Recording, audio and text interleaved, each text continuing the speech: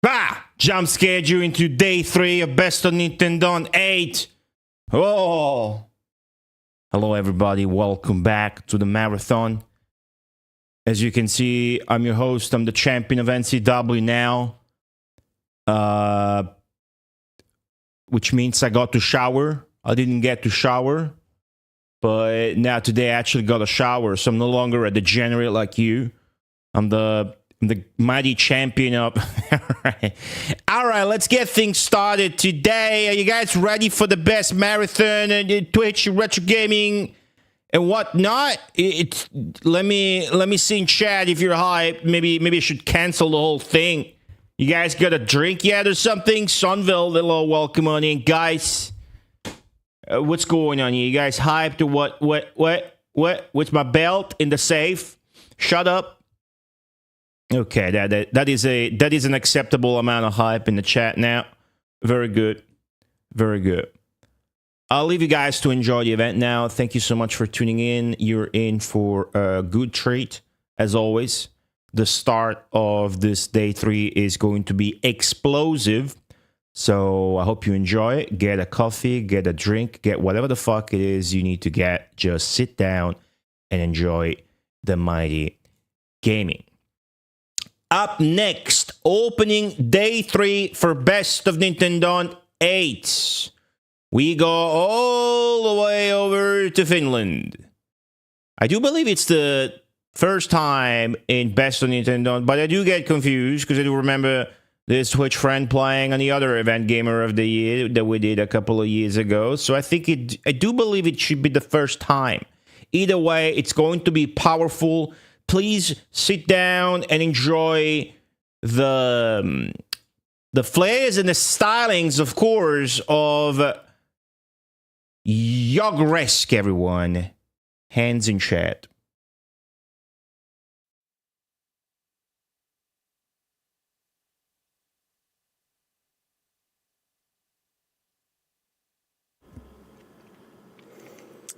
Alrighty, folks. Welcome to Nintendo. Thank you, Goaty. And yes, it is true that this is my first freaking time to doing this thing. But welcome to stream, everybody. Gotta say that I first time I wore this freaking attire, I felt very naked, and I still feel freaking naked. But hey, it's fitting. It's summer here. It's one of the hottest days of the freaking year. So yeah, but hey, without any further ado, we have some ground to cover. But we're gonna be playing this wonky, wacky little DOS game called Magic Carpet. I don't know how many of you have actually played this or probably heard of it. It's a game. Thanks for the follow, human. And yes, it's one of those masterpieces from Mr. Molyneux. But yeah, first things first, we're gonna be starting out with the base game. I'm gonna just quickly go through the first freaking level because it is short. But before that, I'm pretty sure all of you are just itching to see the beginning cutscene. Gotta follow. Yeah. Sorry. Yeah, I can actually get the. I can quit the whole lighting thing. But anyway, so the first thing about this game is like a new test subject. I would say. Look, follower. Here is welcome. The setup. There's no like real setup other than that. Other than this, like there you can play this game with several styles. Like you see, like this is the base style. Just base style. So mouse and keyboard. I would highly recommend this. You can use the Gravis gamepad, of course, the classic Gravis game. I have not played this game with this thing, and although I'm not sure how this would actually play with this. Then you can have a regular ass joystick, which I'm gonna showcase quickly because I think it sucks, and I will explain why real soon. Then you have, yes, this game actually it supported one of those really early 90s VR headsets. I have never worn those, and I would really love to actually see one in action one day. But and yes, you can even use it with the graphics gamepad. But yes, we're gonna be. I'm gonna showcase this the first level real quickly with the joystick. And after that, you will most probably, you will understand why I won't be playing this whole thing with the joystick. Aladdin for win.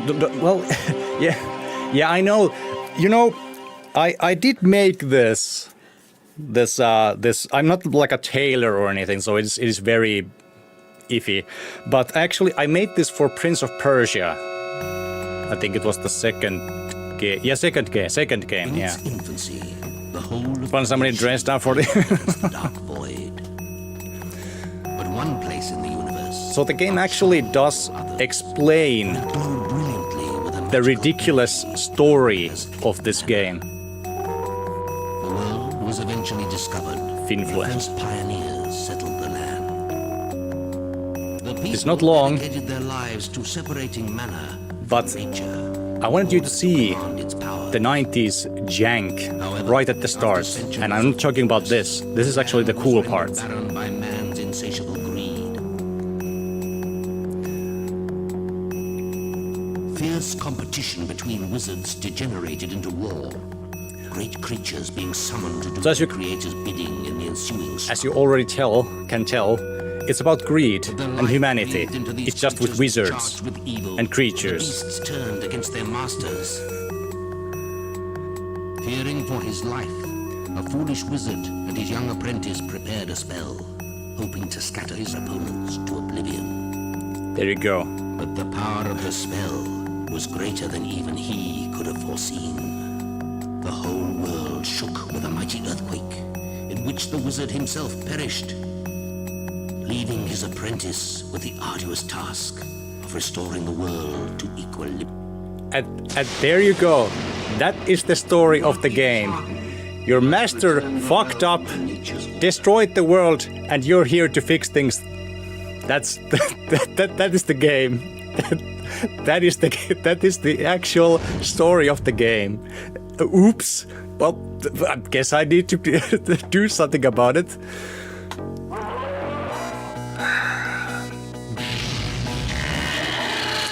But yes, this is the part I was talking about. And I gotta say, I have seen a lot of DOS games that are speed sensitive. But I remind you, this is not the game yet. This is the opening cutscene. And I actually had to slow down my PC. So, and if people don't know, please go. You can tell me if it's okay. I did set up my desk cam just if people want to see the actual hardware, like it's in the same box as this. So I'm using a Pentium, like a 200 megahertz MMX Pentium to run this, which I do run like all of my DOS games. So I had to slow things down because the opening cutscene, especially this part here, it runs way too fast. Like way too fast. And I don't know why. I really don't know why. Maybe it's because of the Pentium optimization. Like I would say that it runs like 2-3 times as fast. And it's the cutscene. I can't make this up. Okay, so the game actually does have, weirdly enough, it does have, like a real world, I would say like a benchmark thing. You see the rotating orb there? That actually speeds up if you have enough or not enough speed to run the game. But, okay, you know what? Just Sorry for doing this, but like I said, this is very speed sensitive, so I'm using set mode to to set the speed of the game. So I'm gonna speed it up a bit, because if I don't, it will just run so slow, and you will be bored out of your mind. This is a weird game. Like I said, weird freaking game. But okay, so hey, medic. See a lot of familiar people in the chat. But yes, this does support Pentium, and there is a caveat to play that if you really want. But okay, so this is the main menu. First thing I want to point out, while playing as joystick, there is no diagonal movement of the cursor. I don't know why, but as you can see, it doesn't go in diagonals. You can go only up, left, and right, and down. I don't know why. But yeah, that's a thing. Okay, but let's start the game. Let's not get too ahead of ourselves. Diagonal yes. We're gonna go with the DLC. Okay, so here's the game. So I'm playing this with the regular resolution, and there is a hidden like a Super VGA resolution, which currently I'm not having enough power to run. But okay, so the basic gist of the game is you need to get or gather enough mana in each level. That's it. You do that by usually killing monsters or collecting them in different places. So this is the map/menu. As you can see, there's a lot of grayed out spells which you will, collect while you press the game. But yeah, think about like this is a full 3D game from 1994. And guess what it has? Anti-aliasing. Look at that. Soften up. Of course, it does cost a lot of things, but think about it. A DOS game from 1994, no 3D acceleration, nothing. It basically has a very crude version of anti-aliasing. But yeah. So... oh, damn it. So, like I said, the basic idea is to collect mana. You do that by... what else? You build your magic castle, which pops up these balloon thingies, and they will go and suck up the mana and take it back to the castle. Oh, we got attacked by the bird. Oh, we don't have the basic fireball, by the way. Okay, let me go grab that. But as you can see, the joystick automatically goes back to the neutral position. And for whatever reason, the game doesn't have any sort of elevation controls. You can go higher or lower, but there is a very low ceiling, I would say. Like there's not much room to go up. And there's actually very many invisible walls in the game in terms of walls. Like it looks like you can go above them, but you can't, because there's an invisible wall. And so I don't know what's the point of flying when you can't just fly over some things, but it's a hovering carpet. That's a good way to.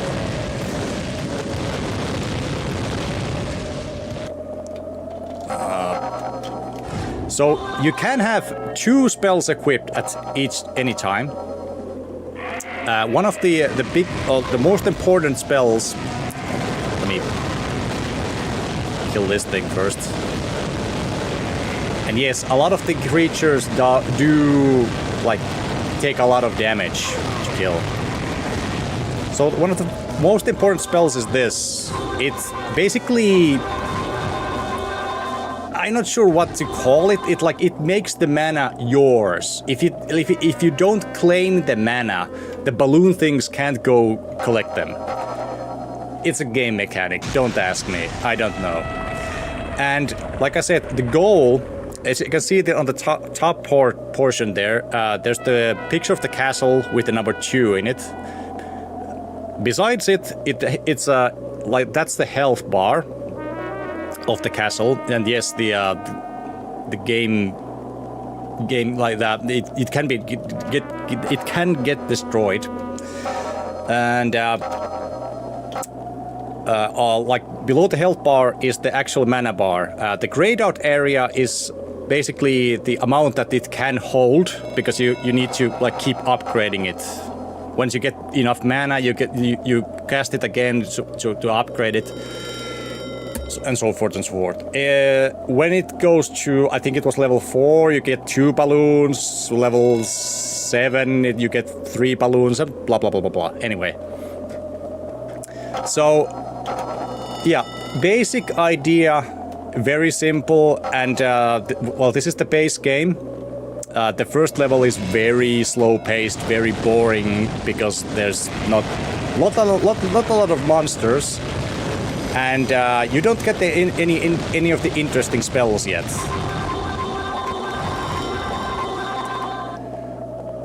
Still the magic carpet sound. Well, yeah, that is true. But yeah, as you can see, I cast it again. The castle actually, it does grow in size. It does need, actually, like, it does need like space to grow. If there are some, like I said, those freaking invincible walls or something in the way, you cannot grow your castle anymore. And you can't damage your castle either. So there is a command that you can destroy your own castle. But like there's a lot to explain in terms of the whole game, since there are all sorts of monsters. Like the first level here doesn't have many more interesting stuff. Like we have the birds, we have the basic dragon thingies.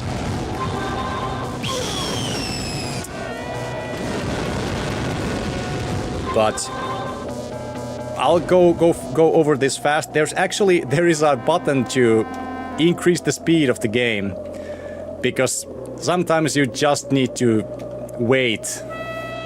That's what you need to do. You have to wait for the balloons to go get the mana and go get them to.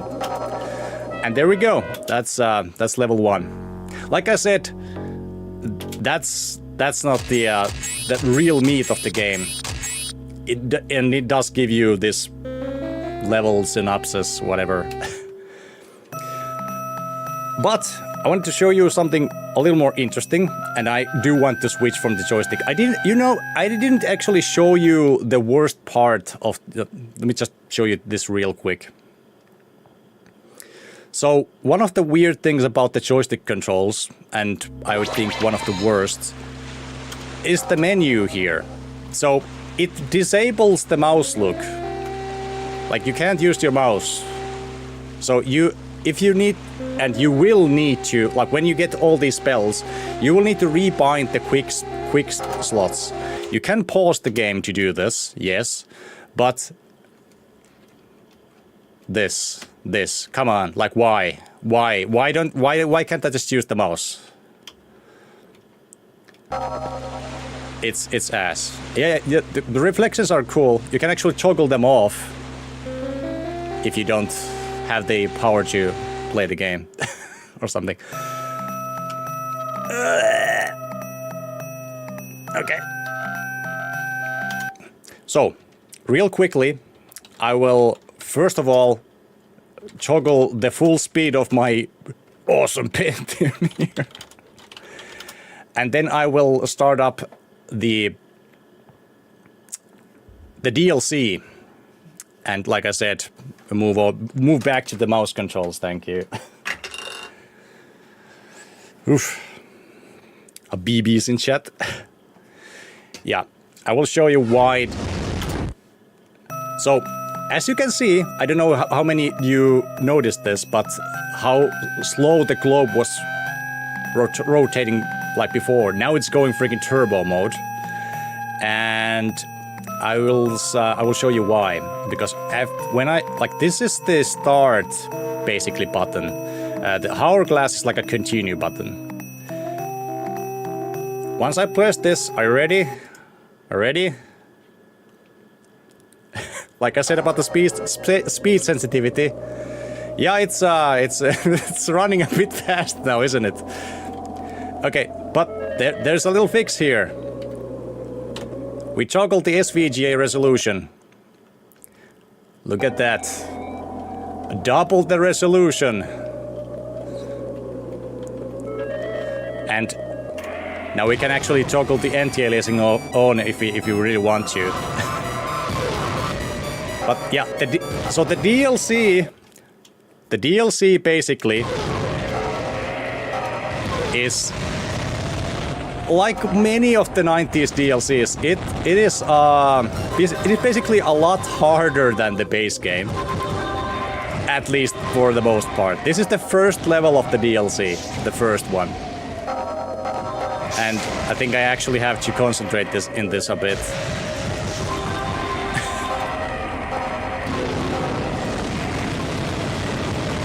Well, the expansion pack, I guess it depends on what you want to call it.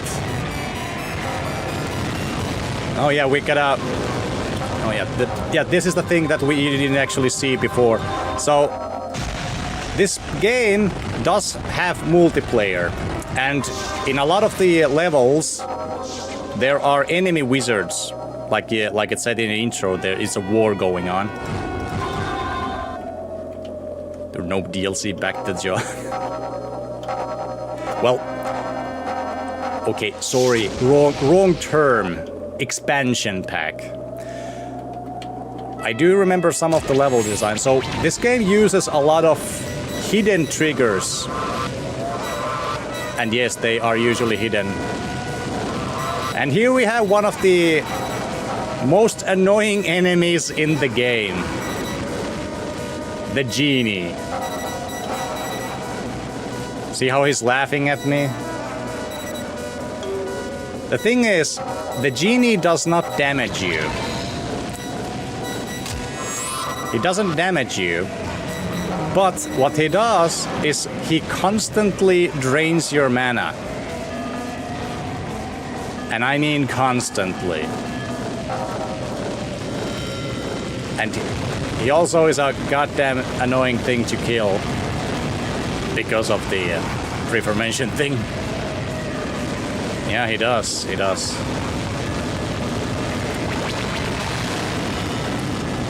Ah, shit.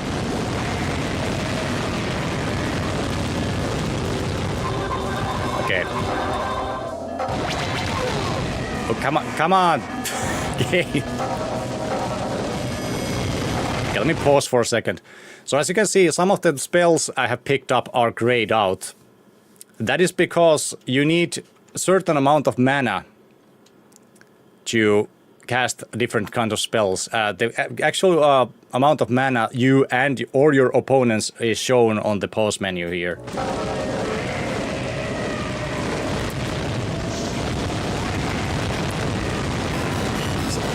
So as annoying this freaking thing is, it's not really dangerous, it's just basic. Well, while it is not dangerous, it doesn't mean that it doesn't make itself dangerous, because that...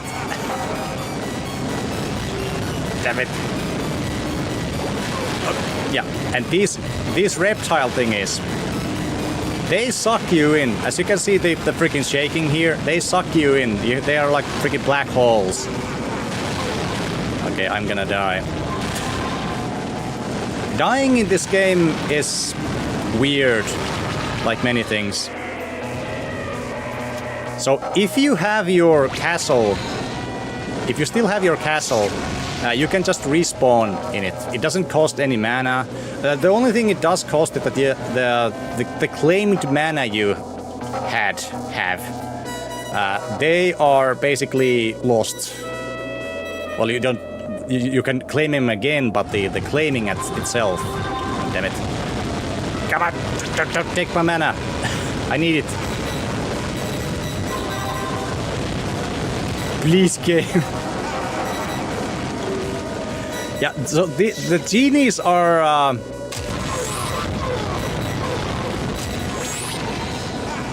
they are a thing that appear in, I think, like level 7, 8, or 10 in the main game. But yeah, in the DLC, first level. Yeah, thanks.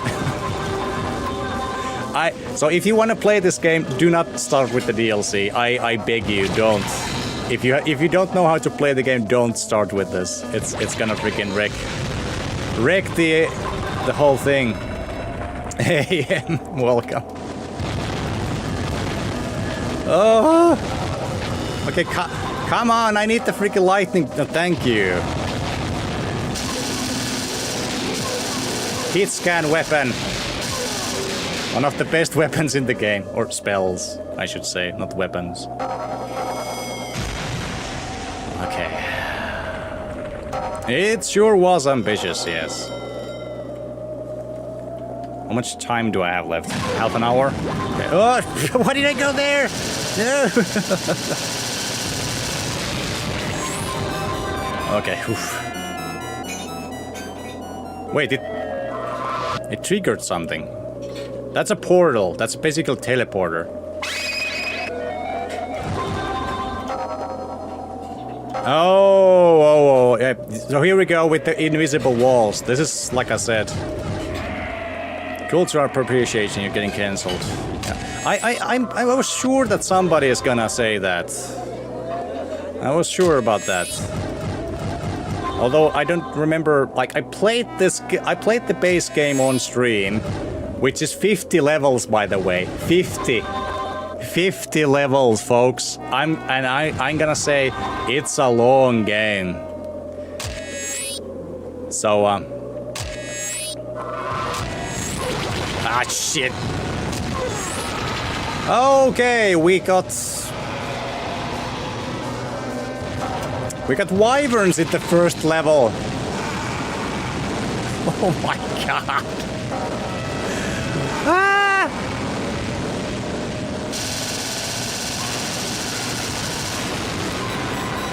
Oh boy. Oh, okay, that was a mistake.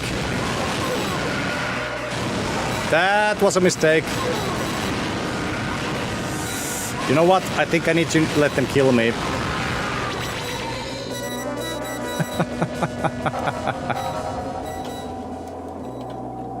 Okay, okay. I went back to level 1 castle.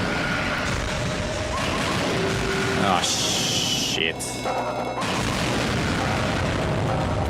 I would need the freaking lightning bolt. The crazy thing about some of the creatures here is that they have that spell, which is called Rebound. Basically, you can't harm them without any hit scan weapons. Because they will bounce it back to your own face.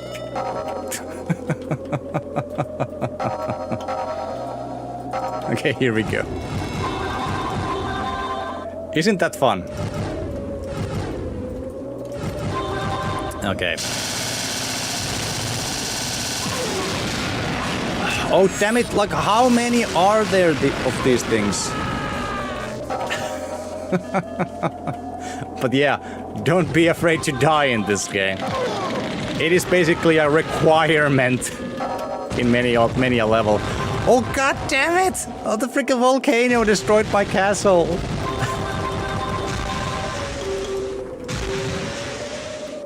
Okay. Let's try to slow things down up just a sec. Oh, damn it. I don't know where the genies went.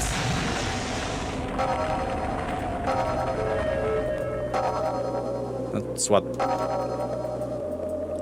Well, we used to see more goofy-ass Arab-themed games like this. Maybe not just, you know, a Finnish man dressed as an Arab. I don't know. I'm not like, hey, I'm just playing. I'm trying to just cosplay something out of the game. That's one of the things on my channel. I try to. Sometimes I fail miserably, but yeah, that's what I do. So many invisible triggers. Where was the I remember there being the teleporter. Oh, damn it. Oh, hello. It's Mr. Wyvern. So this thing, this is the strongest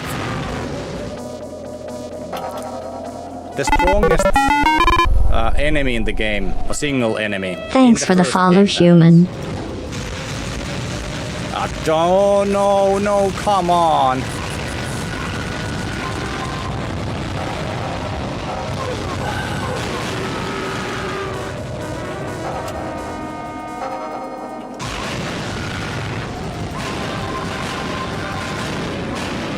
I am so getting pummeled here. And I wouldn't even call this level really hard anyway. It's just really rusty with the game. Okay. Claiming the mana here, okay. And I missed the freaking castle, that's good, okay. Can I get the meteor, thank you? So, about the spells. What's your skincare routine? I wash up once a day, usually. Huh? Best complexion. Ah, damn it.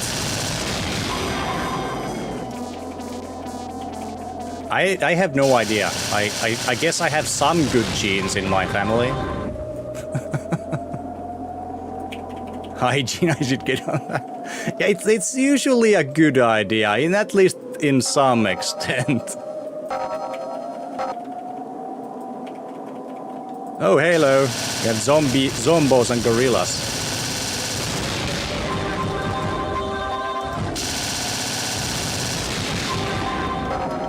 Okay, so can I please get the level 6 castle? Like, look how much mana do we still need? What? There's a freaking volcano erupting in like every 5 minutes or so, like right next to my castle. Yeah, freaking thanks, level. That's fair. Joke based on the magical milk paths of Finnish cows. No. No, I don't.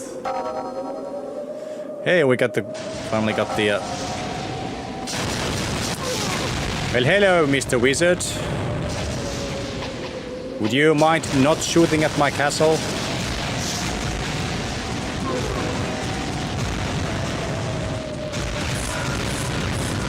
What the where did he get the rebound? He didn't have it before. Okay. Well, that freaking sucks. I'm going to have a lava mode. I don't know. Yeah, the game does that.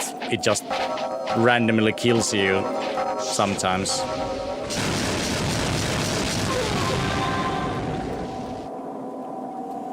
I don't know what happened there. So yeah, the rebound spell is powerful, but yeah, there's no bees in this level. Maybe it's because it's freaking snow. I don't know. It's a snow level, I don't know. Hey, there's the pretty sure I missed something here because I, died. Spent the healing spell. Yeah, I know that, but the healing spell does cost mana. So they can't use it. They don't have infinite mana. Ash. Town portal. Okay, I finally got this spell. So this is the lightning storm.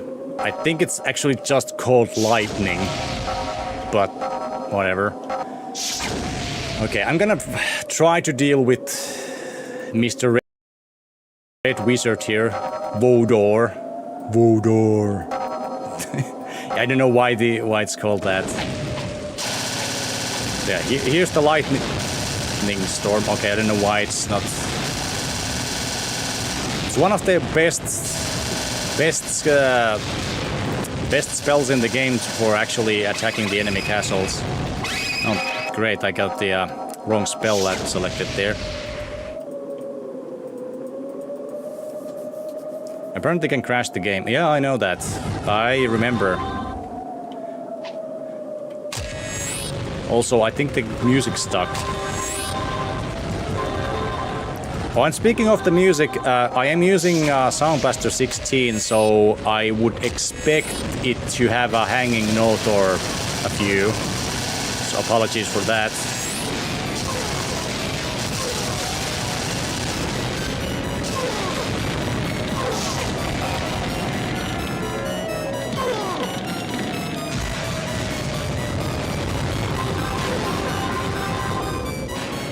But what is attacking?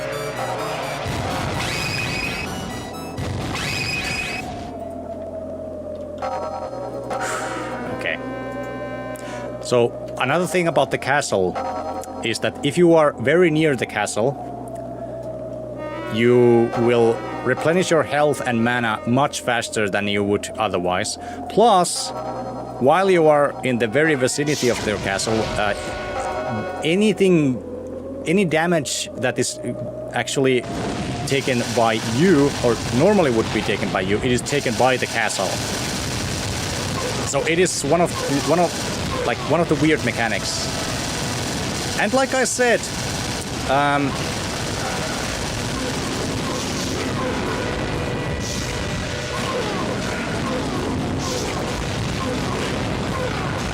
okay. What? I don't get it. Like, why did he have the rebound? Like, sometimes he uses it, sometimes he don't. Usually it's either way. And we got enemies attacking us. It is a loud game. It is a loud game. I know. Where the hell are these things shooting my castle from?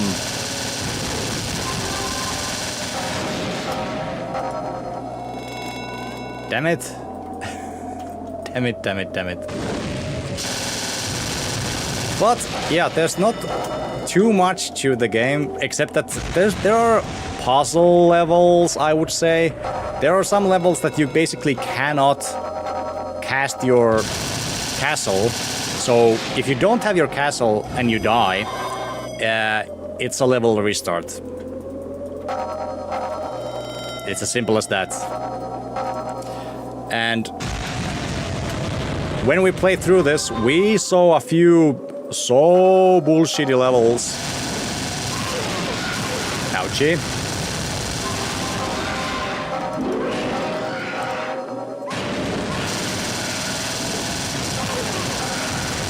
That really capitalize on that. Oh, come on!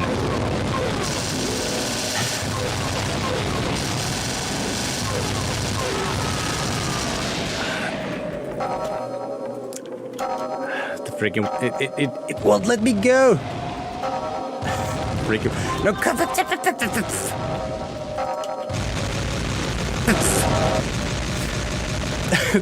This is about the best way to deal with those. Just throw it like a dozen or 20 meteors at it. And here's this spell is called Meteor. Oh, hello.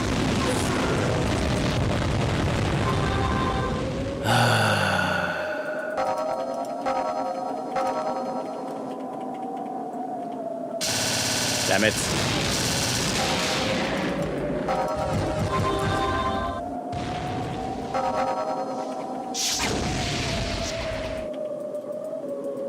Kill the dinosaurs? Yeah. But not the wyverns, no. Would have needed more. God damn it, there's another one?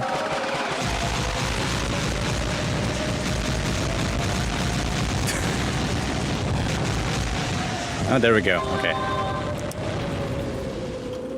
But the wyvern does lead, like it leaves a like a big blue ball of mana, and that's what we're here for. Mana, not blue balls.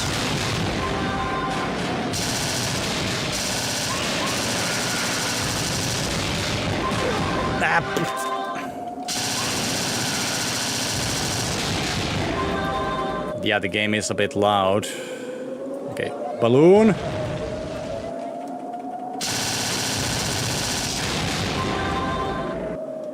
Where's my balloon? And somebody's attacking my castle again. Damn it. I wonder who it is.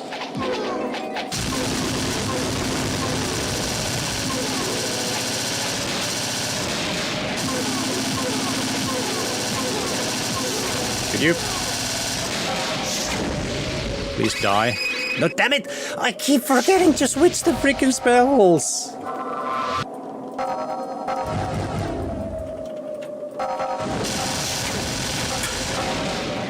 Okay.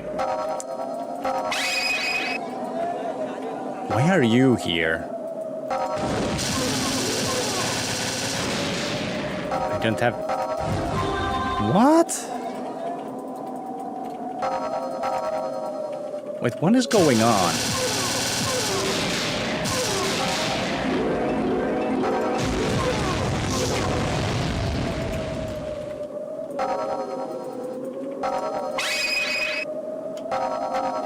Like, I don't know what that was. Why was it stuck right like that?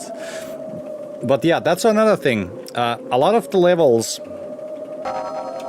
have different amount of enemy wizards. And come on, like, dude, give it a freaking rest. And basically their aggressive meter, I would say, changes from player to player, level to level.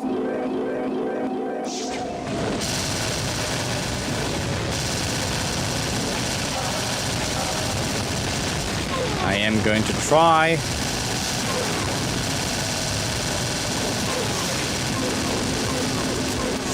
Also, the respawn rate is ridiculous.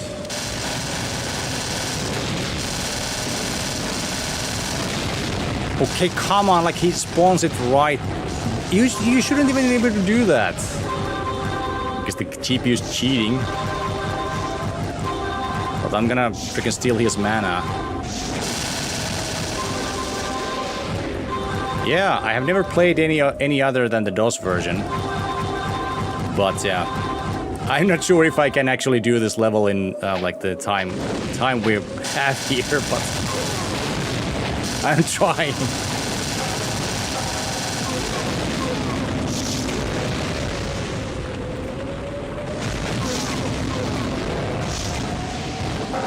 Damn it. Never heard of this game before? I sure have. Actually, I played this game as a demo back in the day. Okay, we got finally the best castle, so now we can fit things inside.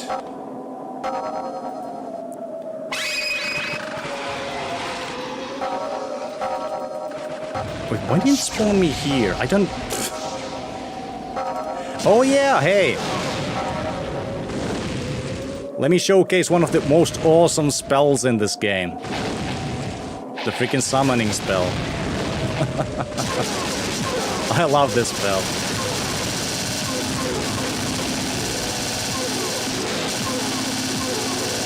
Freaking die!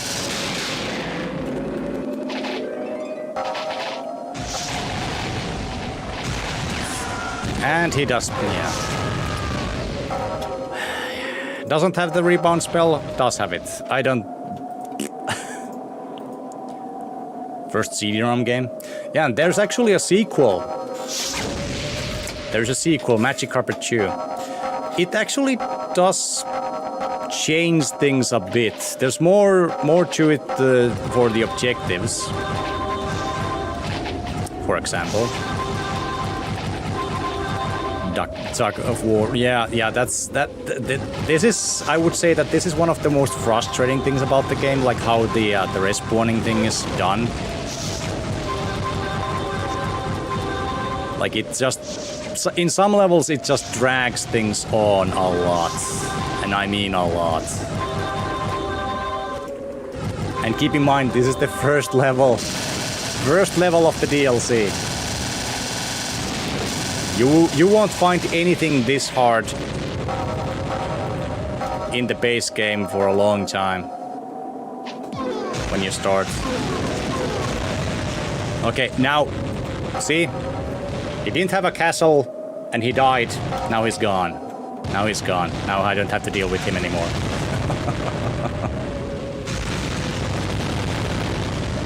But some levels have, I think the maximum player count is 8. Ah, crap. So it can drag on a lot. But in many cases, if there are more than one enemy wizard, they will fight amongst themselves too. So it's not like you have to fight everybody. Usually not, anyway.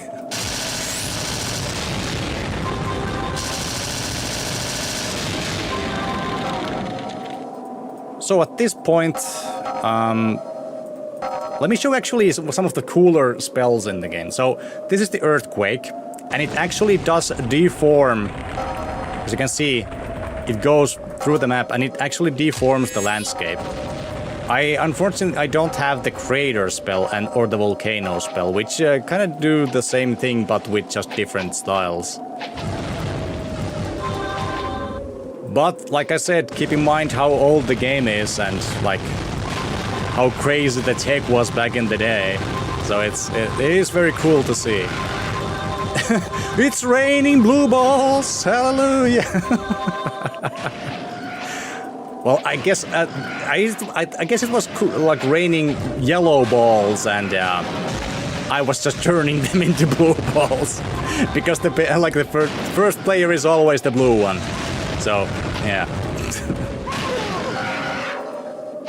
Oh, what was that? Okay, game is glitching out. That's the first time I've seen it.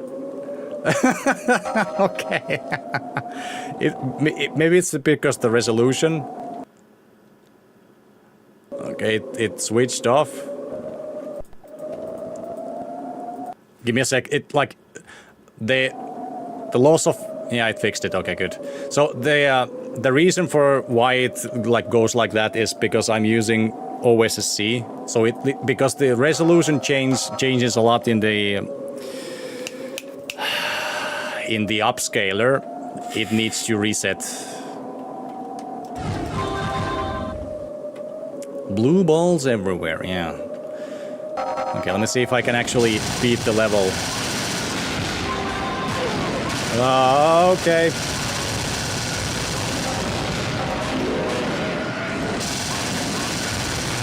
The Griffins are so-called basic enemies, but they do give you a lot of mana. Oh, and I didn't show you this spell.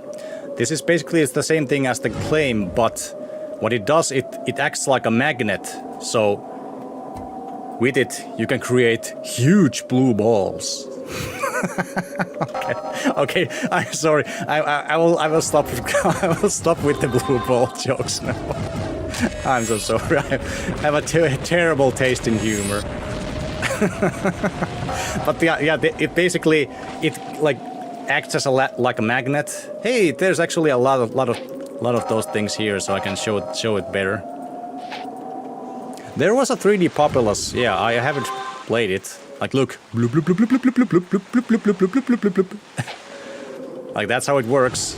Like, it combines the blue balls into big, huge blue balls. We don't need magic to that. Yeah, we just need patience.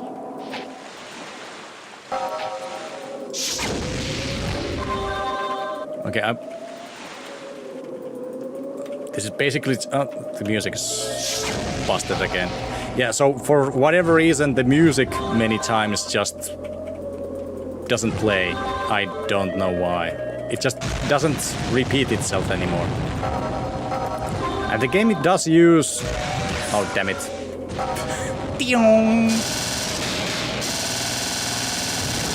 It does use...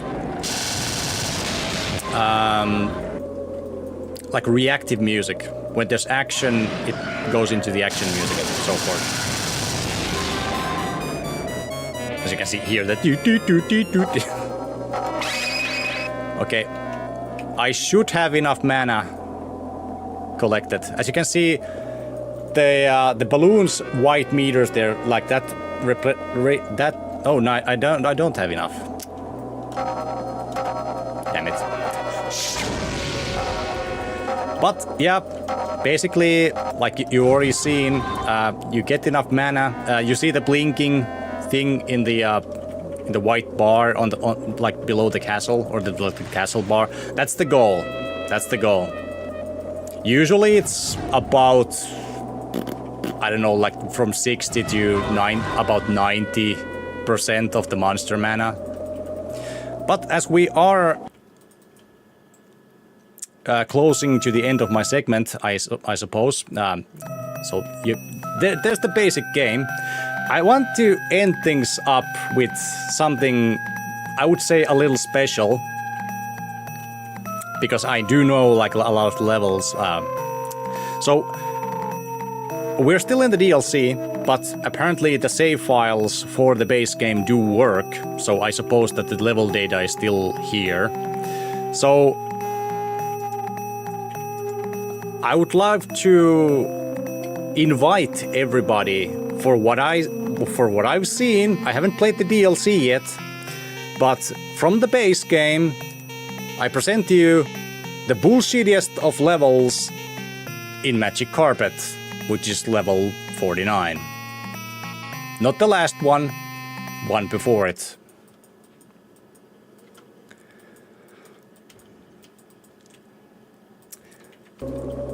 And you might ask, Jock, well, what makes this more bullshitty than that previous one? Well, you remember that we just saw in that level, I think, 2 wyverns, right? Which I said, which is the strongest enemy in the game. Well, the basic enemy in the game. So, feast your eyes on this, because this is level 49, and there are 50 of these things in this one freaking level, and it is garbage. I spent ages with this level, and it is garbage. I would say that like 3 wyverns about can destroy 1 level of your castle in 3, 4, 5 seconds about. We do get all the spells, but as you can see, we can't really use them much at the beginning. And I've actually been lucky here that they haven't attacked me yet.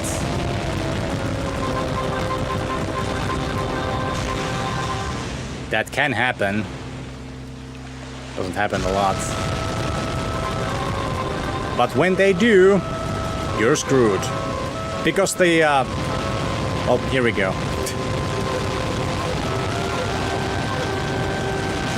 Here we go. Well, there goes the castle.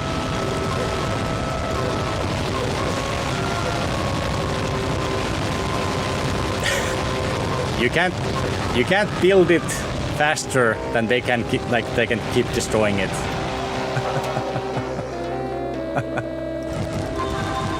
And yes, the monsters do attack the other players.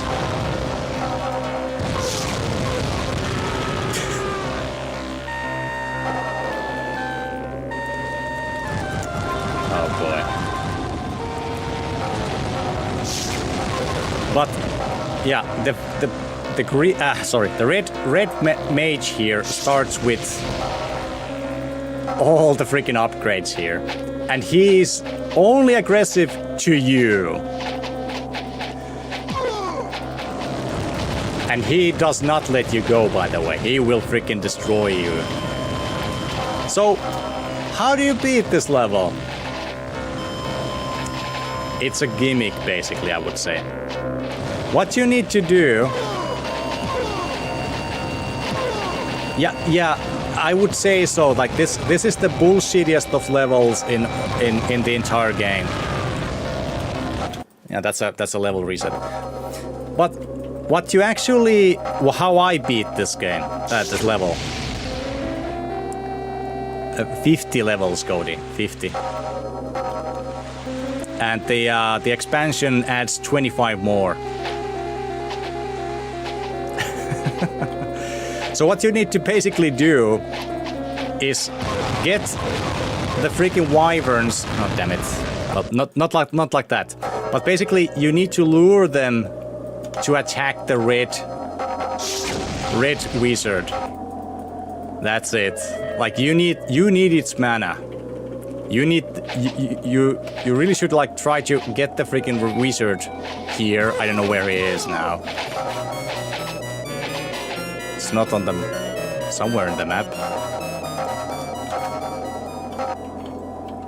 I don't have mana to cast that. Okay. So my recommendation is that make your castle close to the red castle. Well, actually, these things can help me out too, but.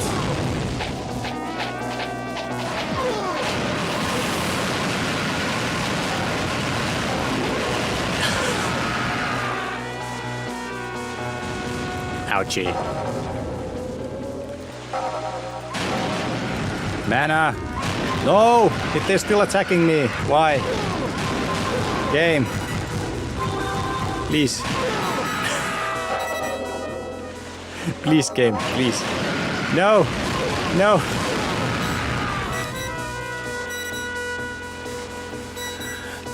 I seriously don't want. I don't want to play this level ever again, but I just wanted to showcase it to you.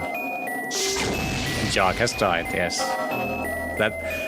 How many deaths was it with when I played this game? I wonder. I don't remember anymore. There's the red wizard, by the way.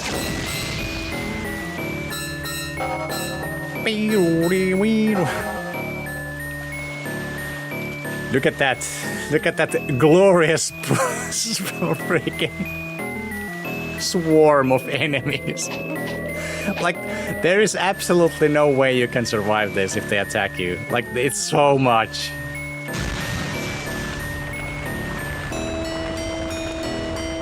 Insanely stressful to beat.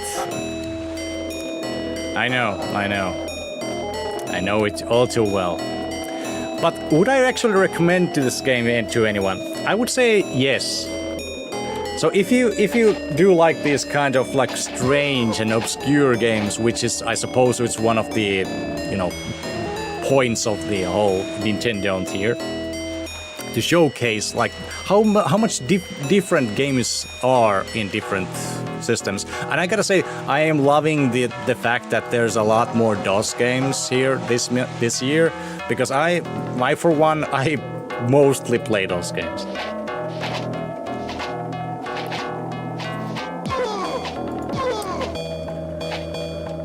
Oh boy, but yeah, like I said, I found this game absolutely fun.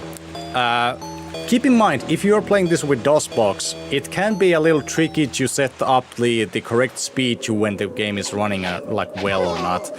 I haven't found really any of the issues with running with this on, original hardware, which is, I don't know, not surprising. There's the hanging note bug with the Sound Blaster 16.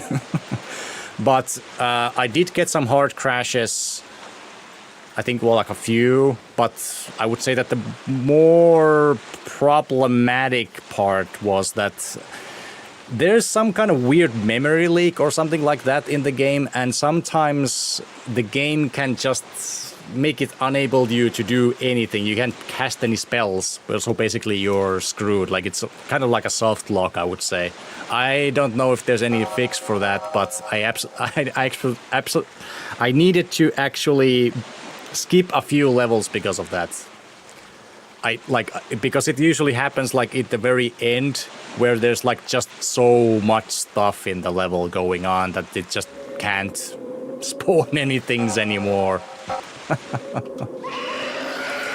But other than that, it's a little repetitive, but it sure is a crazy ride. A magic carpet ride.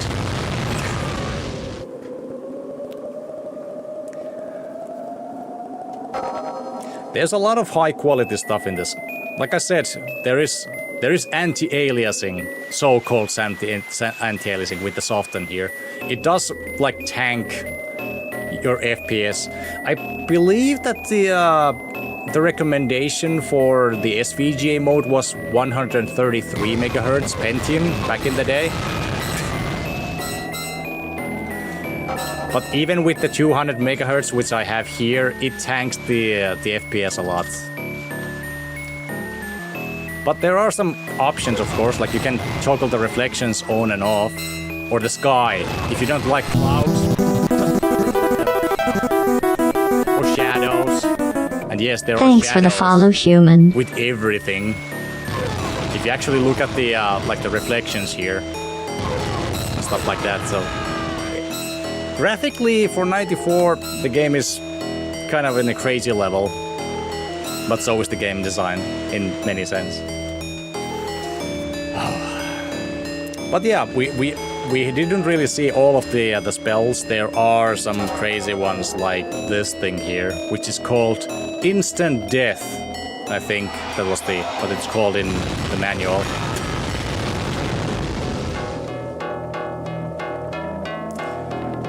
But like I said, this is the absolute worst of the levels.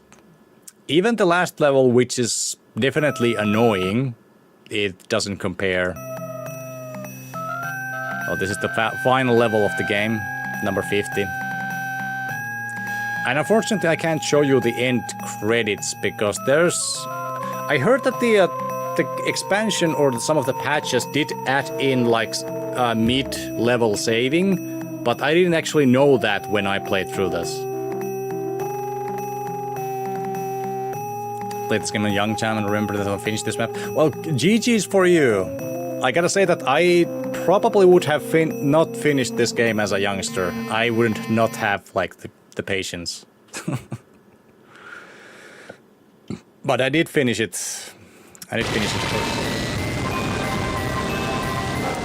All right. So yeah, the final level begins you with bombarding you with like 5-6 freaking genies. But you know what you can do? Use the castle, Luke. I missed. Damn it.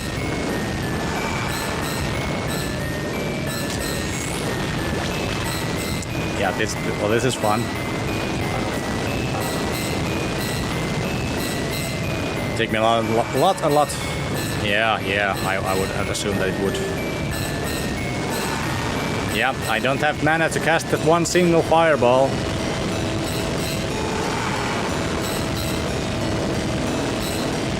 You can see this game on stream. I'm considering at some point playing the expansion as well. Like I said, there is a second game, and I would say that the biggest things about the second game is that the magic does have tiers. So, for example, you saw the lightning storm. It has like all of I think almost, if not all the spells have like 3 tiers. It costs more mana. It gets more and more powerful. Like the meteor explosion gets more bigger. The lightning storm actually shoots 2 lightning storms and stuff like that. There are more monsters. There are actually cave levels. Like there's inside levels in that where you need to go inside like caves and use some of the spells to actually deform the level so you can actually pass forward. catches horns and penetrates us and binds us. I'm guessing that the DLC. Sorry, I keep saying DLC. The expansion, like the intro, doesn't work for some reason. But hey, are we at the finish point of my segment? I don't know if I have much to show you. The game is actually, yeah, it's long. It does take you like a long time to actually beat the game. But yeah, but if you're interested, it is sold on GOG. So I would highly, if you like these kinds of weird, wonky games, it is definitely on the obscure side. But if you want, if you're it can be purchased on GOG. And I don't think it's even expensive. A new test subject. For like sale. I mean follower. Welcome. Hey, no problem. Thanks for having me, Godi. I don't know how to raise my hat here. And I gotta say, I'm freaking sweating my ass off even with this attire here. It's so freaking hot here. But yeah. Did I actually show you? Oh yeah. So here is actually, for the last peek here, like this is my basic setup here for my DOS computer. So I do use a CRT. I had a bigger one, which is unfortunately it broke down, but this is a IBM from the like mid-90s. And okay, oof, the freaking heat is getting me to me, I think. Where do I put my chat? I won't hide my chat here. Okay. Setup brings me back. Yeah, I would say. Music of this game. Hydrate, yeah, not a bad idea at all. Theme park. Well, Bullfrog did make theme park. They did.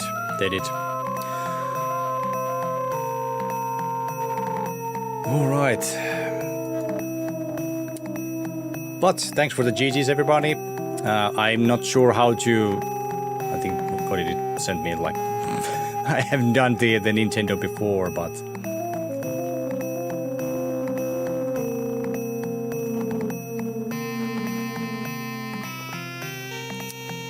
Goodbye. Okay. Thanks for having me, and I hope to see you guys next time.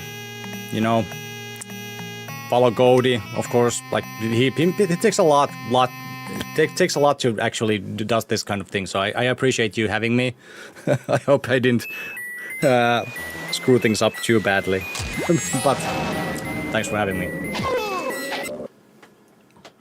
Yeah, shoutouts to Cody. Yes, indeed, and all the others participating.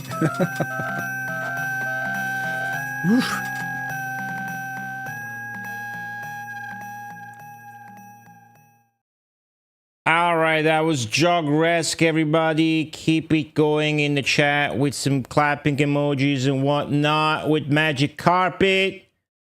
That was very cool, very explosive segment right there. You wouldn't expect it from Magic Carpet, but that was explosive. Next up, we're gonna go from Finland, the land known for Magic Carpets, to pretty much the farthest region of Earth you could imagine from Finland. Holy shit, where are we gonna go, guys? We are going to go to the mystical lands of South Korea, where a gamer resides who goes by the name of Poblin, a gamer known around these parts for having a primate among all other human beings. He is the number one. He is TJ Dix.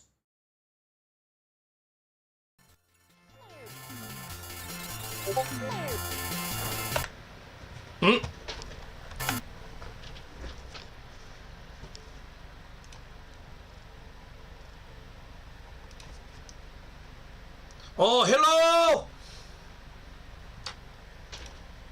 Hello! Hello!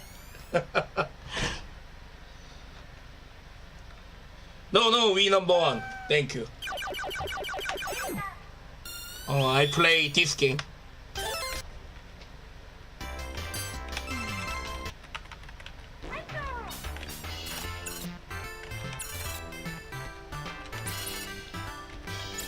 No. Master number one. Master quality is number one. My number 69. Thank you.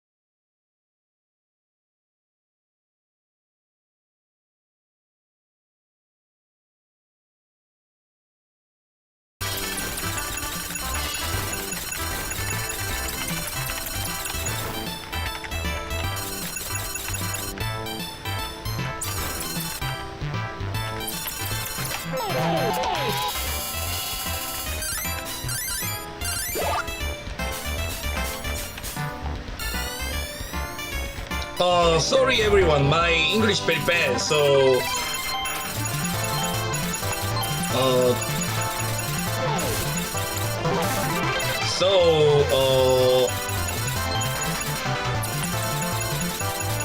don't ask.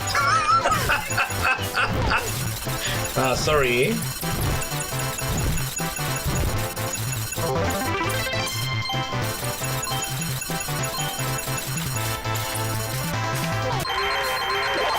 그러네. 렉 걸리네. 어허. 왜 렉이 걸리지?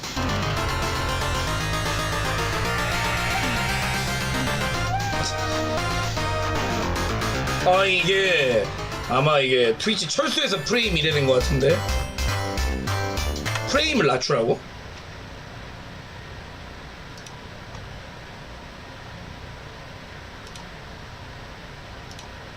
비트레이트를 줄이라는 건가?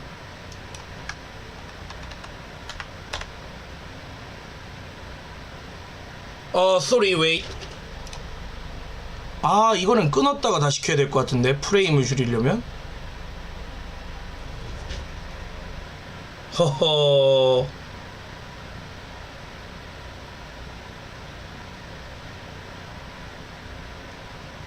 그럼 껐다가 다시 해야 될 것 같은데? 잠깐만.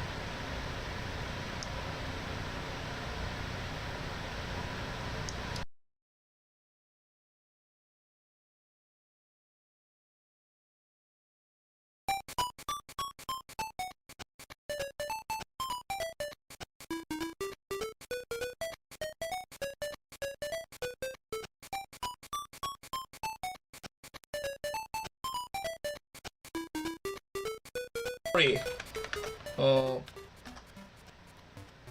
Sorry.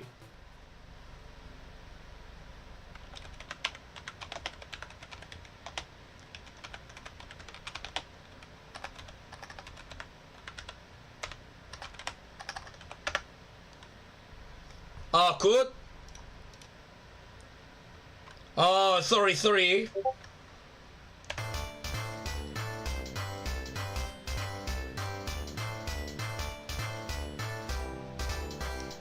Korea internet service real garbage. Sorry everyone. Sorry.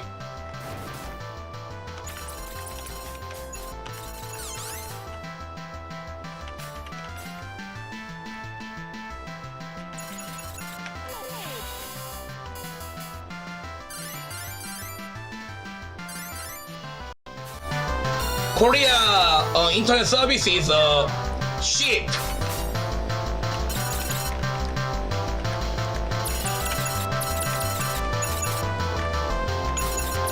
Many Korean money steal. Garbage service. Thank you.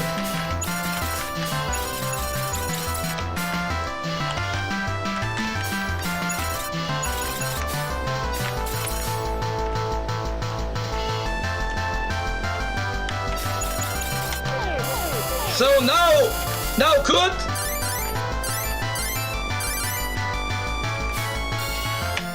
Oh, no. I'm not Lord Macau.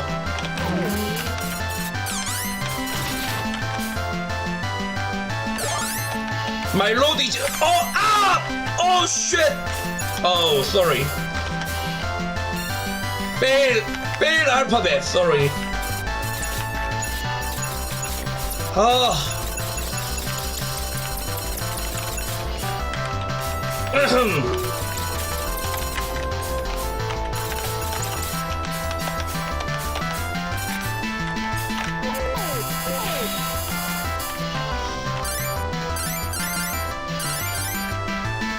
강화가 됐다고? 어허, 참 이게 선비 프로그램 다 됐...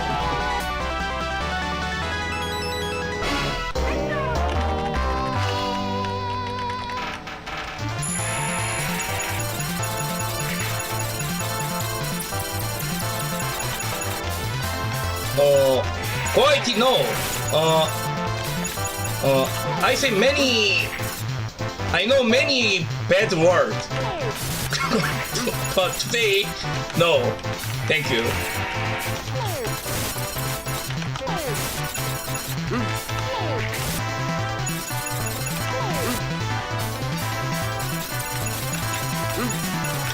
아니. Okay. This character problem is this boss. This boss shot in nose arrow. This character attack.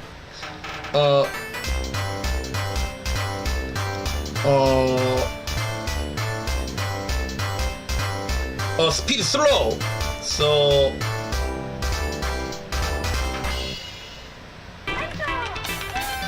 피할 수 없다는 영어로 뭐라냐? Don't miss라고 하나?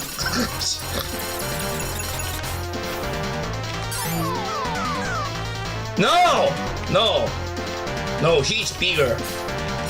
Maybe he's a Italy treasure. Not that. 이미 끝났어. Sorry. 아니 영어 왜 이렇게 어렵냐?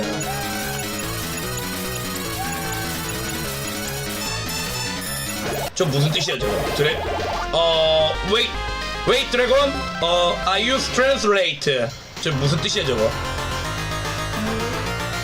빨리 얘기해봐 번역기 윤순영 씨.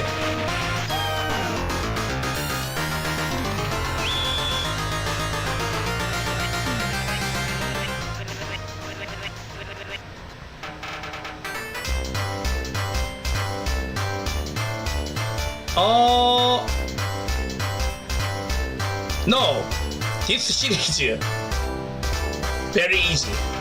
No. Another series is garbage.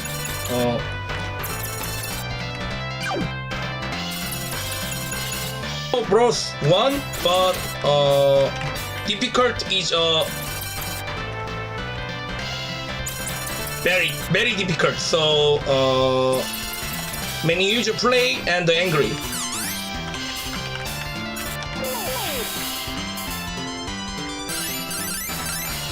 So this company over. 캠 또 멈췄네. 아유, 네 이제 포기해. 캠 자꾸 멈추는데 이유를 모르겠다.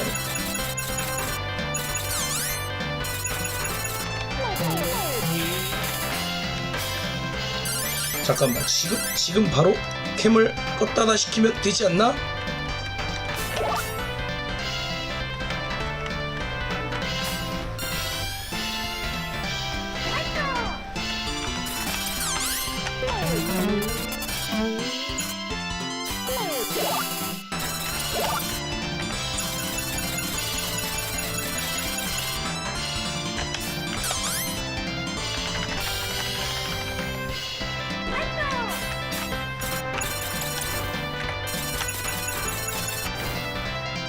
그럼 내가 이거 한국어로 좀 얘기를 해도 되나? 순영님이 좀 얘기를 해줄 텐데.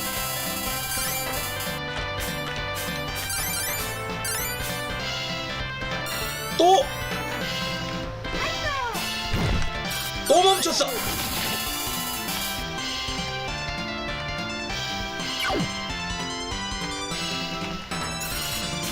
왜 그러는 거야, 캠? 정신 차려.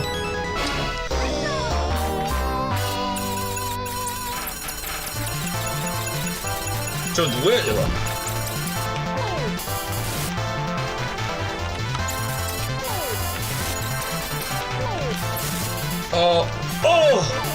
This game is a character Nick. This character,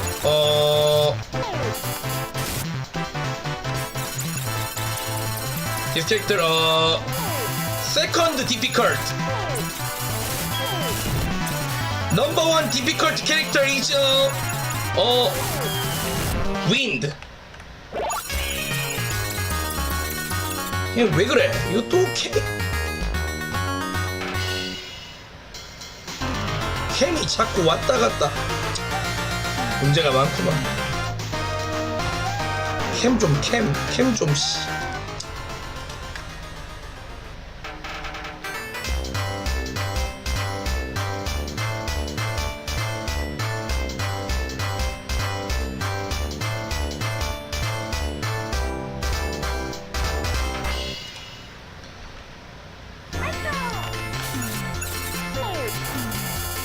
야, 캠을 돈 주고 새로 사든지 해야지. 아, 스트레스 받습니다. 이건 왜 안 죽어?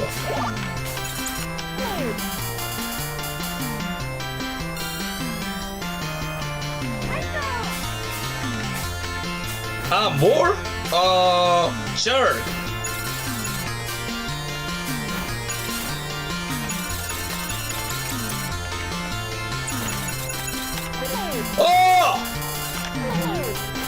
오호! Fail. This problem. He eat thunder. She eat ball.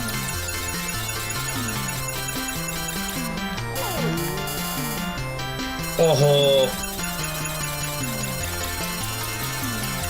못 먹네. 헐!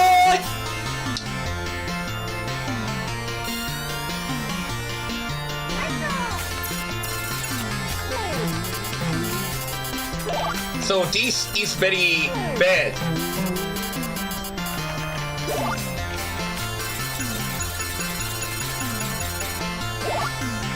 Hit enemy, but why is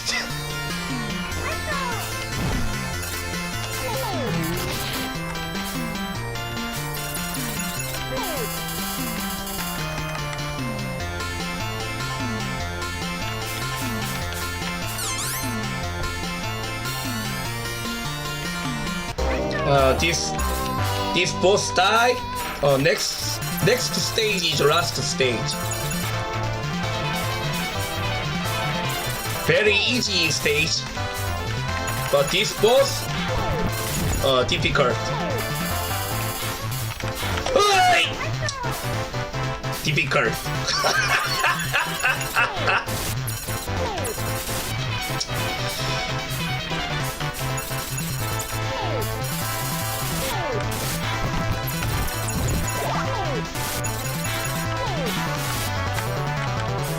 나팔이 트럼펫인가?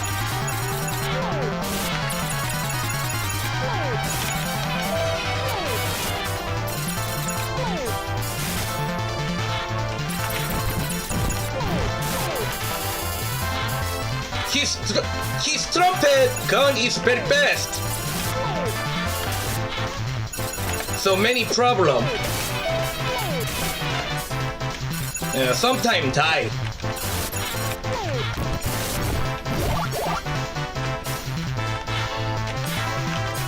And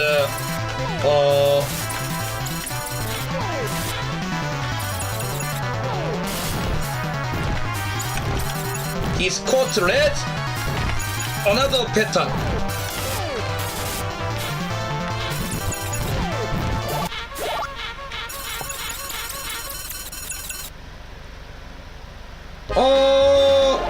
Better than wind, but yes, garbage. This character play, many people angry. 저혈압 치료제가 영어로 뭐야?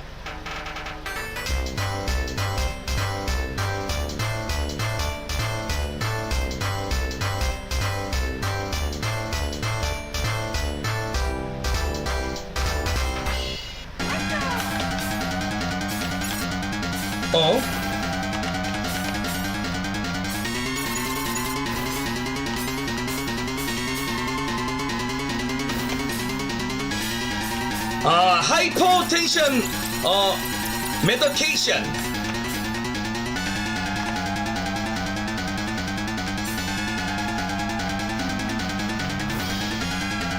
Oh shit! Oh, sorry.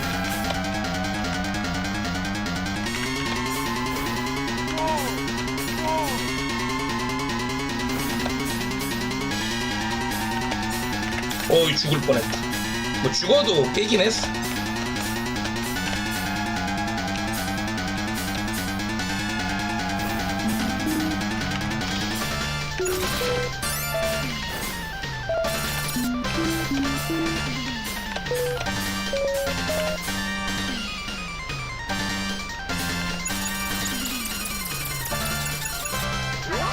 캠 안 멈췄지? 또 멈춘 줄 알았네.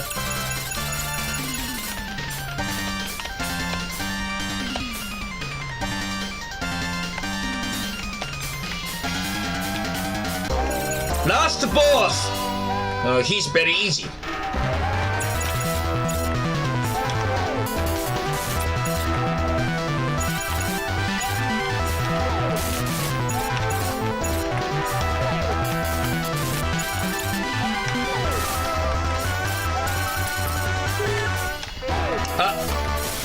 잘 안 되네.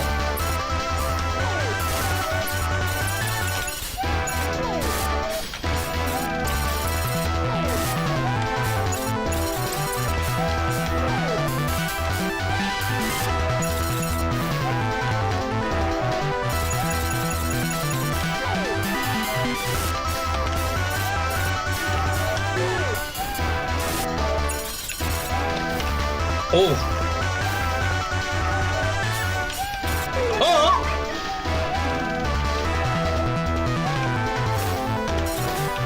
아니 어떻게 이거에 죽지?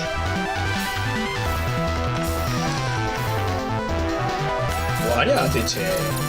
이런 거에 죽으면 어떡해.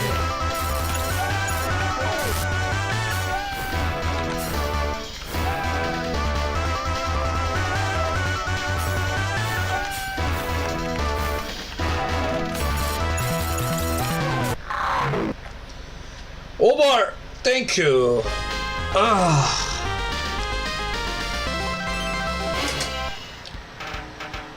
Today play rank is F. Garbage play, sorry. Thank you. Goodbye.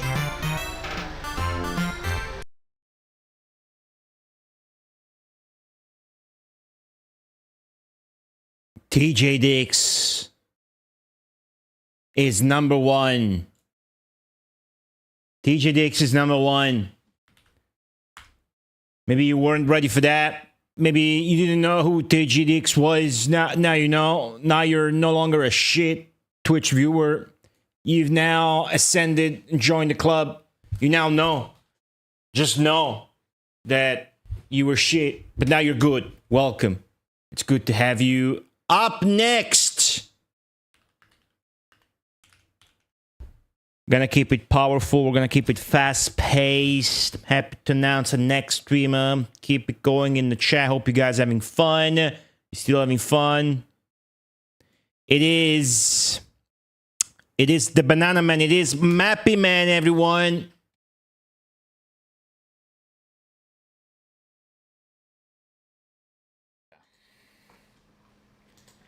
Go ahead and start this off with download 2. Welcome. Good morning. Buenos dias. This is download 2 for the PC Engine Turbo City, TurboGrafx 16 CD. This came out in 1991. Let me give you some story. What are we looking at? A brain massage? This is the Ethic Council has raided the data library of the Ministry of International Trade and Industry and stolen the digitized brain of Adolf Hitler. Their plans go awry when Hitler's brain becomes self-aware and terrorizes cyberspace, leaving your hero Sid to dive into his mind and stop him. This is the cover of this game has Hitler on it, so let's get going. Let's kill this guy.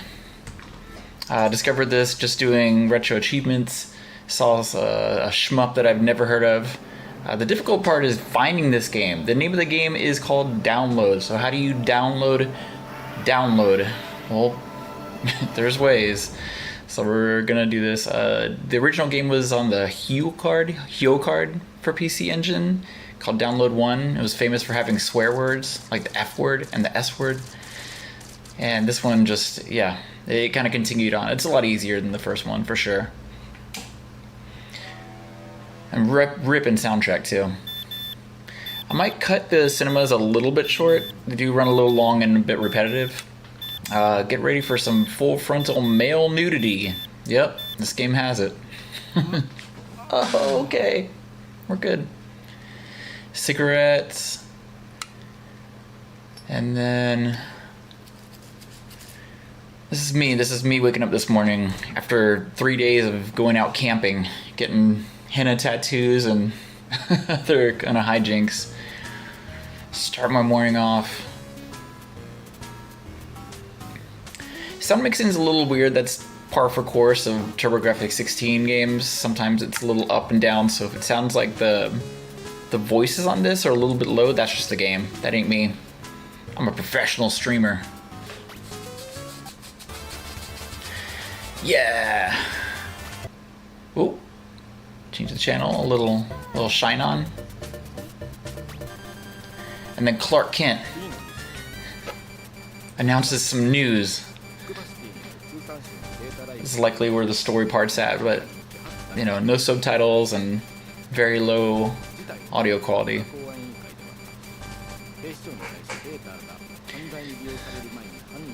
Godu said don't read chat, but I can't not talk to myself. Yeah, it's Hitler Cyberpunk.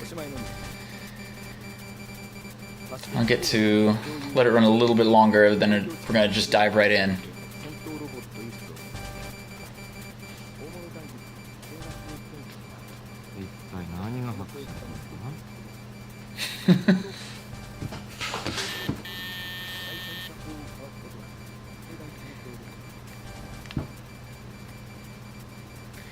Here she is.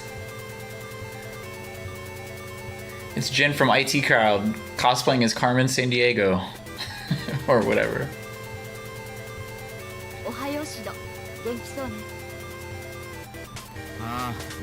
Coffee and cigarettes.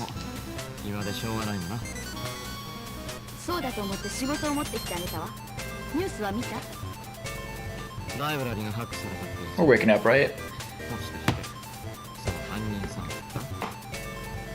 その通り。実は警察は行き先は掴んでるんだけど。なるほど。Anyway, gonna get past the dialogue. We're gonna get right into it. Here's our ship. Kind of reminds me of the R-Type ship a little bit. Which I love R-Type. Yeah, I think R-Type's my favorite shmup. Never beat it though. It's hard as hell. This one's very forgiving. Like if you're new to shmups, this is gonna be like a nice little baby steps.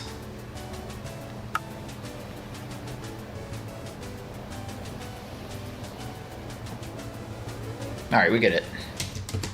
Oh shoot. Okay. All right, I got a little excited. Here we are. First stage. So again, rocket soundtrack. You can see all the different backgrounds. You get 3 different weapons, or 4 different weapons. Different styles. We'll be switching around throughout most of the game, but it's good to know you can have a little homing missile do all the work for you. Laser's king. Laser's for sure the best.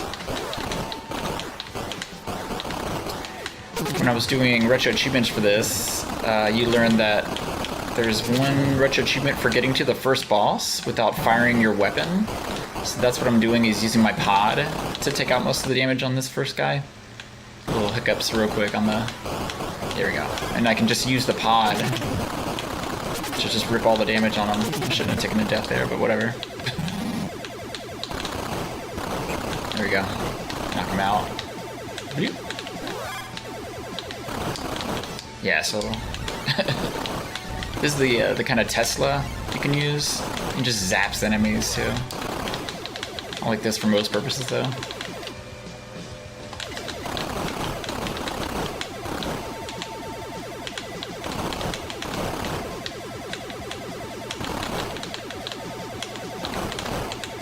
The first game has a stage like this too, where you actually, that thing in the background is actually the first boss. That's kind of cool. He's right along with you.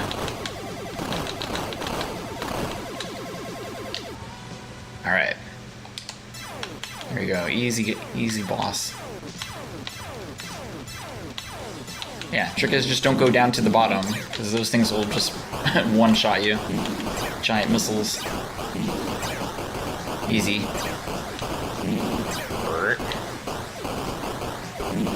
Alright. Second form. You can just zap this.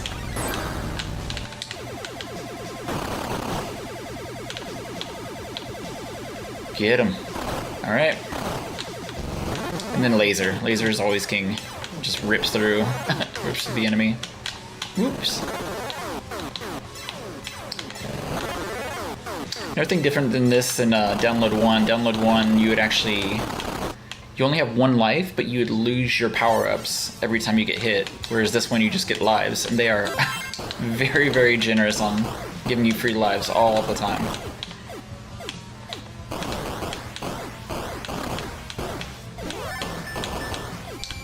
If those run out of time, then they just shoot stuff. It's not that big of a countdown.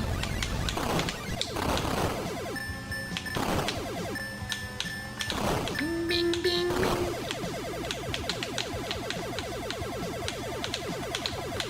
Whew.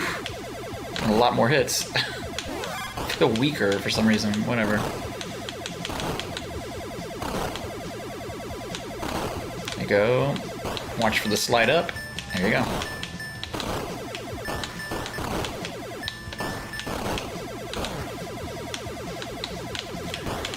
I was posting this, like, I kept thinking Nintendo. I don't know why I thought Nintendo and not Nintendon't.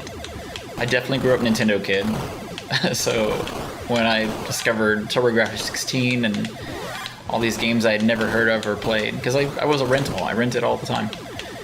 So getting into the TurboGrafx-16 library, I discovered so many amazing games. Rondo of Blood being the first, I was just like, how did this not come here?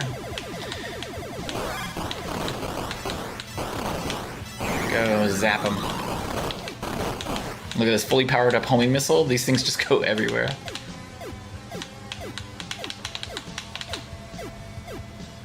Alright, next boss. Kind of a monkey boss. Once again, just Laser's king. Laser just rip right through all of his moves. Not hard. Like I said, very forgiving game. Very...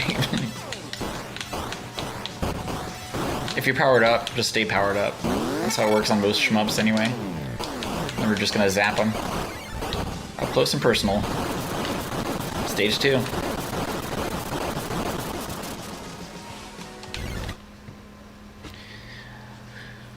Alright, more cutscenes. Yeah, let me get a little cutscene here. It's funny you said pink banana because your boy's got a banana tattoo. It's like, actually, I might eat a banana while we watch this cutscene because get your potassium in. And I have a pink controller, so that's the two. It's the vaporwave style.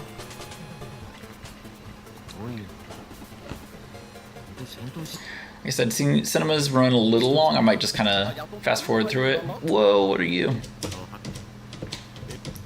Just don't want to fast forward into the level.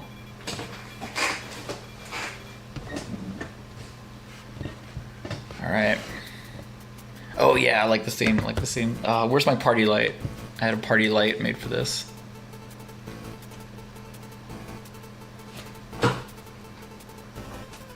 Okay, my friend. Yeah, there's a little English. See, he's jacked in. You can tell he's hacking.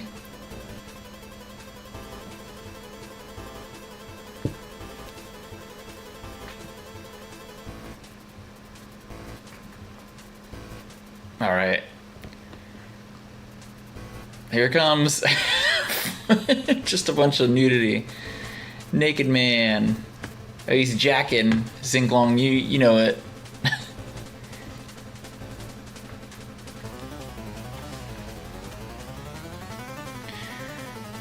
Bio. Bees. I don't know what they are.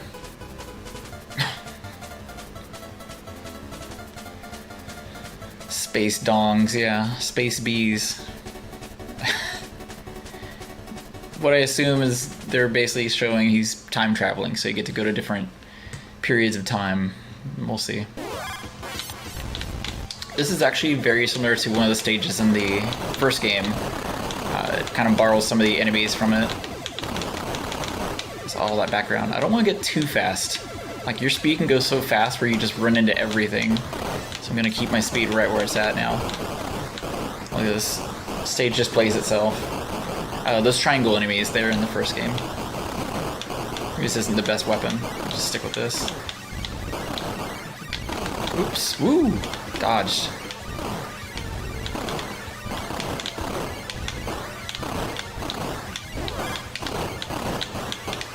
Of all the pinks. Pink bananas in this stage. Oh, I died. There's another one up. Lost my speed though. I'm a little bummed about that. Zap. Oh yeah, this guy's kind of annoying. If you don't have the right weapon. There you go. This'll do it. Oh, got the angle on that one.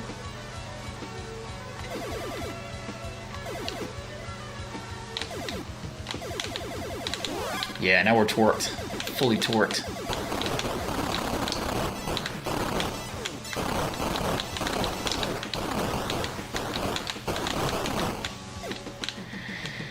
Bunch of letters in the background? What is it spelling? Ladoff. That's a funny word, Ladoff. Now let's correct that spelling to Adolf Hitler. It just says it right there in plain English, Adolf Hitler. We've got Nero and Radif Nero. Nero's the boss in the first game. This part's kind of annoying because if those green things hit you, your controls get reversed. That's not fun. Okay.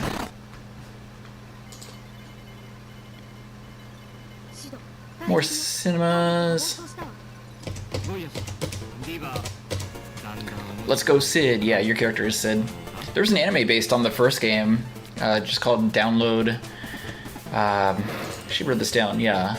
Download Namu Amida Butsu wa Ai no Yuta, which is Download Song of Loving Homage to Amida Buddha. It doesn't really have much to do with the game. I mean, there's like one scene with Nazi references, but there's a strip club scene that's really super hot. Check that out. I'm going to be doing something special in this stage that will make the game significantly easier. I just need to pull off the glitch. If I can't pull this off, I might restart the stage. But it involves losing a life or two. So we'll get to that part. It's a cheat code. Shh.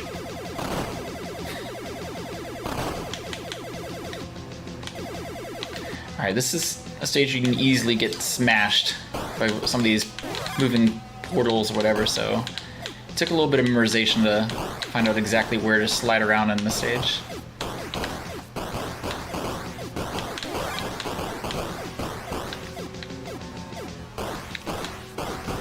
I guess if I don't get it the first time, no problem, I can redo it. It's not that long of a stage, and I've basically memorized all these moving patterns.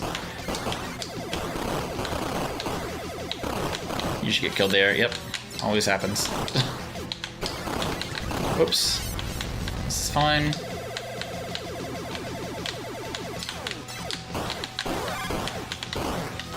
This is scary. Don't want to die just yet. I want to save that one life. There we go. Don't want to die. Don't want to die. Shh. All right, that was a little early. So you get to see the cutscenes. Every single stage has a different death scene, but oh well. Got a little too excited about losing that last life.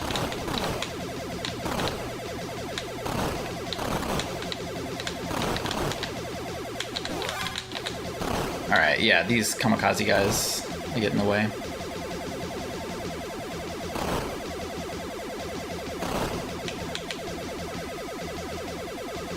Oof.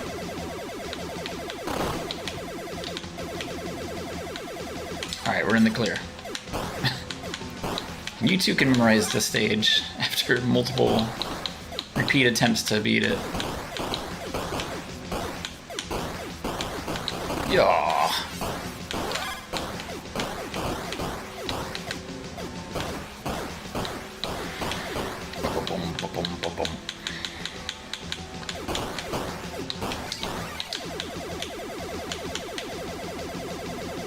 Okay, this is the guy that always gets a shot off.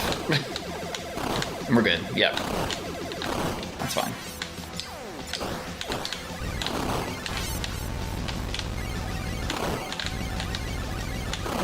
There. Clear him out.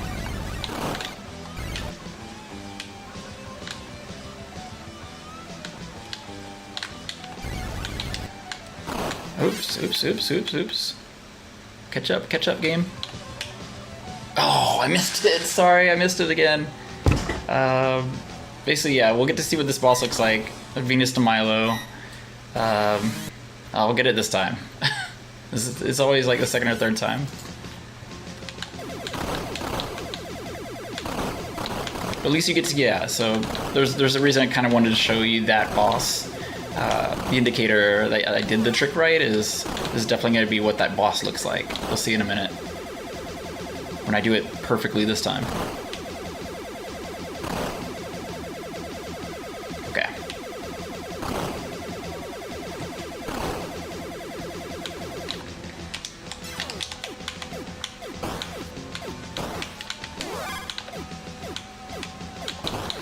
I think if I did the trick perfectly the first time, I would have had too much time. So it's actually all right that I'll do this. There's something after worth checking out. Okay.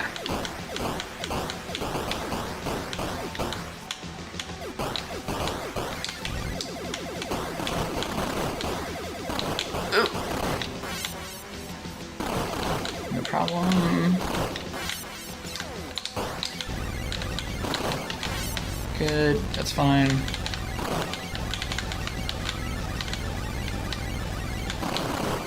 Good. This is okay. Just don't die. Alright. Sorry. This is like a bummer that it didn't work. The goal I'm trying to accomplish is you lose your last life on that last guy. Like I'm just trying to make it to that last part with 2 lives. Yeah. I'll get it eventually. I hope you enjoy this stage, because, yeah. This is... Yeah. It was a happy accident. The first time it happened, I didn't know what was going on, but bear with.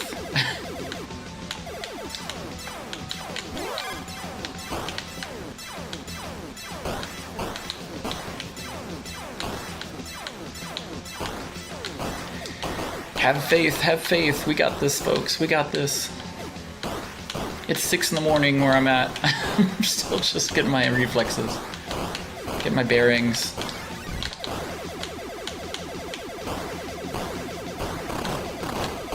It's my time slot, and I'll use it however I want to. There we go. Okay. Good.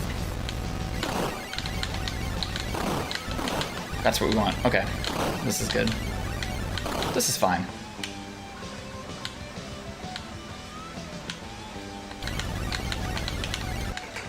Alright. This should do it. This should do it. Oh my god! I'm so sorry. Man. The last time. This is the last time. I got it. I got it. I was like flashing, dying. Yeah, I don't want the flashing. I want to get killed by that last guy. It's essential.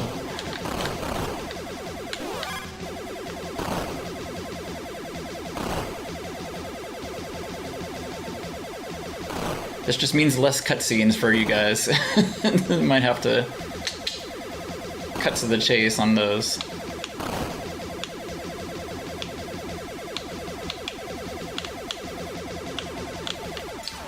Ooh, it's fine.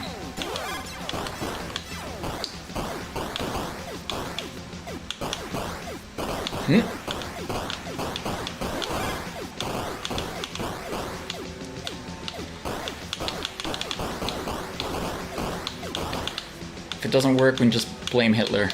It seems to work for a lot of things. It's Hitler's fault. Thanks.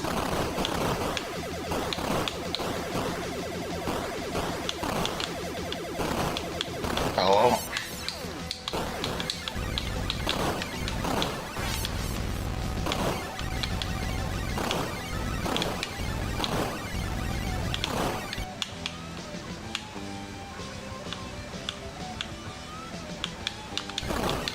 Good. That's what we want. Oh! I missed it again. I'm so... I got jumpy. I got excited. Get comfy. Okay.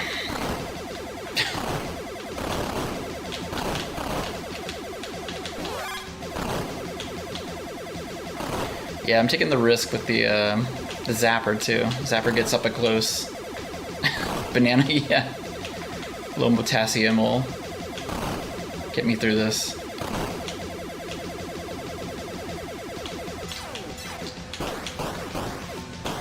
Got it.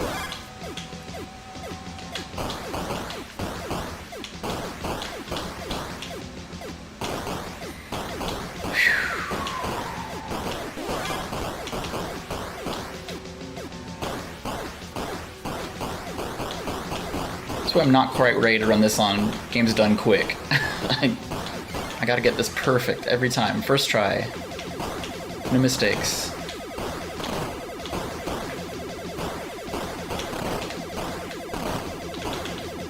Cool.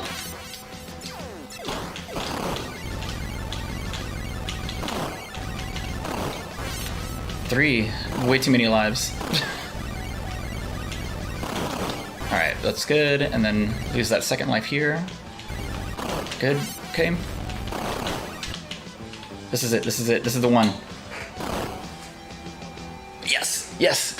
We did it! We did it! We did it! We did it! Look at this. Look at this. Wait. I have 0 lives. We're still continuing. The stage keeps going. But watch this. Watch this. What the fuck is going on? This is bizarre, like Bizarro World. The roses are weird, she's firing. So first time I did this, I was like, what happened? What did I just do?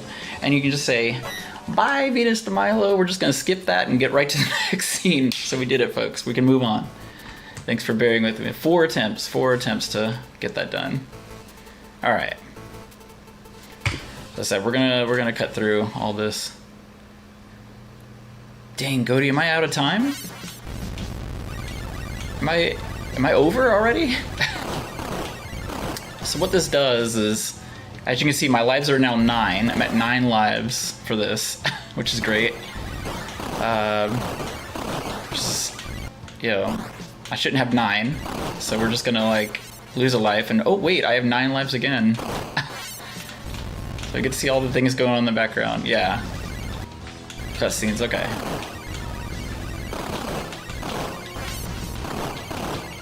Yeah, just weird dolphins and seashells and fish and all this. So it doesn't matter if you stay powered up or if you just want to like blitz through the stage. At this point, your lives are infinite. You're just gonna get right through the stage. I have 9 lives. I have 9 lives forever. So it doesn't matter how many times you die. You're basically, the game will play itself. You could just skip through the whole stage. Hey, look, no hands. No hands, I'm getting right through it. Yeah, this stage is tricky if you're trying for 1 credit, because things just come out and the walls shoot you, the walls will crush you. Gotta really look and see where you're going. Or just do that. 255 lives? I have to actually try, but I mean, that's a lot of lives to lose. And we're already halfway through the game, too. They really want you to power up.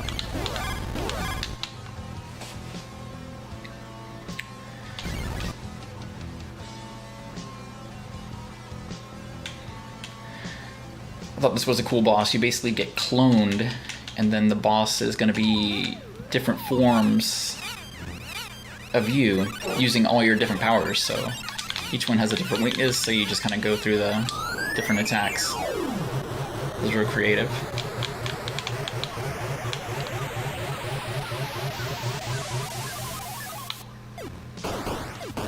Okay, here we go.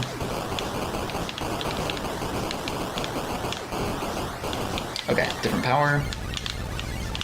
So yeah, different power, different weakness. It's kind of clever. Like an evil version of your ship. Laser, and then finally the last guy just has all your powers. But we can just zap him. Done. Cut the scene. More Carmen Sandiego talk, more... なんとかなるさ。それより、奴はどこへ移動したの？ポイント303。ボタン。 Again, I don't want to go too far over my time. We still got like 2 or 3 more stages, so I'm gonna... No problem. And you just get to see him transform again.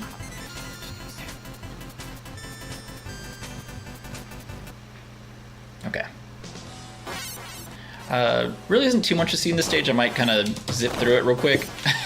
By zip through it, I mean I could just get through all that. The stage after this I really want to display. This bizarro world.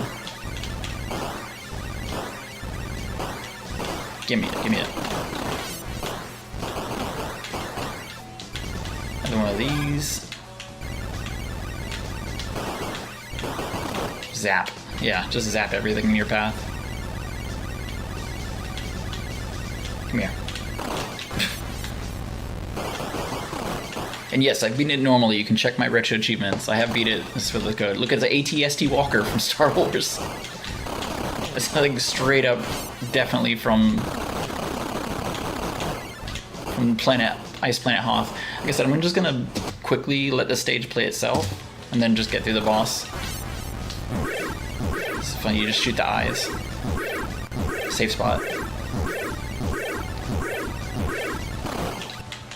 Speed running, yeah, just hitting the spacebar, zapping through it. Ooh, that's no moon.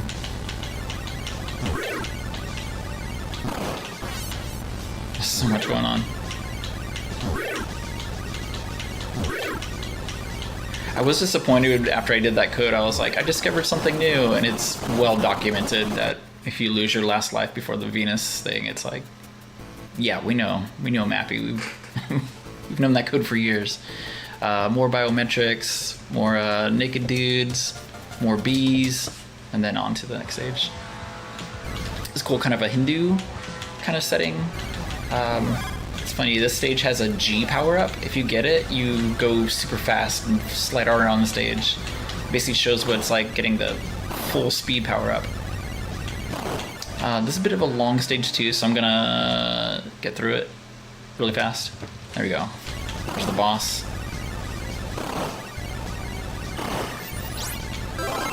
Extra life. So now I have 254 lives. There's our boy. Oh, what is this? Coming out of the mud? Who could it be? Yo, what the hell? It's Mudman Hitler. So wild, yeah. He's got the stash too, I love that. Just like when he re-emerges, becoming self-aware. So we'll get through this. Alright, once again, we're gonna do our thing. 0.662. Let's fight Sid. Sido. Alright, another, again, stage is pretty generic. We're gonna quickly get through this. Again, this is just because my trick didn't work the first 4 times, so get the short version. This is the easiest boss in the game, but you just gotta do the zap his belly button right at the beginning of the fight and you're set. So I'll just do that real quick. Oops. That's it. That's the boss. You see the Magic Kingdom in the background? A little Disney. Alright. The short version. Let's get to it.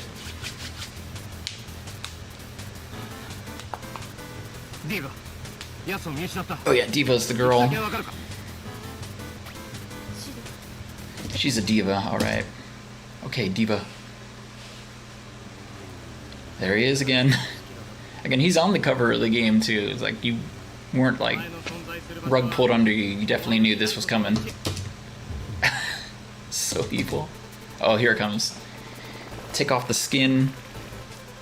And then take off another layer. He's getting down to the raw core. The cyborg. The download. Down to the wireframe. Again, bees.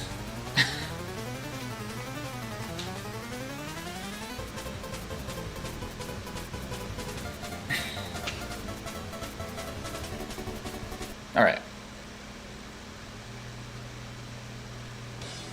In the final stage, swastikas covered in enzymes and cyber whatnots, the Starship Enterprise, and so much happening. This is the last stage. I'm gonna try to stay powered up. Look at Panzer tanks, Panzer war tanks with spider-like bouncing reflexes. What?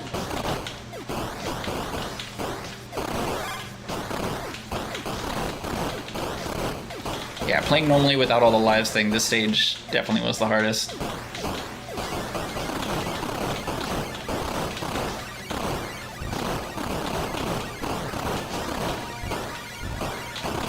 Oops.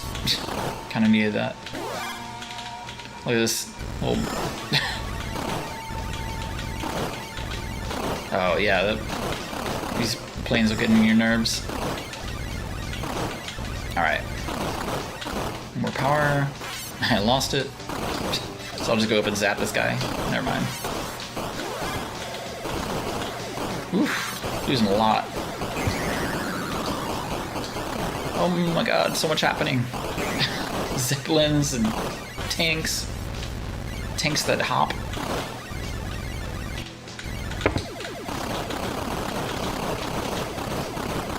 And those blasts will get you one shot. Ooh, dodged. Okay. Space Nazis. Okay. Here it is. The final boss. It's him! I'm probably gonna lose my power-ups, but I'm just gonna Get what I can on this guy. It's freakish, yeah. It's a sight to see.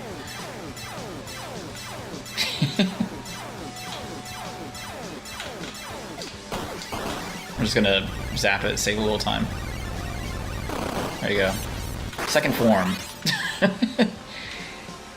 Yeah, this is like fun to dodge. You just do this.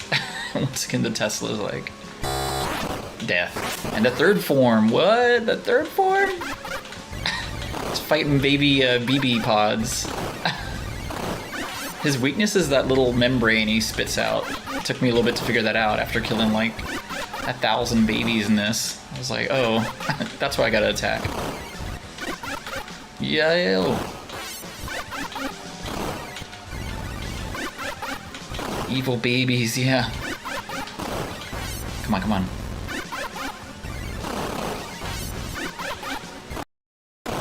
Okay.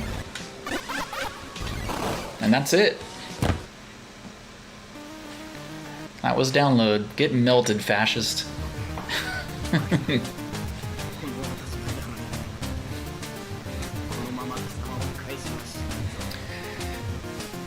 Yeah.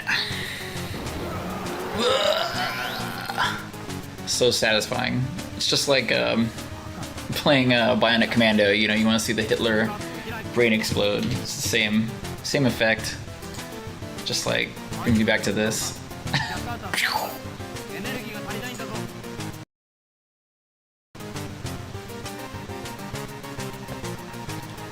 Yeah.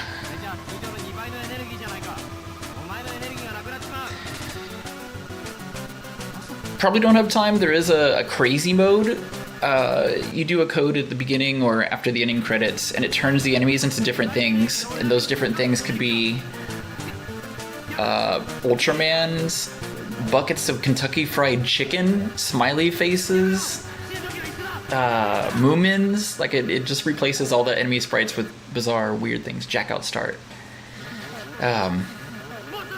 Yeah, I'm over my time, so I'm unfortunately not gonna be able to show you guys. But yeah, it's a cool code that changes every enemy sprite, just something just bizarre and weird.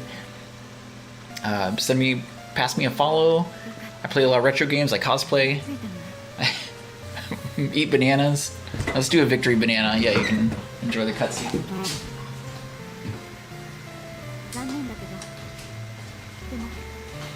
Here we go. Nice. This is how I like them. Nice in the all colors.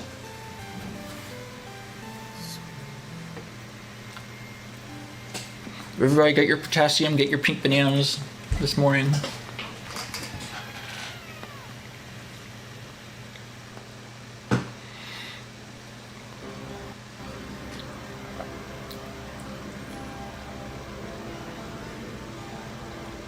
I wore a bright yellow shirt just to just to kick this off.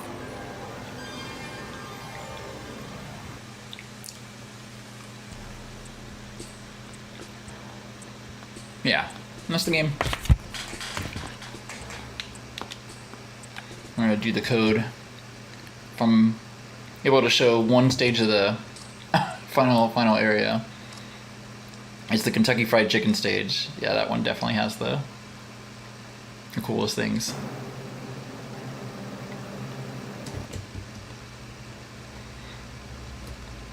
No big deal if you want to cut me off. That's fine. I've already gone over my time. There's that one stage though. All right.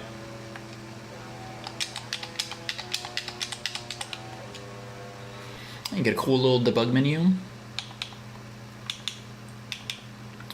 Download 2, stage 3. Pretty sure I did it correctly. Yes, so this is the weird version. You can already see like enemies are goofy looking. And what's that in the background? Wait, it's called crazy mode. It's buckets of Kentucky Fried Chicken with little chickens that pop out of it. So every enemy sprite is replaced by goofy looking like monkeys and stuff. They didn't replace the bosses, but yeah, this is crazy mode, they call it. It's a lot of fun.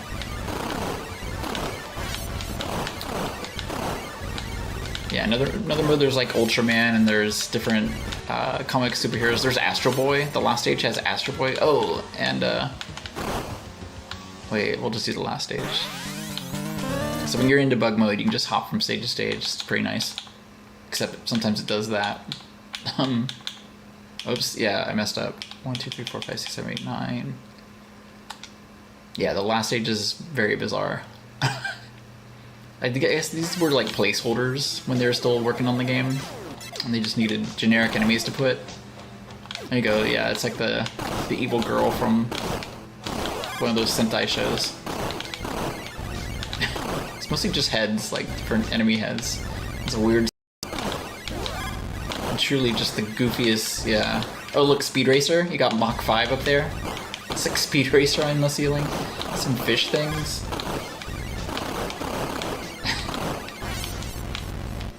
Alright, yeah, just some dude's face.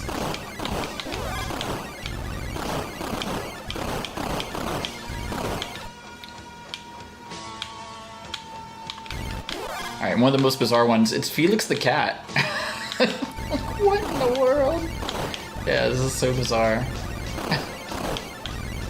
Felix the cat shmup. I believe it. It's just like dude's head. This is just from all kinds of pop culture. Who knows? Yeah, crazy mode indeed. That's really weird. And then just the first stage is we see crazy creepy Venus de Milo again? Yeah, sure. Yeah, Ultraman. Got like a yellow submarine and smiley faces. It's just all over the place, really. It's like, are they voiding copyright by not having him in the actual game? You know, this is like a secret code mode. And this dude.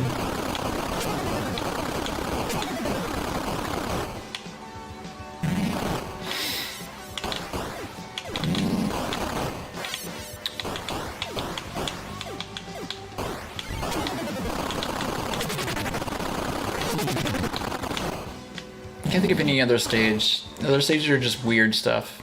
But yeah, mostly Sentai characters. It's like, don't you have to pay for the rights to use Ultraman? You can't just use his likeness. No, that's definitely him. Yeah, this one's goofy too. Look at this, just like dude on broomstick. Ooh. These guys didn't change. No, I guess they couldn't find a sprite to match these guys. Tensei Bakabon? Thank you, yeah. I knew there'd be a Sentai fan or two in here. Oh, look at this. Like even these were replaced? Like what is going on?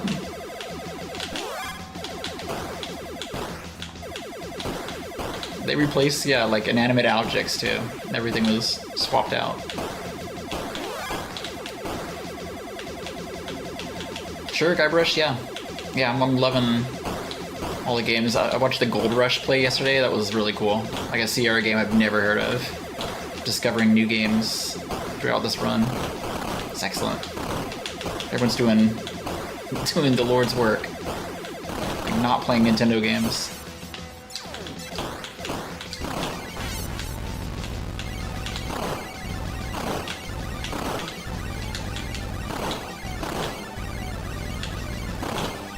Ooh. Say bye. We'll end on the Venus de Milo. Because I'll do it perfectly the first time now, right? That's how it goes. Of course I do it perfectly as I leave. I get to see Venus one last time come out of the ocean.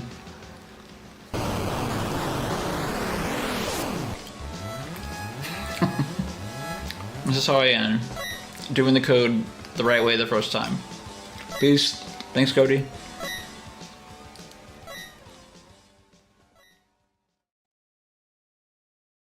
Up next.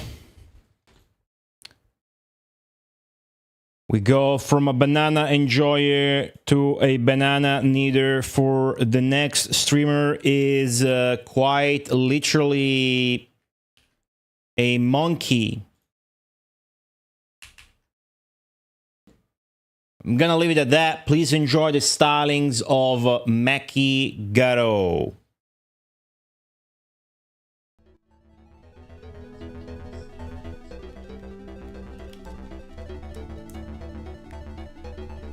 Hi, hello everybody, and welcome to Restar, the Shooting Star.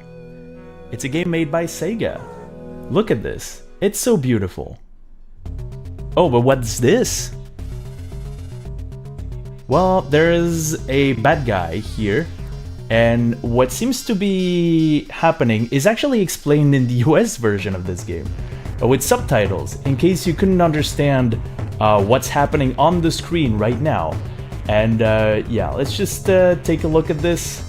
It seems like pretty dire. Greedy is a big bad guy who really hates fun, music, creativity, and the populace is enslaved, and there is only one person who can save them. This little image is quite interesting. You actually don't see that in the US version.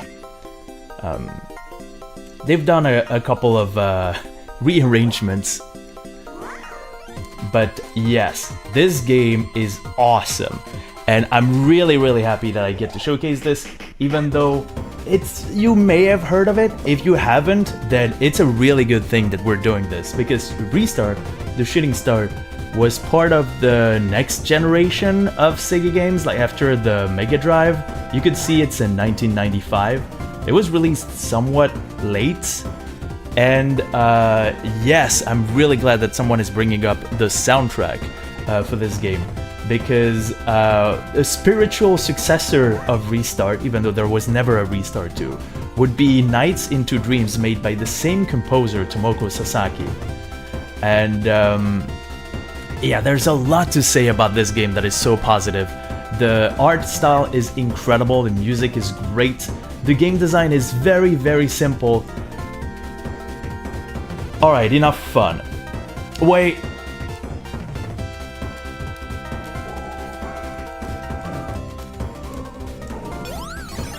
Alright, no fun allowed. We're going to showcase everything today, and this might take a little bit of time, but I am confident that we'll be able to complete the game in super difficulty and discover all of the treasures, which is all the special stages that the game has to offer. So hopefully this will be entertaining. I don't know if I'll enjoy it to the best of my ability, but I've done this a couple of times, and I think it's a really nice way of showcasing the game. So I will do it very soon. I'll just do a little bit of, you know, a countdown for myself. Just 5, 4, 3, 2, 1, go. But we're not speedrunning here. Well, we're kind of speedrunning, although. It's a game that I really enjoy, and I've enjoyed it even more as I started speedrunning it. I think a lot of the plot and, well, there are no bits of dialogue, especially not in the Japanese version. So you'll get to see everything about the game through a single playthrough of it. And yeah, a really nice display of the blast processing of the Sega Genesis, as you see in the background. So many things are happening all at once. And here comes the first issue with super difficulty. So the thing with super difficulty is it actually removes game design, which is the only big downside, and probably the reason why nobody wants to play in hard mode or super hard mode. Very few people will do it. In the meantime, enjoy this little special stage. So this is one of 12 special stages that we get to. Oh yes. Alright. So the snake was actually kind of unruly, but we still managed to one-cycle it. There are 12 stages. that give you they don't give you Super Saiyan powers. They give you passwords and cheat codes that you could use at the end of the game. I can showcase a couple of them if we finish somewhat early. They're really, really nice. But yeah, super difficulty makes it so that... yeah, this one is very difficult to do. Wow, okay, that's a frame-perfect trick. I'm really glad that I got to showcase it. It's a lot more lenient in normal difficulty. But yeah, this is just not... It's very odd. Basically, you can change your trajectory when you are in shooting star mode. And it's supposed to be fun, and they kind of remove the fun out of it and make it more that you have to be like basically laser focused and pixel precise with your star poles. This is the only bad. Well, there are several bad things about super difficulty. It's actually a pretty bad idea. If only for the fact that we can talk a little bit about the UI. Top left is points. If you get enough points, you get lives. Except that's not true. In super difficulty, they remove any ways for you to get health or lives, and they put you in infinite continues, which is the only saving grace of this mode. Which means that we'll always respawn at the beginning of the level, but everything is one hit KO, basically. So... yeah, it's a bit rough. Well, let me see if I can do this. So Riho is the bad guy. That's... ah, dang it. It's this little fella. And we need to shake the Elder so that Riho will not manipulate him anymore. And we managed to get him out of here. The Elder is very happy. And so are we. And we get to go to the next planet. So, yes. Oh boy. Okay, this is a good start. I did a little bit of leg day today. So I feel a bit like a Restar who skips leg day on a regular basis, really. Restar is kind of like a child and uses the feel to basically hug everything and hit walls. Really, if you're thinking about the legs, he's just walking around at a leisurely pace and barely jumps, but swimming is going to be a huge highlight of this game. And I will have the pleasure to show you how fast exactly Restart can get. But yeah, it kind of becomes like a Sonic game, which is much appreciated. The only big issue is we're still in super difficulty, so imagine Sonic with 0 rings ever. Which kind of gives you some sort of insight as to why you probably shouldn't make everything one-hit KO as like a difficulty feature. But it's there. And it's well, it's not really unlockable. It's a password, as we've showed at the beginning. The thing that you do is usually you complete this game in hard difficulty. In the US version, it's 2 health, and you have fewer health drops. And in the Japanese versions, you're still at 1 HP. But you still have health drops and lives, which is very much appreciated. And then if you finish in hard mode, it tells you you go to the next level, basically, and try password super. So yeah. And we have a little bit of a mini boss section. So all of those sections have like all those planets. They have 3 acts, basically, much like a Sonic game, right? You know, the Sega formula. The first stage has a mini-boss where you get to showcase, like, Restar's really nice idle animations. There's 1 per planet. And the second one is a bit more exploratory.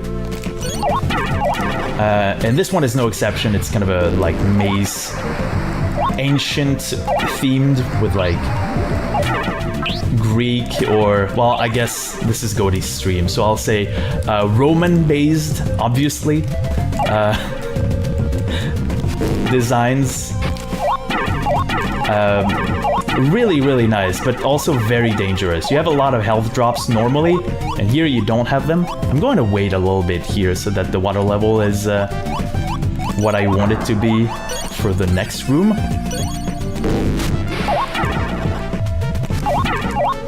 Nice, okay. It's a bit scary. If you die, you have the animation of dying, which takes a lot of time. And since you have no lives, you have to go through the game over screen, and then you have to go back to the beginning of the. You have to go back to the beginning of that level specifically. Okay, we're almost done with this. I would like to be done with this first try. Taking into account the invincibility of restart when you headbutt something, it's very, very nice. Like, it feels really nice to headbutt something with restart because it gives you invincibility for a good third of a second.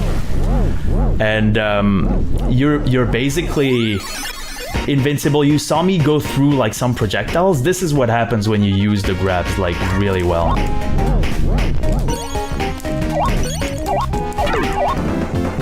Okay, and we get continues the game in its excellent game is all around nice guy behavior, giving us continues even though they're infinite in super mode.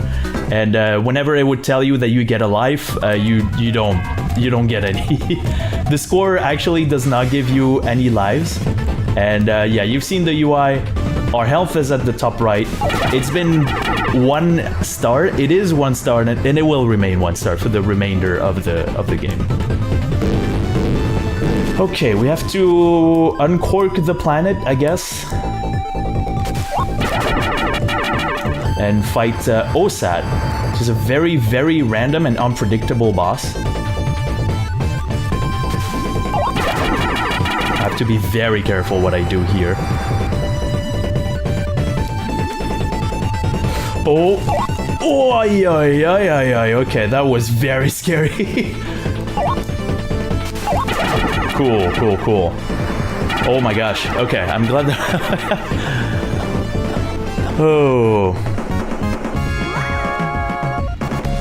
Oh yeah. This game, I think this game is really a very, very cool game to speedrun. I'm going to toot my own horn here, but yeah, this game is just so much fun.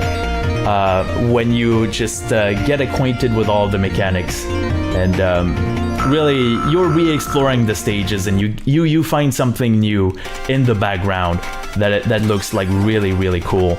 So yeah, it's such a nice experience to like. The replay value is quite high, I would say. The only thing is just don't play in super difficulty, but I guess I'm well, I am ringing that bell right now. I realized that I took the statue. There's actually no need for this because we're actually going to go to the special stage, which is going to unspawn the statue. Okay, let's see. 1, 2, 3, 4, 5, 6, 7 revolution is all it takes. Okay, that was a really good frame. And yeah, the star poles are actually meant to give you like to make you explore the world almost accidentally. So it's really, really nice.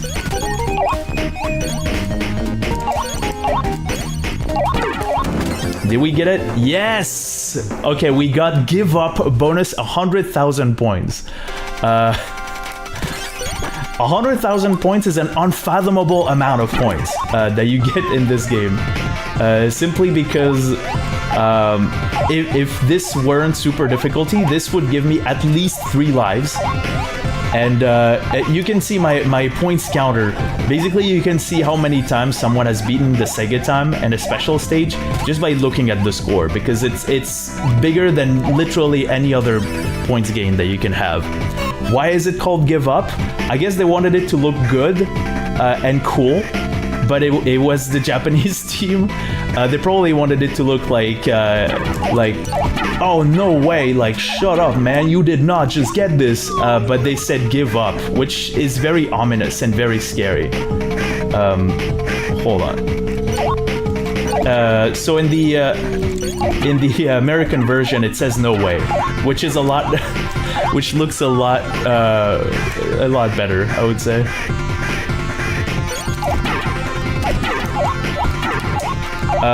Wait, was it top left and then middle, or I think it's top left and then middle. Wait, I'm scared. I'm actually going to ask for coaching for chat. Is it top left? I think it's top left, right? If not, then I'll just my monkey brain does not keep up with all of this. The chat. I think it was top left. Okay, it was top left. Okay, sorry, I put put pressure on chat. Okay, never mind. We're all good. Oh wow, I keep getting the really nice star poles. It's really cool because really the fact that the star poles are this much more rigid makes it very, very difficult to showcase good ones. Oh, whoops. 2, 3, 4, 5, 6, 7. Oh, dang it. 3, 4, 5, 6, 7. Oops, I jumped spontaneously to break out of... Oh my gosh, it's 3, 4, 5, 6, 7. There we go. Okay, enough poles. Let's stop thinking about poles. Imagine a world without poles. No more poles. Just close your eyes. Stop thinking about poles. Take a deep breath and count to 50, which is 2, 3, 4, 5, 6, 7. Oh, give up! Oh, that's a very difficult Sega time to beat. So all of these are basically times set by, I'm guessing, Sega employees. They have their initials in the in a specific cheat code where you get to fight all of these bonus stages. So you know what time you have to beat. And yeah, we got a second one. So give up. Alright, that is an excellent one. Last one, I really hope to get it right, but yeah, we didn't get the best one. Unfortunate.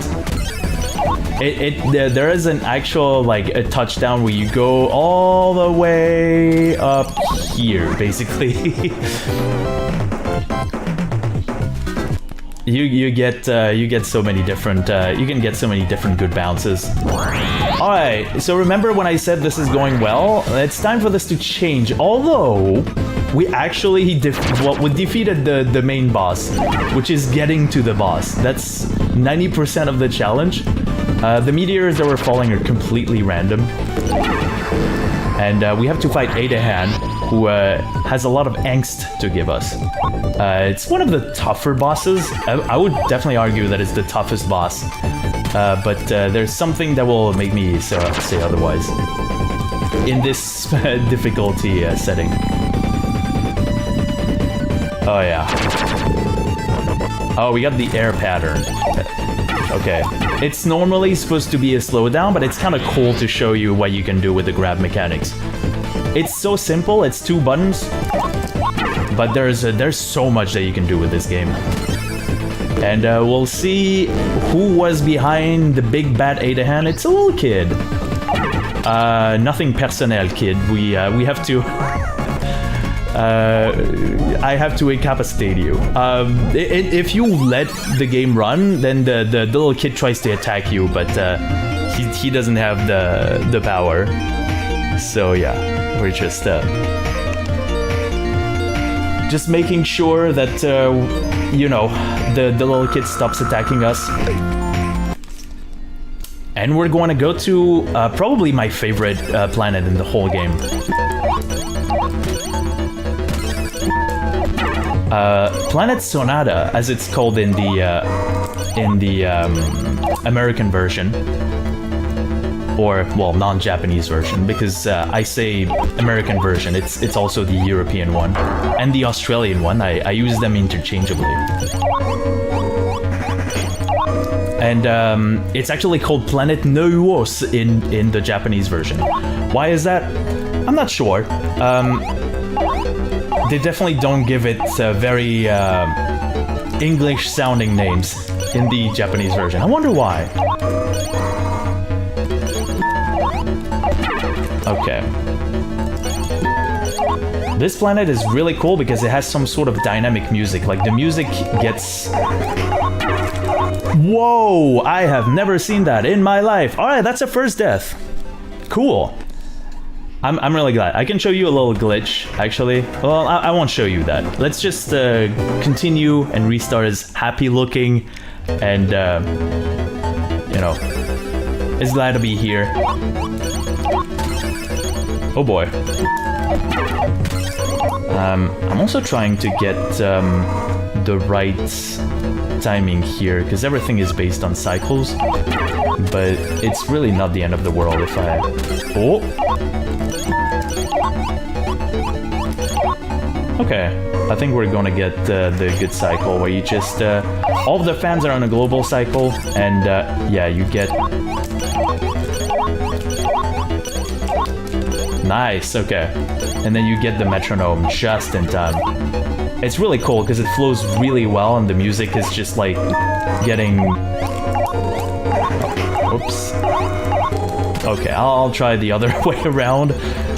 I'll try the regular way around because I think the game is trying to send a message to me. And this special stage is actually very, very scary. We'll go back to talking about the music some more after that. Oh, okay, my grab input. Hello? Oh, shame. We didn't get the give up. It's one of the more accessible ones, but yeah. Okay. Yeah, the music gets developed more and more as we give the metronome to the sad birds, because they like the music, basically. Okay, this is pretty scary. There we go. Okay, we could have grabbed the bomb, which would have sent us all the way back at the beginning of the stage. And all of these shortcuts seem intended. I would assume this one is too. Oops. Okay. 1, 2, 3, 4. Oh, boy. 1, 2, 3, 4. There we go. Wow, okay, I even backed it up. This could have been really bad. There are ways that you can put the metronome in the wall. And, well, I can do stuff like this, for example. You just exist on top of that bird's head for no reason. And, yeah, we would have had to go through a maze. It wouldn't have been the end of the world. And now we have to face the bird heads.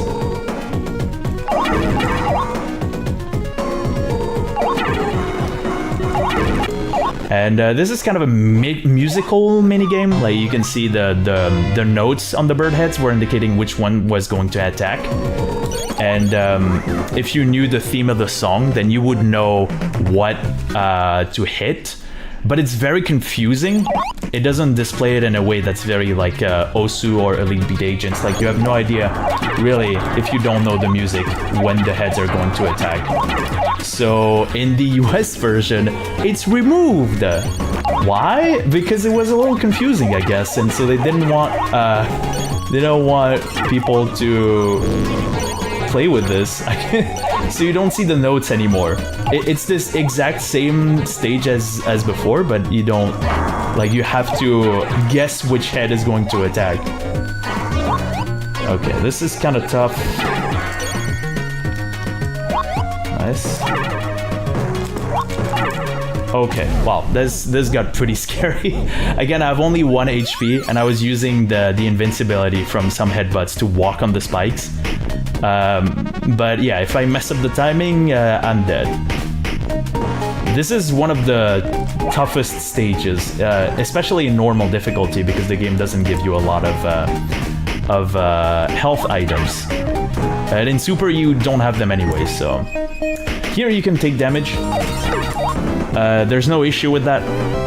You just get a 5-second penalty, and you have a time limit of 60 seconds, so if you take too much damage, then it could be bad. Okay. Let's see. I'm gonna take it safe.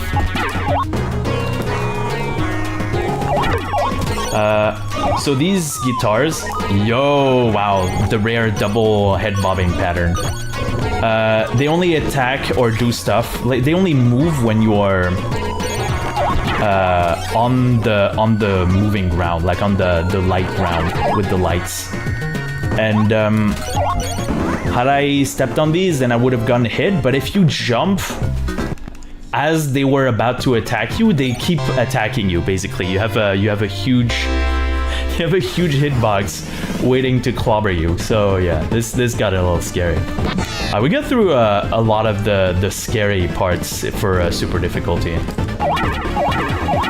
We have to fight Awarek and this really cool distortion effect on top of the sound going. Yeah, this is actually the first cheat code that you unlock if you collect enough treasures. And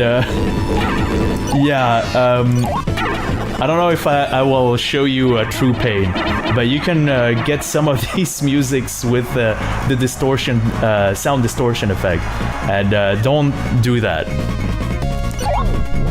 Bird down. All right. Okay. We're gonna go to, I think, people's favorite planet. I really liked Sonata, the previous planet, because it had like a bunch of basically sound, like the kind of evolution of music kind of thing, dynamic music. But this one is actually appreciated a lot by the community. It's called Ring Rink, again by Tomoko Sasaki. So I'll just let you enjoy it.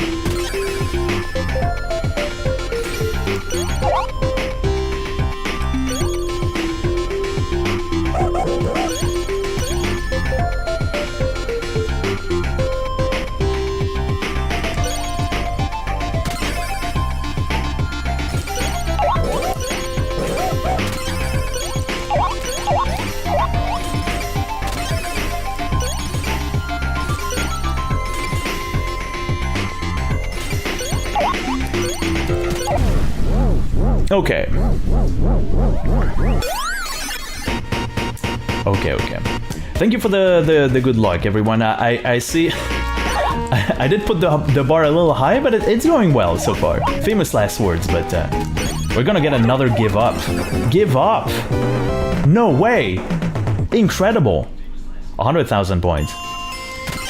Since we had a game over, we actually had to relinquish all of the points that we had gathered up until that point. But the treasures that we have collected will still count at the end for the final screen. Okay, we have to fight the bully. Another bully that we have to stand up to. And that went really well. There's actually a very precise timing after jumping where you throw the ball and it becomes a fastball. In any other circumstance, well, in many other circumstances, the bully just ignores your snowball until you are trading blows. But yeah, if I'm trading blows with 1 HP, that's a pretty risky strategy.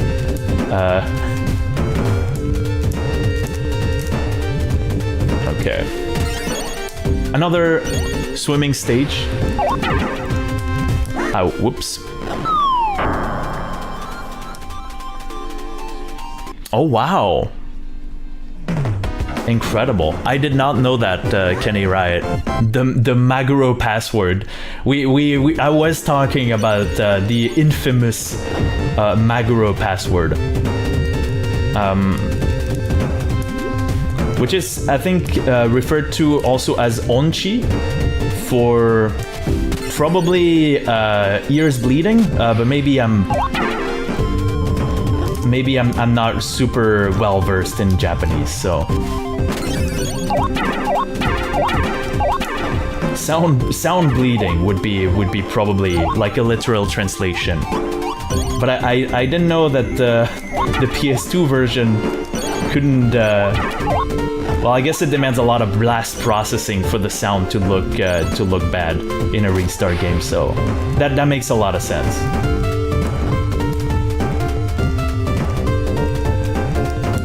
Okay, I have to be pretty careful here, and I have to not make a mistake that I did in practice. I'm basically using the combination of two strategies that you see, like two little elements that you see in this game, which is the slopes, the icy ground. You cannot, you lose all inertia, like you can't move Raystar around unless you grab the air. And there's also a new mechanic, which is ground that you cannot headbutt. So grabbing the top of the wall actually makes it so that you oh, there we go. All right, I didn't intend to do this, but I guess it's what's happening. I didn't mean to do any of this. Okay, that went well. I'm so glad this stage is over, by the way. Had I missed anything, like the enemy at the bottom of the slopes would have respawned and would have killed me, and I would have had to go through all of this stage all over again. It's a really nice stage because it has swimming in it, but yeah, I'm glad that this is behind us.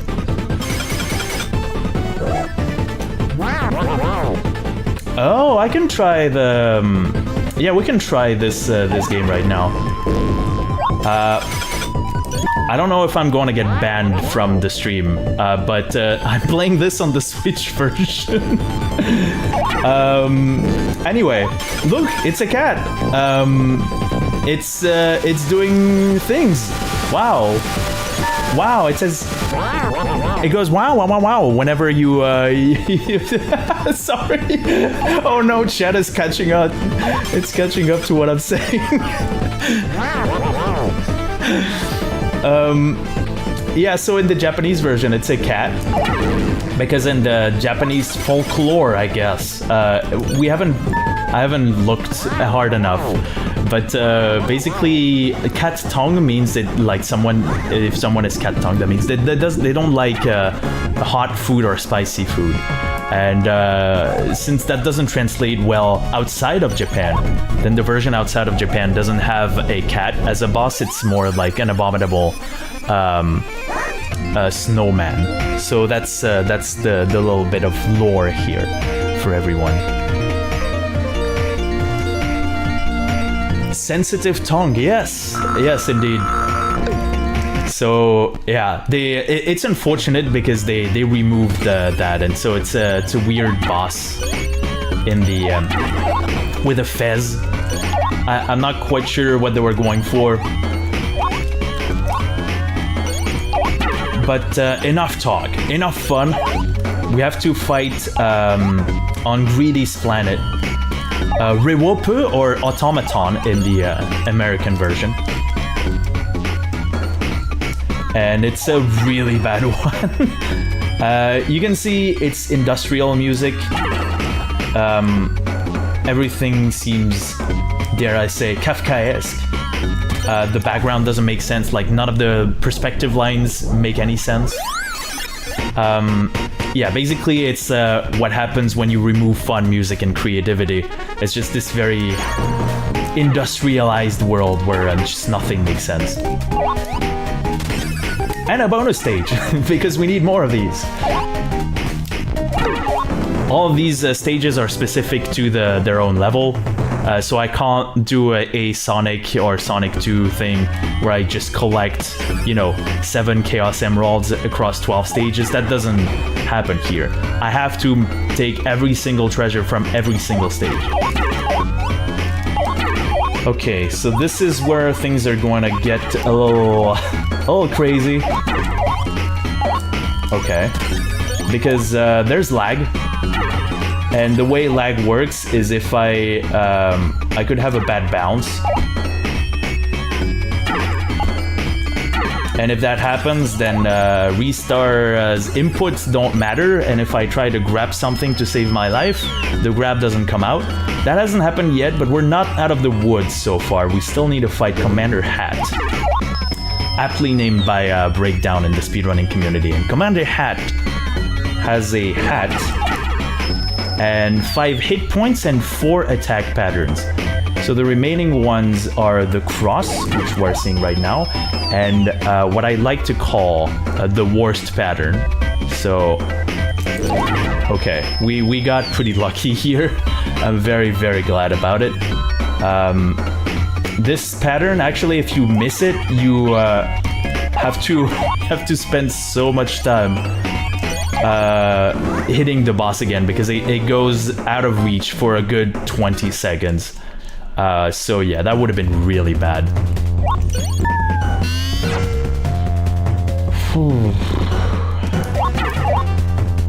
I mean, we've done the worst so far. We've really done the worst so far. But obviously, super difficulty means you still have only 1 hit point.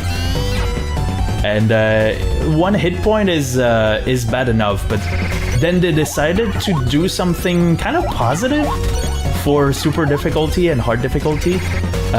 They found ways to not just say, here's a 1-hit KO version of the game, good luck, have fun. They actually made the final bosses faster and stronger. So that's additional programming. And they actually look great, but that means I'm a little afraid. But yeah, you can never rest in super difficulty. Funny robot. Funny robot killed me in practice, so it normally does nothing and dies, but yeah. Okay, we got the crystal in the wallpaper. I'm not a fan of getting it right away, because I didn't get to show you some of the cool stuff that you can do with the wallpaper. But I did show you this little trick where you bounce inside of the gate. There's a lot of like really, really neat tricks. And the design is also pretty nice. I think it's like Aztec inspired. You can see some chozos in the background and some faces. It's like kind of spooky.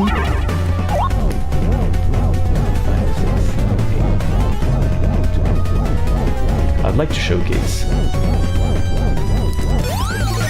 Nice! I wanted to showcase this. Oh, shout out to Rizstar in chat. It's a really cool little trick. There's so much that you can do with the star pole. Oh, whoops. He says, oh, there we go. And the last one, let's not forget about it. If I go to the right side, I would miss the bonus stage. Ah! Oh, yeah, okay. Okay, that's, you know what? Actually, I don't think I have to use this. And it's scaring me a lot, so let's just not use this at all. Let's just do this. And can you see the many good things that I can do with the star pole? Like, ignore it? Wow. Okay, that's it. Okay, we're almost done with the 6-2, and so this is the last bonus stage. This is the reason why 100% speedruns are like ill-advised for newcomers, because this stage is actually very difficult. All of the corners are slippery, which means Restart doesn't grab onto them. Like if you see me like grab really low, if I grab like a pixel higher, it doesn't grab and you fall. So, wow, we got the Sega time. Oh my gosh. Okay, we're actually cooking with this run. Okay, give up.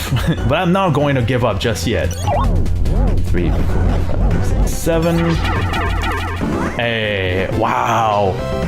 That's incredible. Okay, we have to fight the last boss rush. They are so cool. I love this concept so much. And this is a boss that doesn't have invincibility, which is kind of a problem because, as I've explained, grabbing is like super OP. So I've interrupted the bad guy's tackle. He's gonna go to the next part of the program, which is jump and punch. And yeah, you can manipulate them somewhat easily. Okay, I got a little scared near the end. But yeah, if you just unleash the power of Restar under his legs, he ends up not feeling so well, and he has to go right now. That was the last boss that had normal difficulty settings. All the feature ones are going to be really, really cranked up. And Greedy is gonna move kind of like Dracula in Simon's Quest. Yeah, a lot will happen, but yeah.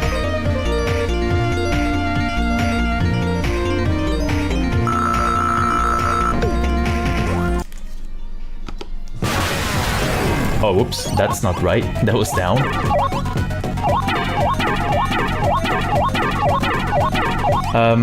So yeah. We're seeing the little eye from Ibar. I think the reference was given earlier. He's got many names, actually. Inonis, Ibar. I call him Ibar because it's a big eye. And never mind the bar part, I guess. Just have to hit the shield a bunch of times. Have to be careful about that boomerang. Okay, that boomerang was a bit scary. And I'm gonna showcase a couple of his attacks, even though that's a bit risky, but I mean, let's just show something funny, I guess.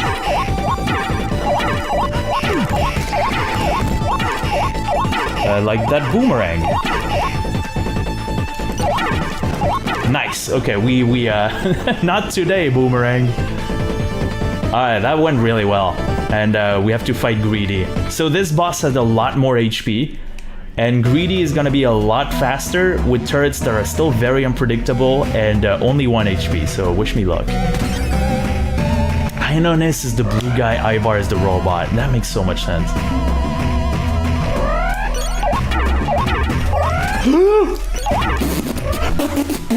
Well, sorry. Sorry. This is a tough boss. I can show you the glitch, actually. So if you do A and start immediately, Restar goes to home planet. And if we hold left here, then Restar is just going places.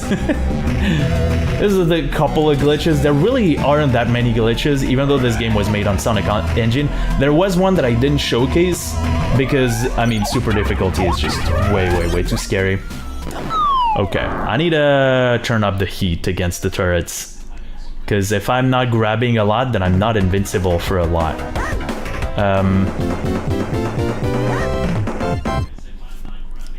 Sonic sounds and what's the other term? The Gunstar Heroes for the whoop. A lot of different sounds, actually. Oh, maybe it's Sonic, actually. Sonic 3, right? Which came first? I don't know. Well, no, that would make sense that it's Sega, because Sega is not Treasure. Okay, here we go.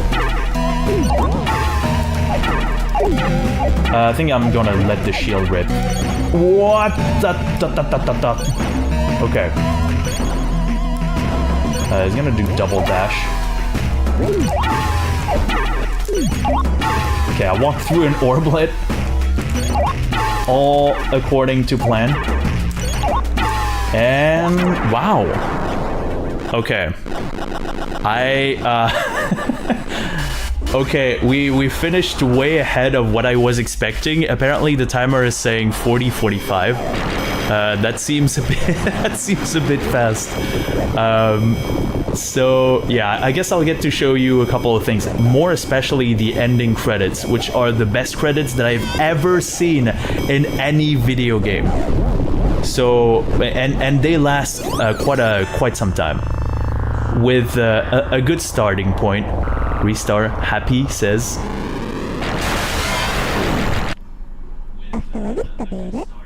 Hasta la vista, baby. Hasta la vista, baby is a wild statement. I don't remember when Terminator 2 was made, but I think it was in 1991. And this game was released in 1995. It celebrated its 30th anniversary, and I see a lot of people from the Restore speedrunning community who gave me a couple of GGs. Thank you everyone for the GGs. It's much appreciated. Oh, different pitch from Gunstar Heroes. That makes so much sense. So this is kind of a medley of all of the animations of Restar, with the music like changing, and yeah, Tomoko Sasaki just killed it. Yeah, you can see the kid that we had to teleport behind and hit. Nothing personnel kid, and yeah, the kid just gets a stern talking to by their parents. Yeah, music composer Tomoko Sasaki. That game never got a sequel ever, which is quite surprising, honestly. And yeah, there's a lot to say about this game. It got ported on the Game Gear. The Game Gear has one additional boss and I think a different stage. And Adahan is at the boss 3 is at the end of the game, as things should be, in my opinion. And yeah, this music is so good. It's a shame that it never got a sequel.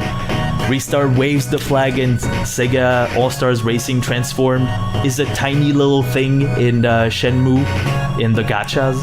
So yeah, that's about it. I think this game really needs some more exposure, and I was really glad to showcase it in Goatee's Best of Nintendon't 8. So yeah, it's not very obscure, but I guess even a Sega fan might not have heard of it. It got featured in, I think, Sega Mega Collections.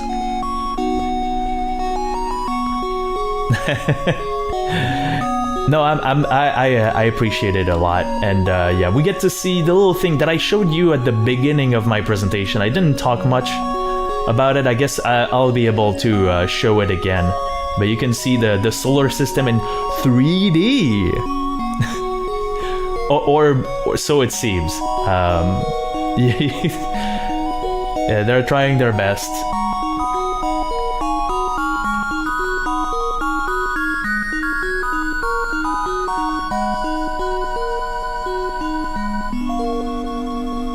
This game is pretty good.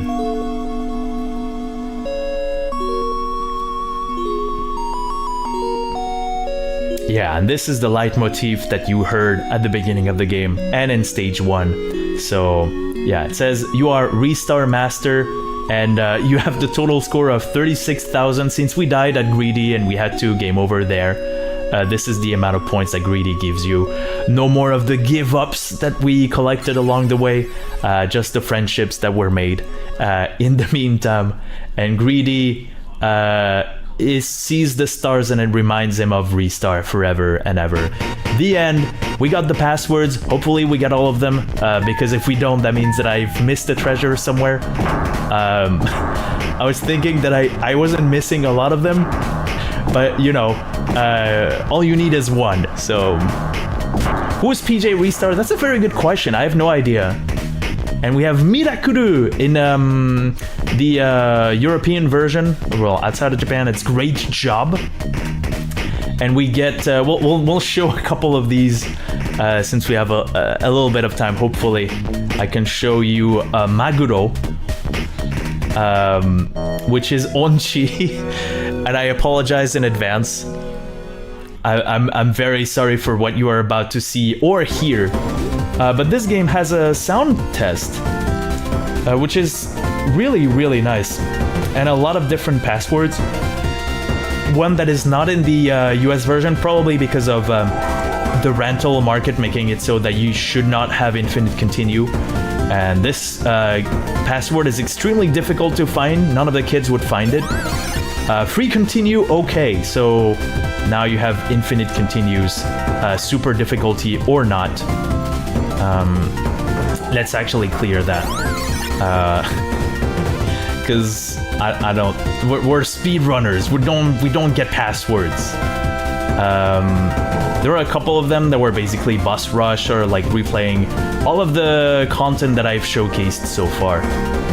We'll do a little bit of Maguro Onshi system setup.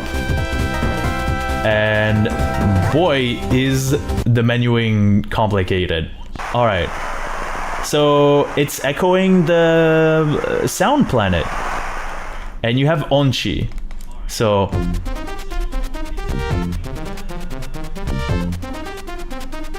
okay.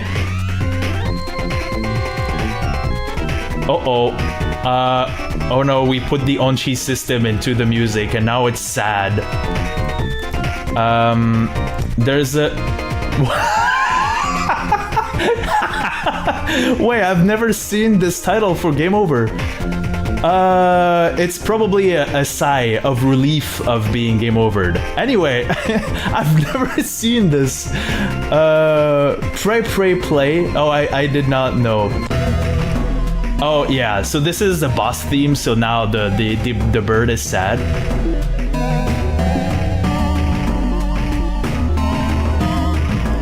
Yeah. Let's. I'm sorry for that. Sorry for your ears. They use foo as a sign. Yeah, I'm hoping that's what it is. I guess they didn't really understand how things would translate in the English language on account of the give-ups that we've seen upon beating a Sega time. Yeah. So that's the sound. That's the sound system, the sound play, which is quite nice. And there's one that is exclusive. A couple of them that are exclusive to the Japanese version. Feel, which makes you invincible and showcases all of the secret passageways where you can get bonuses. In reference to the prototype of the game, where the game was initially supposed to be called Feel, because Restart as a kind of a child, as the childlike wonder that he represents, uses Feel to, you know, feel his way around and move forward because he's using his hands, kind of like a child. So that's kind of the idea that they were going for. And the character in Feel is a different design, but somewhat similar to the character that you've seen so far. And what would that be? Star? Why this is not in the US version is beyond me. You have a star. What is your wish? And another one that is exclusive to the Japanese version. This thing. And you can, you know, up, go down, left, right, and kind of recreate the sequence from the credits. De-zoom indefinitely and resume again, so that you can see some of the planets that you were on. You know, a little, oh, whoops, I zoomed too much. A little bit of the engineering that they had done on this game, and from what I've seen, and by retro engineering the game a little bit and disassembling tiny bits of the game, really, I managed to see that. Well, that's my opinion, but the game was made with a lot of care, and I was really, really happy to showcase it to you today. So I think that's a good point to end on. Thanks again, Godi, for having me. It's really cool that we get to showcase a lot of retro goodness for everyone to enjoy. I was really happy to showcase this game that is very dear and near to my heart. And also, well, enjoy the rest of the marathon, and I will see you next time. Bye, everybody.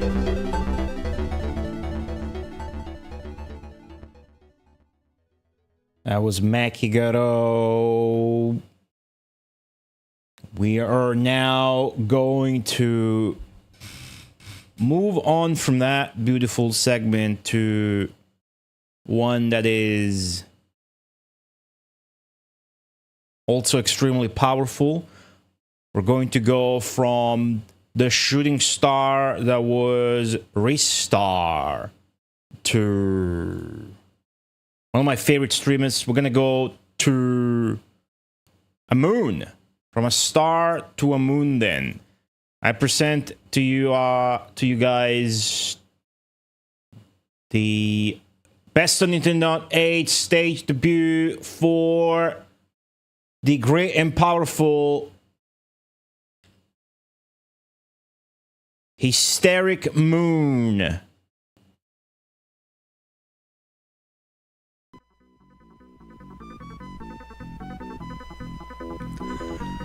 Okay, hello, welcome to the Bimini Zone section of Nintendon't 8. This is my first time to do this sort of an event, but hopefully it'll be a bit of fun. So Bimini Run is a game that came out on the Mega Drive. It was North American... There's that giant Tomulus order.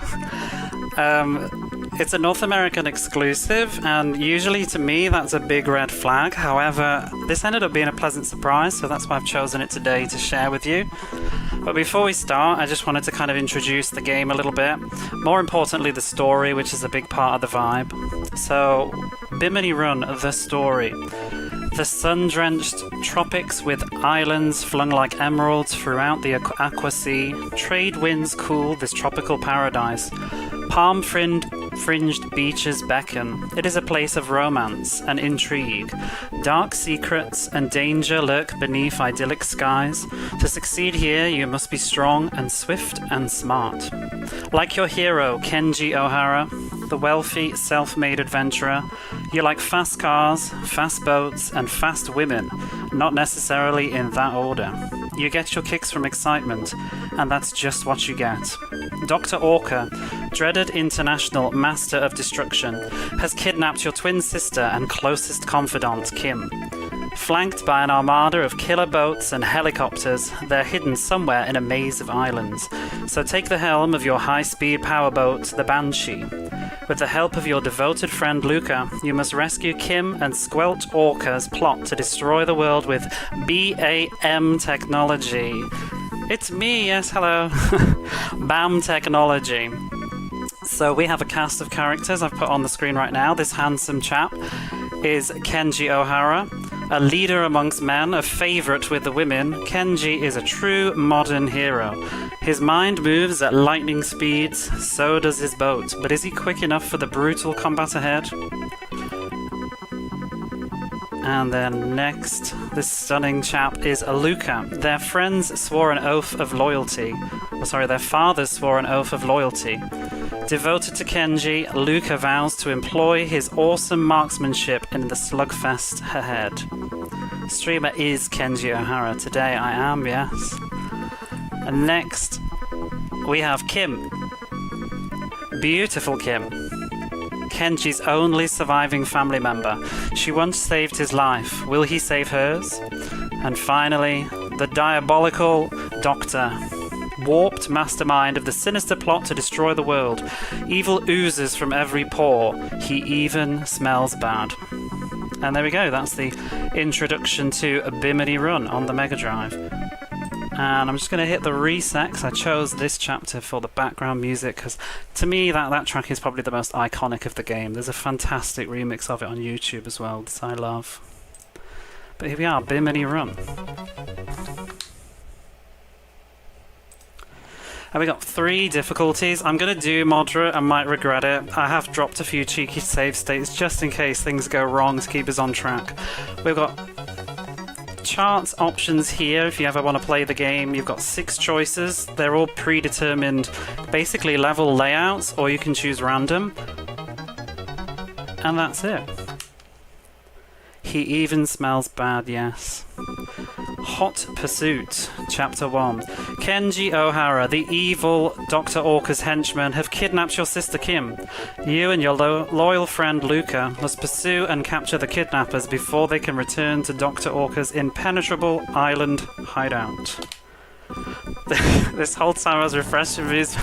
Here I am, Dreamy, how are you? It's nice to see people that I recognize, but also a lot of new people.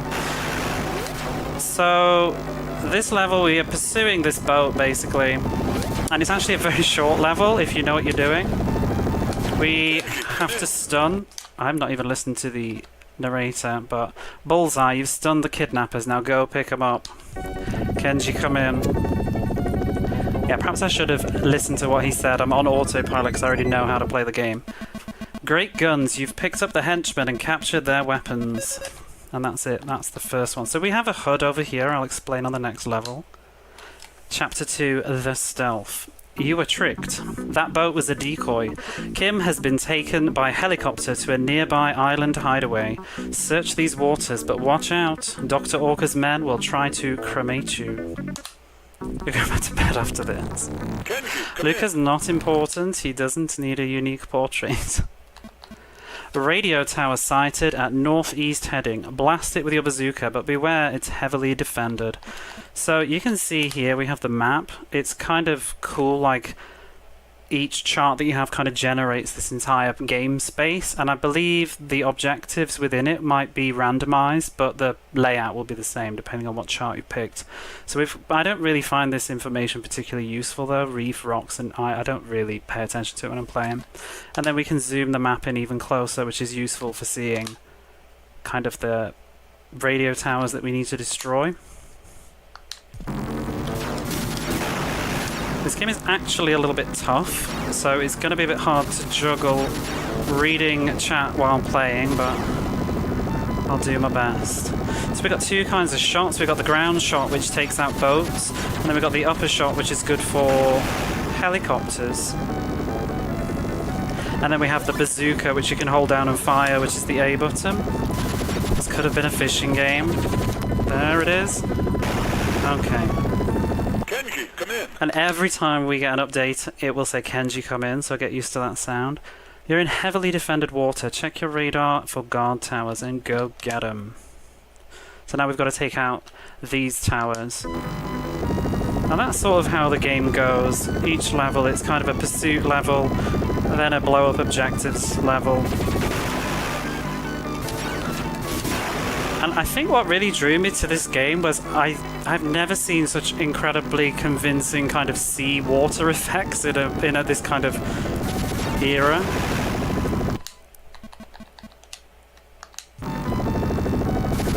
Fishing with bazooka. The game, it's a vibe game. Yeah, it's not polished. It's just kind of, it's a good time.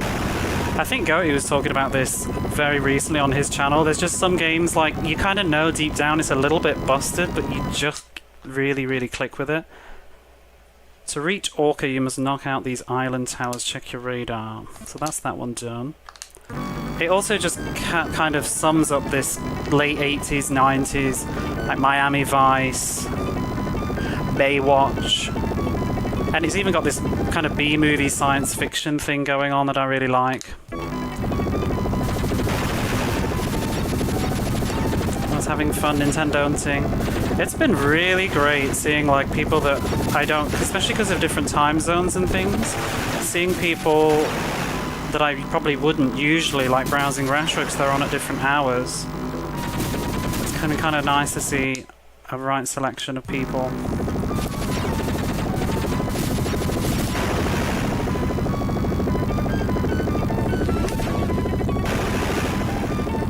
Kenji, come in. Head east to reach the shack where Orca holds Kim. Careful, KO the guard towers, but don't hit the hut. So you see we have lives in the bottom right hand corner. If we get hit by something, we will lose a life. However, there's certain objectives that will give you an instant game over. Like, we have to go and take out the guard towers for this hut. If you accidentally shoot the hut, it's an instant game over. And you only have 4 continues, so there's a few segments of this game that can be a little bit rough. Whoops. You've been hit by enemy fire. But the game just resets you exactly where you were. Kenji, come in. But it also has to reset the Kenji come in and tell you the mission objective all over again, so you'll definitely be hearing that a lot. Apparently this game was made by it was published by a company that published nothing else, and developed by a company that I think they only did 2 other games in this, and quite a few cancelled releases. Something on the Master System that I've forgotten now. And then, was it Jack Nicklaus Golf Gaming? The way they just sit there in the water. Yeah, when they fall out the boat.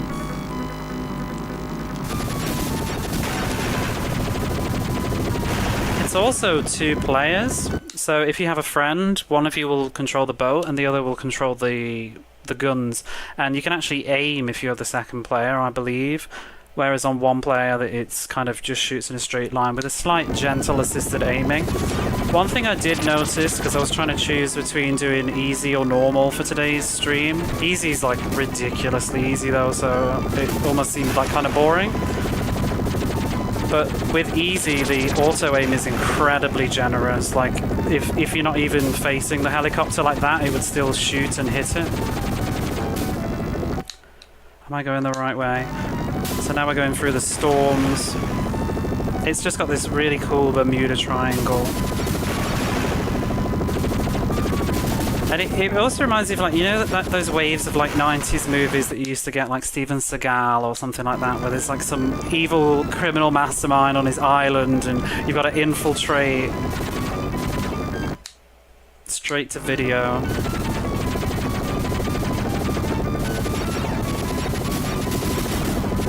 Whoops.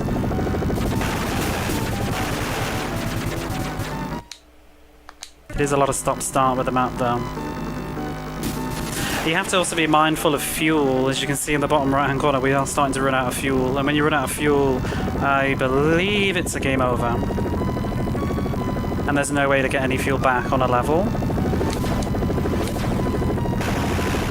Be careful not to hit that hut. We need to find one more tower. I think it's right behind me. Because of the graphics limitations, they kind of don't really pop in until it's almost like... You've got to be straight on to see them sometimes.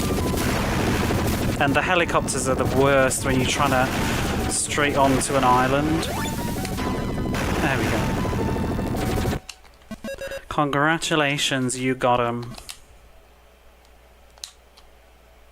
High seas encounter. You're too late. Dr. Orca has given you the slip. He has escaped with Kim and is powering across the high seas to his secret island hideout. So this is a really nasty level. This is a bit of a gatekeeper. I think that when I first played this, and I think when most people first play this level will kind of stop you in your tracks because it's very easy to get a game over. Kenji, come in. Follow Dr. Orca. He's headed for his island hideout. Stay on his tail and be close when he gets there. And yeah, emphasis on be close when he gets there. It's not really about pursuing him, it's about being close when the level's finished, and if you're not, it's an instant game over and it's very irritating. Shit. When you die, you lose loads of time because he's moving this entire time. Kenji, come in. Where is he?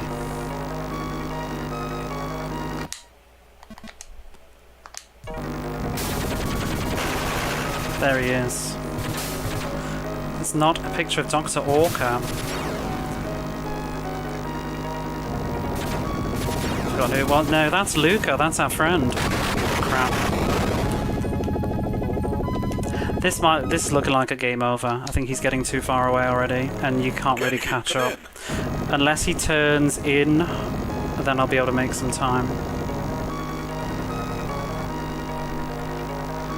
Kind of the way the game works as well, that's kind of a useful tip if you find yourself Bimini running, is just turn away from the boats. They actually cannot shoot if they're not in screen, so you can kind of just ignore a majority of them by just despawning them almost. Not like that though. The helicopters will pursue you for ages, but the boats just seem to disappear after a while. He's losing you. Quick, check your map. He's right there. And this game oddly satisfying me too. It's like one of the few North American exclusive games I haven't probably hated. That and maybe Trampoline Terror. There's just something about this game that's very, very endearing. I kind of admire just it's trying... What? Oh, I'm following the wrong boat.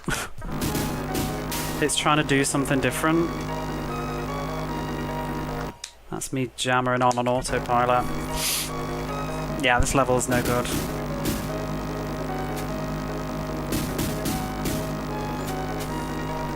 Can't even see him.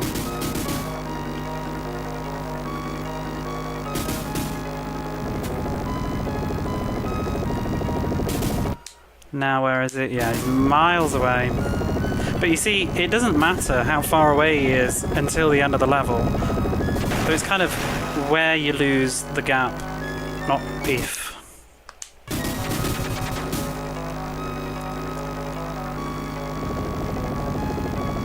Kenji, come in. Orcus nearing his hideout. Yeah, I'm not there. We're not gonna make it. It's gonna be game over.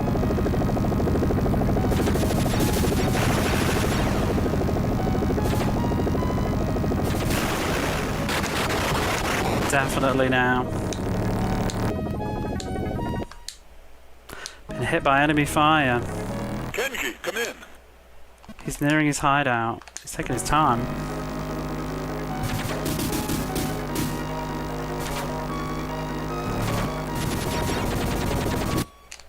He lost you, and you've lost Kim. Better luck next time. We'll give it another shot. Kenji, come in. I think he generally does almost the same path. I've kind of wondered if you could even just like drive to his destination and just wait. Because I don't feel like it ever gives you a game over until the end. What the game would look like modernized. I would be down for that. Like a, you know, just like a digital sort of indie game or something would be cool. I think it's a really cool concept. I think the level variety would need to be improved though, but just the kind of combat speedboat game is pretty cool.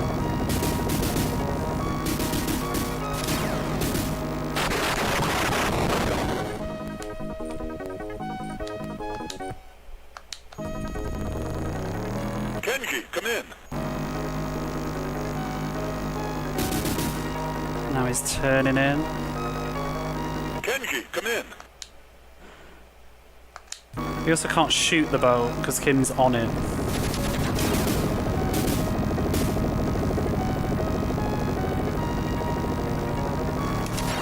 Whoa.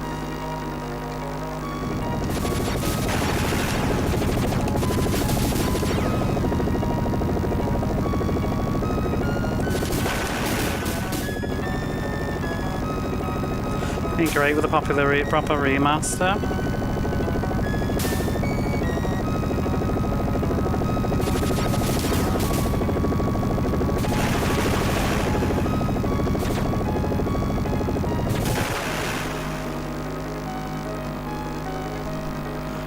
I'm just trying to keep the speedboats like out of the game screen so then they won't shoot.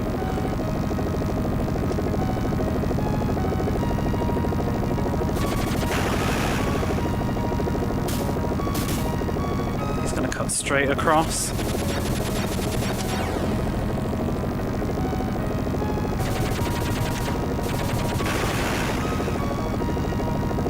think the helicopter sounds are pretty convincing. A bit like Desert Strike.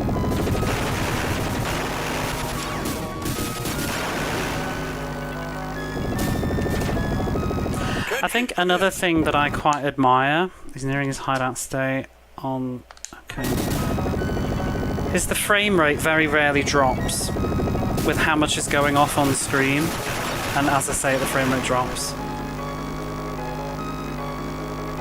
I'm streaming at 30 frames per second though, so you might not be seeing quite how smooth the game is.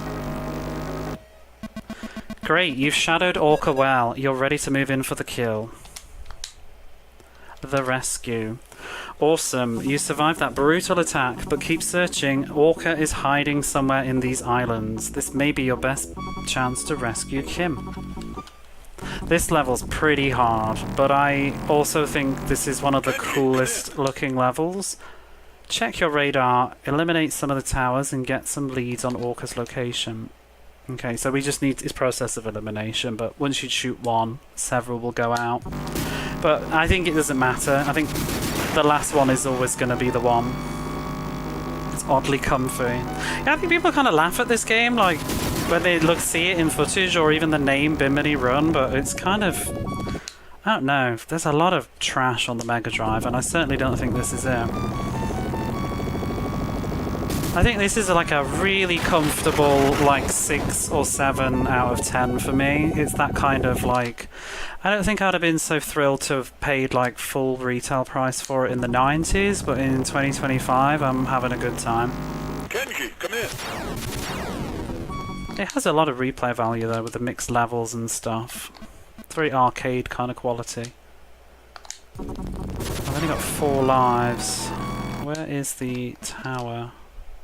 But I really like the night effects on this level, where everything's all, they've changed the colour scheme to black and it flashes with the lightning.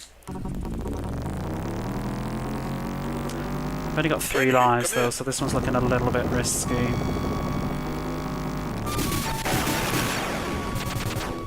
Mostly because it's kind of a pain in the arse to see where the towers are. Looks like one over there.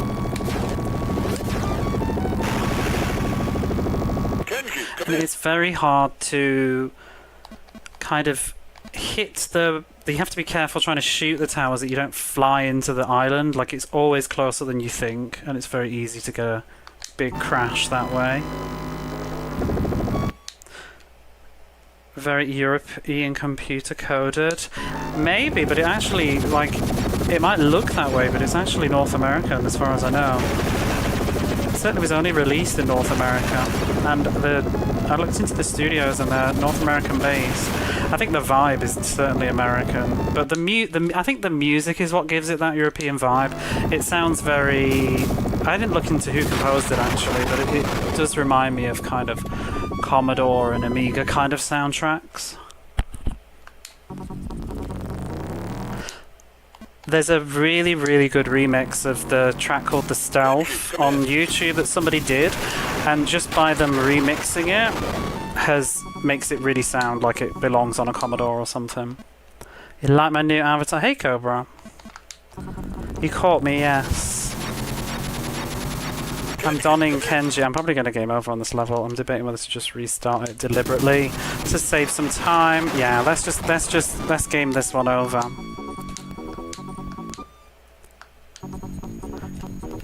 In fact, I'm going to cheat because I am very worried about time, and we're just going to restart with 9 sexy lives. Kenji, come in. Because that was looking unlikely anyway.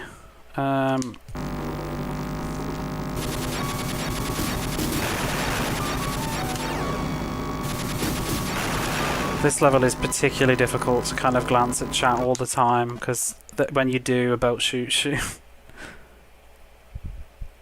Like an early rare game, some interesting ideas, but it looks hard. You just have to get used to trying not to be too aggressive and always steering away.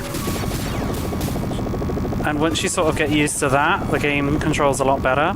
I have seen like reviews, like a lot of people complain about the bullets and stuff.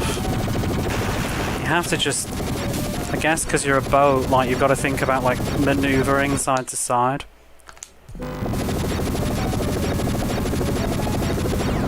Where is the island? I need to go there. Don't get shot, just read just... Okay.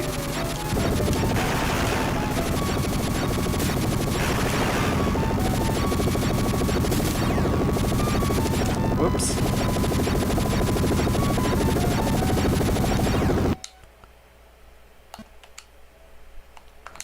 I completely missed it. Where is the island? There we go.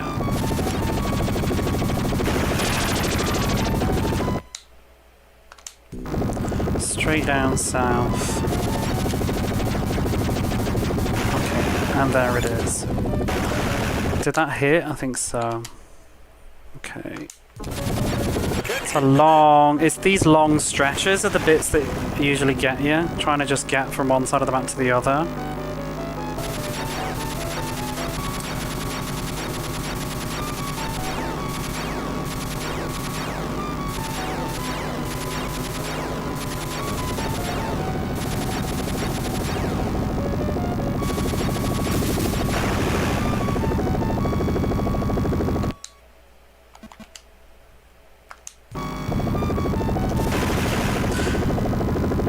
Because I'm pretty sure if I hit one of these on the side, it'll leave only the bottom islands left. So I'm going to go to one that's kind of closest to the bottom.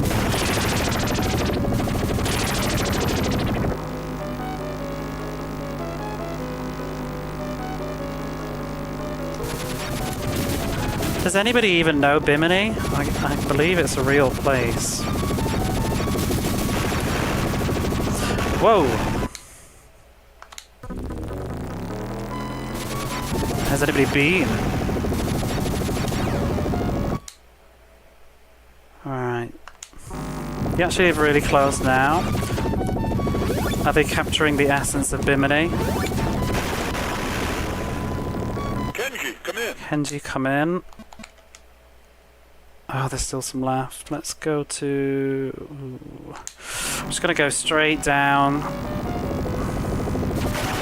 The light up effect when you explode, that's what I think is a highlight. This was probably the level where I kind of started to go, you know what, this is actually kind of a bit more special than I think people give it credit for.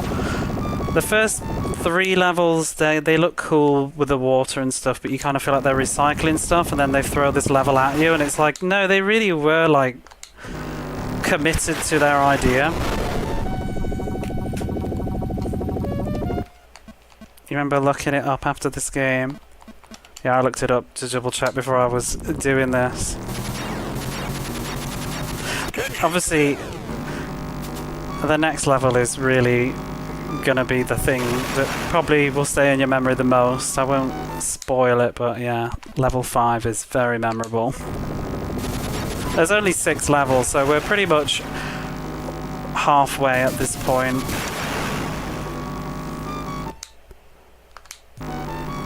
The vibes, yeah, they're just, I think, you know, if you're gonna do a game, like, commit to your concept with all sincerity, and I will eat it, you know what I mean? Like, they're totally committed to this B-movie, sort of goofy, Miami Vice, crazy thing. Okay, we've got 3 left. You're blown away by level 5. Yeah, hey, Barley Rat. Sounds like yacht rock radio. I really like the soundtrack. It's just a shame. I think the audio balancing isn't very good because the explosions cover it all the time. And I also think perhaps the composers weren't. The Mega Drive could make this sound so much better. But the actual compositions are pretty cool.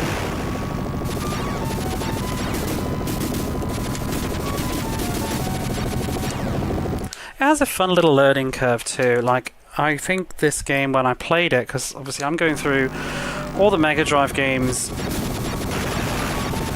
just like Goatie's doing, and this game took me from the start to the end. I think it took me 2 sessions, and it took me about 4 hours in total to finish the game the first time, which, for how long the playtime is, I think that's a pretty decent expectation of you. Like, I think in the first session, the first 2 hours, I already got to the second to last level.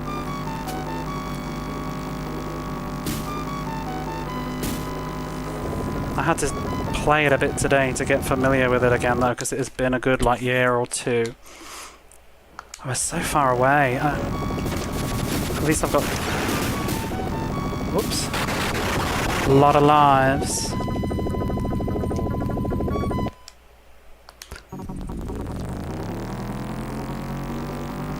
Kenji, Kenji, come in.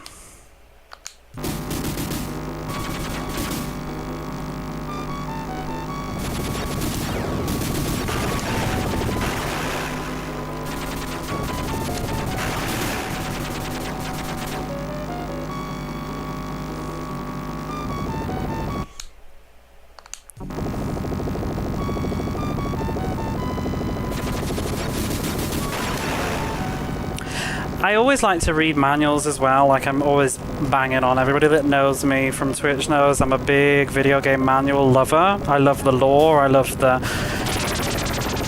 sort of build up to whatever I'm going to play. Like, I can't just go live and play a random retro game. I need to like read the manual first and know exactly what's going on. And I remember reading the manual to this before I played it, which obviously I read the intro out at the start of the stream, and just the manual was just like, what is this wild game? Well done, Orca's on the run and he left Kim behind. Good stuff. And then I'm going to just reset the life counters just in case things go wrong. I have got a cheeky save state here with full lives. Chapter 5, Into the Bimini Zone. Congratulations, you've saved Kim. She tells of Dr. Orca's sinister plan to control the world with his behavior-altering module, BAM. But you must travel through the dreaded Bimini Zone to reach his BAM lab and destroy it. And if you want to know about the Bimini Zone, which is where the game's going to get really exciting, shrouded in fog, this is from the manual, the Bimini Zone, shrouded in fog and spiked with blood-maddened sea monsters. The fantastical Bimini Zone is Dr. Orca's final defense shield. You must destroy the awesome generator that conjures and creates this warped zone. But you're lost in the fog, and the strange effects of Dr. Orca's shield have disabled your compass. Only the mermaid can help you now. So yeah, we have to follow. You can come to the Bimini Zone. We've got to follow this mermaid. Legend has it that only the siren song of a mermaid can guide you through the Bimini Zone safely. Her name is Marlena, and we have all these fantastical beasts coming up. Follow that mermaid. Only Marlena can guide you or lead you through the fog to the Bimini Zone generator. And we no longer have a map, you see. The Bimini Zone is full of mist, full of clouds, full of mystery, full of fantastical beasts, which all have names in the manual. I'll read one or two to you. I believe this is Ganglia. Nobody wants to tangle with a giant octopus. We've got killer sharks with thousands of foul fangs to shred you into submission. Will you be dinner? Those goofy tentacles. I actually passed this monster completely wrong. I thought it was like a Medusa head, but I think it's actually like a sideways kraken.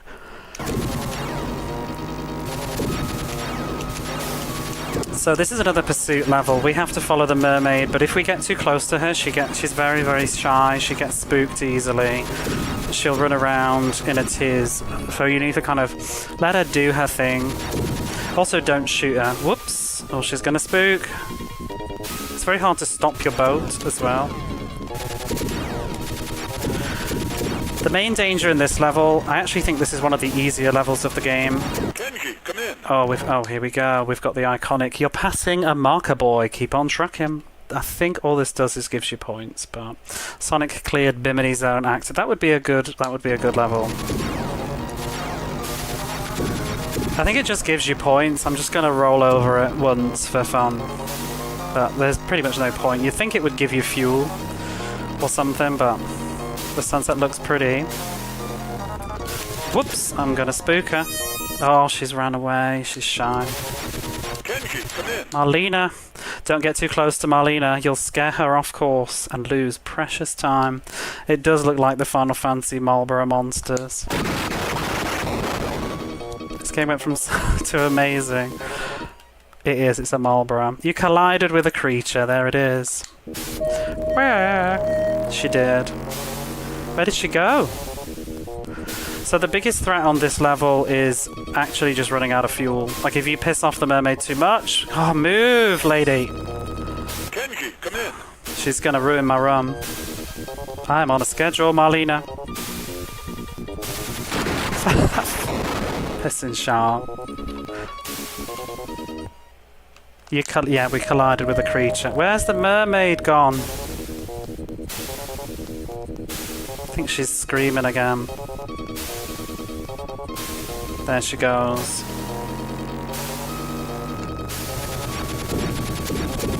I don't think she wants to be in the event.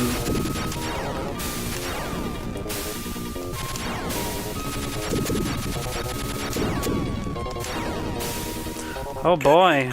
Keep on trucking, there's another boy. Expected by me Vice, you got mermaids and basically it's crazy this game.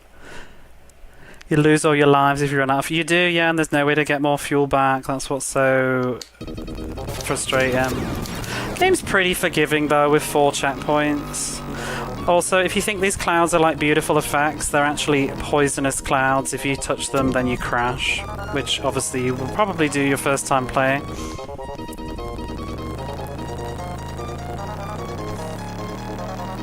Keep on trucking, yeah, alright.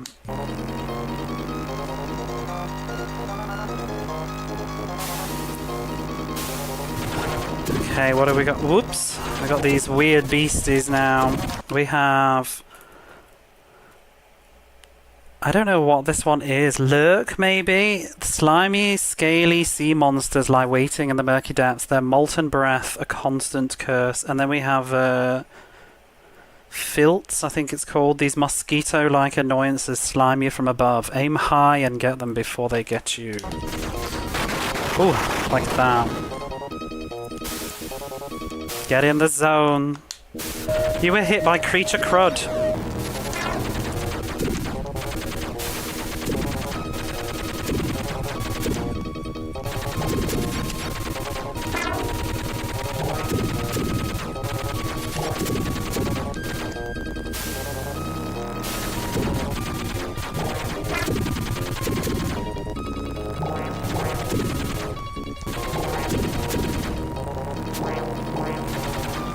I'm never quite sure what this is really supposed to be, because it's obviously related to his BAM technology, the behavior altering thing. Oh, I don't care about the boy.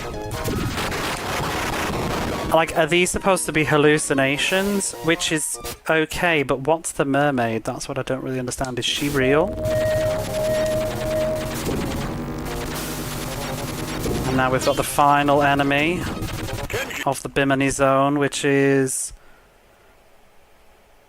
I think Fexian Zap. One fiery breath and you are torched. I think I'm gonna be torched. Mermaids are always real.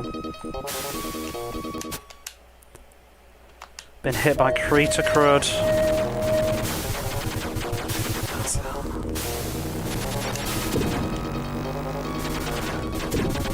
And hello, Escordian. Whoops. That's on you, Escordian. And Neon Arcade.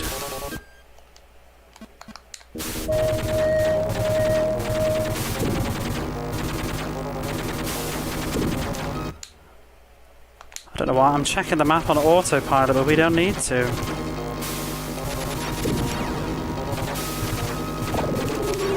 Oops, I've shot the... Oh, he's going to yell at me. You're passing a mark? No, he's too busy about the boy. Keep on trucking. Okay, we should be slowly getting to the end of the level now. Which is good, because I've only got 3 lives left. Oh, that shot's going to get me.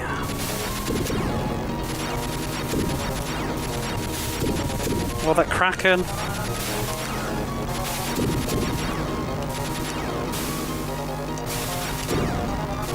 I'm hoping we got enough fuel to finish the level. Oh, here we are. The smoke's going by, so we should be pretty good now. You love this one? So many people in the retro community are in one place at this time of day. Had no idea this game went so hard. Yeah, I felt a little, because I don't think you've played this one yet, right, Ghosty? So I kind of felt a bit like on the fence, because I didn't want to spoil it for you. Hopefully you can still enjoy it. It was definitely not what I was expecting when I turned this game on.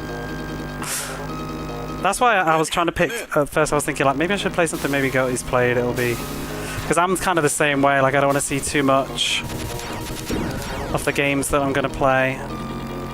Okay, she's done. She's gone. She's done her thing. Now we go straight to the island.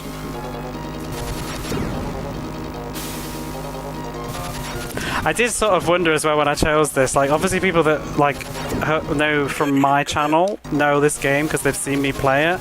I kind of wondered how many people were just like, Bimini Run? Like, what? Because I think you'll probably usually only look at footage of the first level and just think like it's a lazy speedboat shooting game.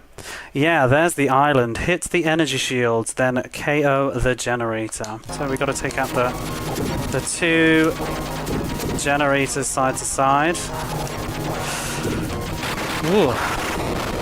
And also, anybody, obviously, I know that there's quite a few familiar names in chat that have come from my side of Twitch, but obviously we all love the Mega Drive, so you're in the right place. Goatee, always playing Mega Drive games.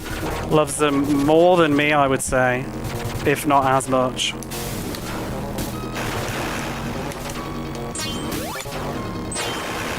I was really thrilled to be asked to do this, to show some Mega Drive.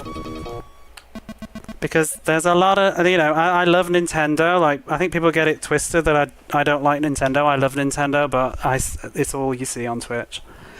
You did it, Kenji. The generator's destroyed and the sea creatures have vanished. And now we're on the final level. I'm going to load a save state because we've got no lives left, so there's no point. Dr. Orca's demise. Out of the fog, Dr. Orca's hideaway is suddenly within reach. Now's the time to rid the world of this evil scourge. He's a slippery devil. You'd better be quick. Locate and destroy his island laboratory and BAM transmitter. Good luck. That reminds you of the Space Harrier. Yeah, it's like that sort of, what do they call them? Like do they call them scalers? Those games like Outrun, Turbo. I really dig that style now. I don't think I did when I was younger. Oversaturation of Nintendo on Switch. The wonders of row-based graphics. I think the water effects on this are so cool. Oh, hey, Funshine. Mystical Machine Gun told you this was a good game. The portraits that they are, yeah. He kind of reminds me of Joe Pesci in Moonwalker. I feel like, was that just how villains look at this kind of era? So, guard towers outpost seen on this island. In this area, check your radar and get ready to slug it out. This is a nasty ass level because the speedboats are ridiculous. You just need to keep scrolling them away. But we've got 9 lives, it should be okay. We've got 9 lives because I've used the save state of when I perfectly ran it earlier, just in case. Because I think every time you finish a level, you either get an extra life or you get enough score that it triggers an extra life. Ooh. I thought about trying to do a realistic playthrough, but I don't know. Start to end, Bimini Run's about 40 minutes long, but if you keep gaming over, then it's not. It gets longer and longer.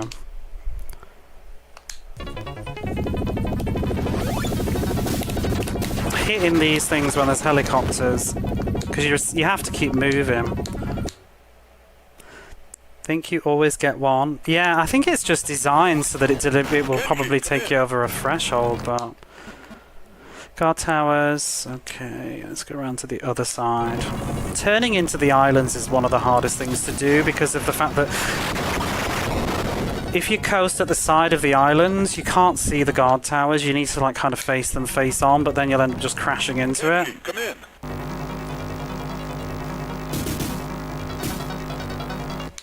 Let's just check where we are. Okay, I need to get some distance. Swing around. What the hell shot me then? Difficult hardware to work on. Retired Cenobite. Kenji, come in. Oof. How are we doing? I don't know which one to go for. I'm gonna go for the one in the middle because it'll probably eliminate all the others. It's a stray shot from nowhere. I don't even know if it was a guard tower. Kenji, come in.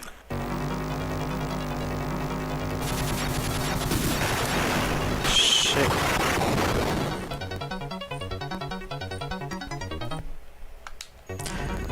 We're in trouble. Kenji, come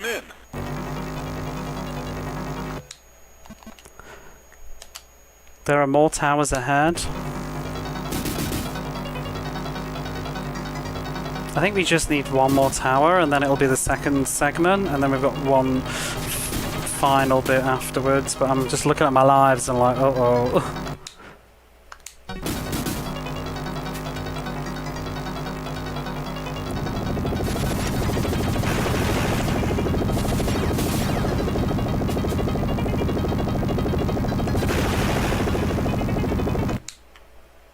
Okay. Where's the tower? Just be on this side. Beautiful. Kenji, come in. Picking up intense radioactivity, Dr. Orca's lab must be nearby. Destroy his radio network to weaken defenses. So now we need to take out like about 3 of these to complete this objective. Just getting to them is the tough bit. Oh, this would be amazing on the 3DS. Like I was trying to think earlier about how the water's going. It's like there's like one layer that's coming towards you, and then I guess there's another parallax layer right behind that of a little bit more water. And it really does give this cool feeling of the ocean. And I think the way the speed button goes up and down as well, constantly. Ah, bugger. I don't want to risk... Oh, you swine.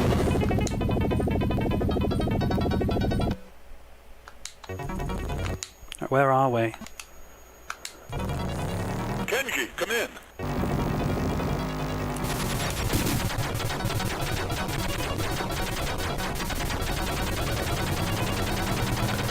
Hit that helicopter.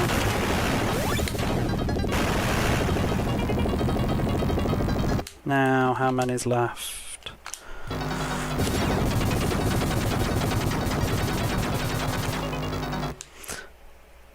The music's very silly. It's a bit hit and miss. I like maybe 2 of the tracks. This one's kind of just chuntering on.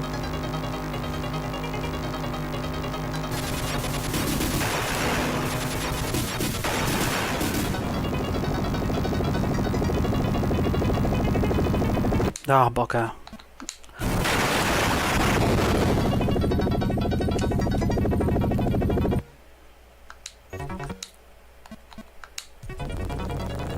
Kenji, come in.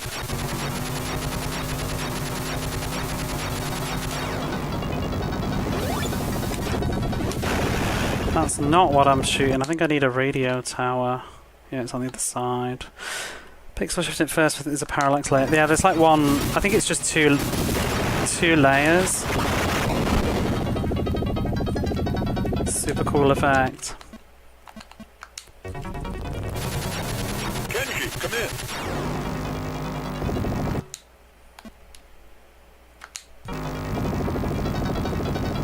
Just looking at that lives counter. It's not looking good. Hope they can swim.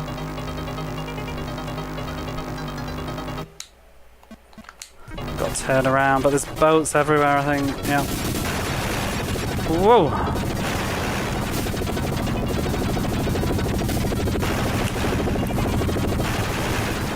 Where's the tower?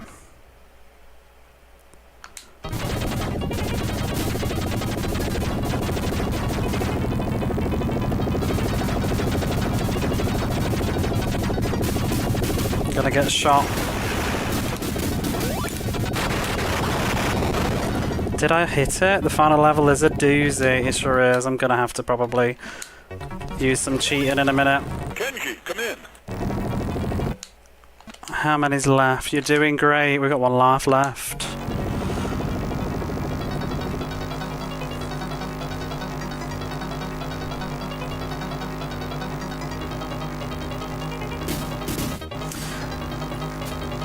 Oh god.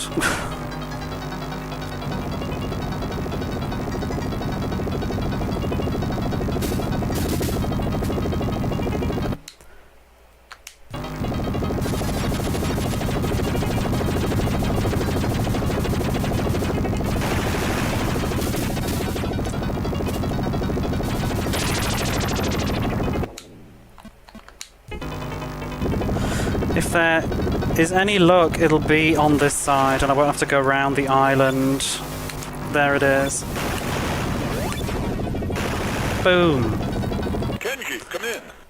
Okay, you demolished Orca's network. Now check your radar and go for this secret lab. Awesome. So this is the final objective of the game. I don't think I'm going to do it, but I'll use the powers of modern technology to show you the ending. We got 0 lives and it's a long way, and these boats are meme.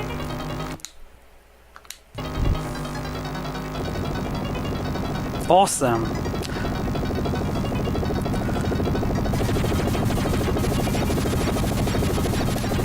They can't all sound like combat cars. I played that recently. That was tough.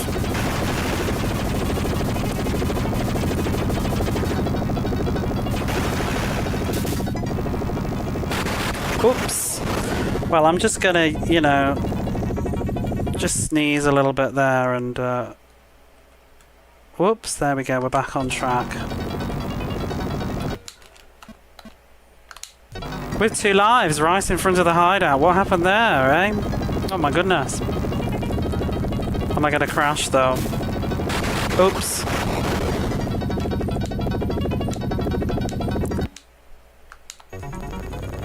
Now where is it? Okay.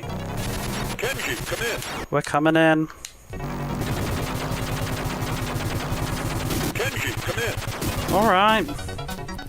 Is he about to tell me there's a boy? Keep on trucking. You're entering uncharted waters. Check your map. Wow. Sassed. Uh-oh. Go, Moon Girl, thank you. Hey, Runix. There it is. Boom! Dr. Orca is no more. Hot shooting, Kenji. You wasted Orca's lab, and your mission is a total success. Epilogue. Congratulations, you have successfully completed this mission. You have thwarted Dr. Orca's sinister plot and destroyed his laboratory and transmitter. But alas, Dr. Orca has escaped with his life and will no doubt continue his evil ways. Beware, Dr. Orca will return. That's it. Not even a credit screen. Good job, Ron and Sam and Rex. So yeah, that was Bimini Run. I hope you enjoyed that. I hope that you might look at it with more gentle eyes in the future and check it out, because it is a good time. And thank you again, Goatee, for having me on Nintendon't 8. It's been a pleasure. It's been lovely watching other people.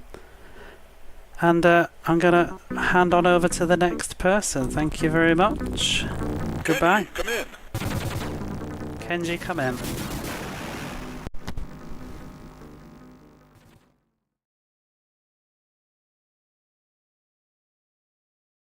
Are you guys still enjoying Best of Nintendon't 8? I don't hear you in chat. Either way, we are going to move on out of the water, because the next streamer is a cat. It's a zoo today. We like it like that. This cat does not go in water. This cat's gonna go straight into space. Everybody enjoy our good friend stream next. It is indeed Neo Antoine.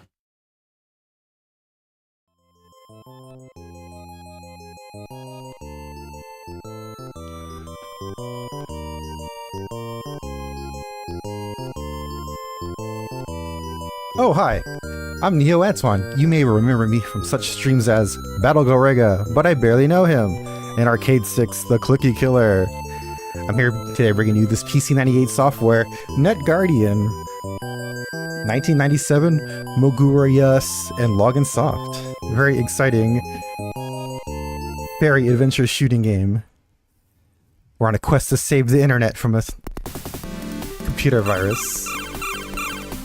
The story's mostly in Japanese, and I don't read that language, but I got the gist of it. We gotta go through and shoot all the bad guys. This game has a very Gradius style power-up bar, so the enemies are gonna drop They're gonna drop a little circle icons, not these coins. Those are points. These, yes, those are essentially my currency to fill up on the bottom of the screen. And just like Gradius, you let it fill up to the icon you want. I prefer to go with the wave shot off the bat. If I wait to fill up the Cyclone and the Sonic B, those are actually my bombs, which are down here. Indicated by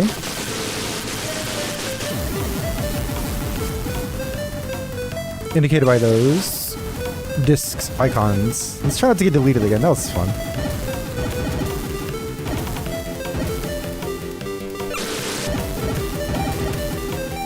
I'm a big fan of this game's music. This boss theme is hype. This is my favorite part of the internet. The bunny girls. We have to save the internet so we can see more bunny girl pictures. Wow.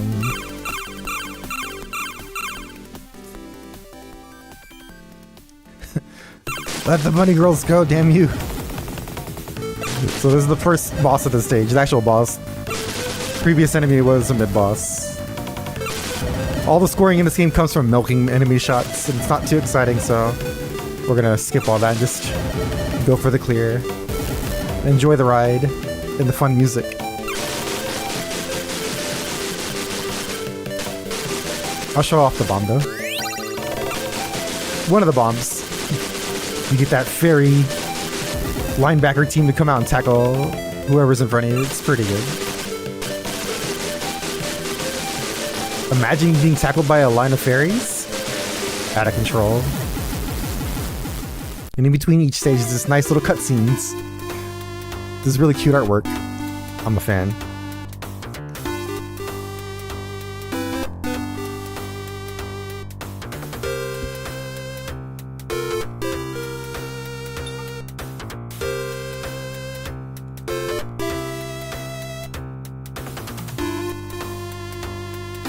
I don't know what's going on, but I like it. Netsegal. Danger. This is invaded by unidentified enemies. The text is very hard to read. We're going to RPG land next.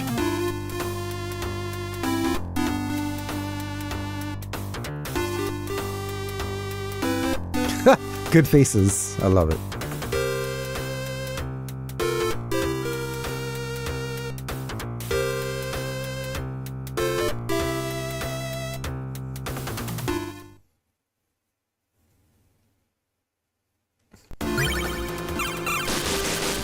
Look! Fairies riding flying cats! Out of control. This game's wild, dude.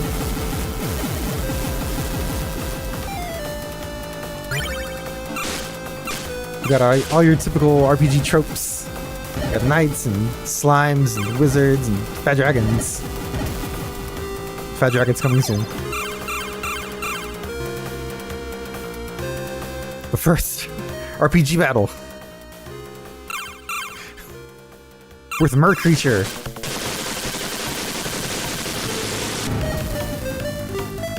So you get some points off of this boss by destroying the bubbles. Not a lot though. But if you're really pressing for points, yeah, you gotta go for the bubbles like I'm doing now.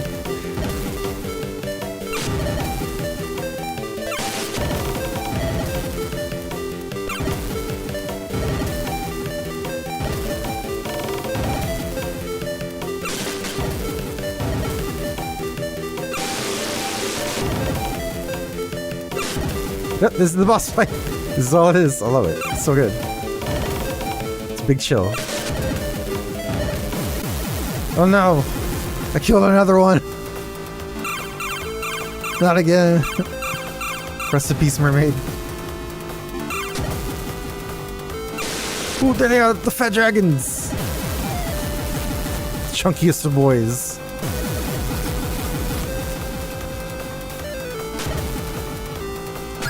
Switch it back to T-Wave. Best wave.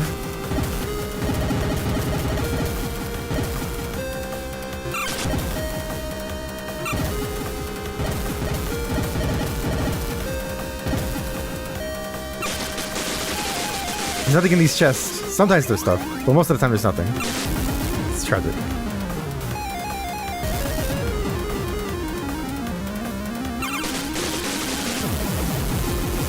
Stocking up on bombs.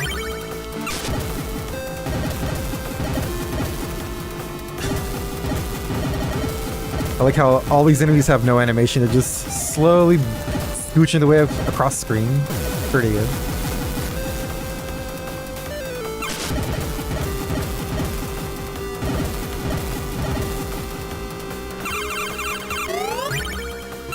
Oh no, here it comes. This looks like the castle in Final Fantasy V. On a system that shall not be named. But look at this smug lady. How dare you? Be so smug on top of your castle with a giant harp. It's so cool. I'm about to eat it. Ah! It's trying to hit me with the fucking fruity pebbles. And the fruity loops. Get me out of here.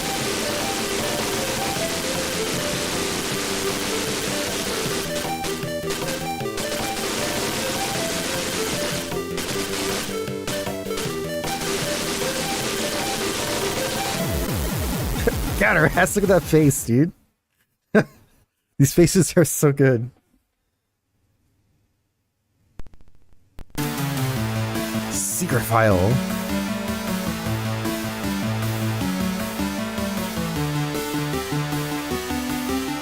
We must go to Net Maria. Who is Net Maria? I gotta know. TM2. Trademark the sequel. Trademark harder. Okay.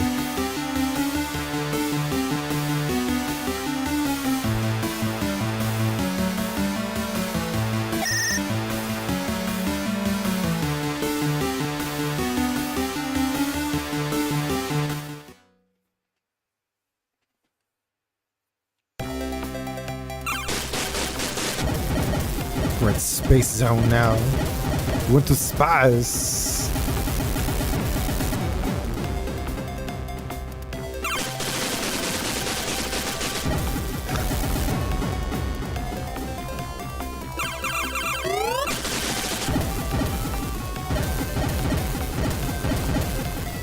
This music composition is pretty good, but sometimes it's hard to hear under the loud sound effects. Ooh, these little dudes, if you don't destroy them fast enough, they'll explode into like a 16-way shot.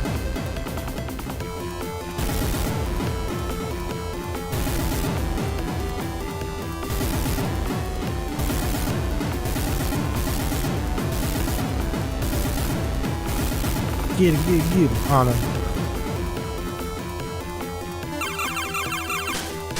The most dangerous square bullets, those corners are extremely sharp.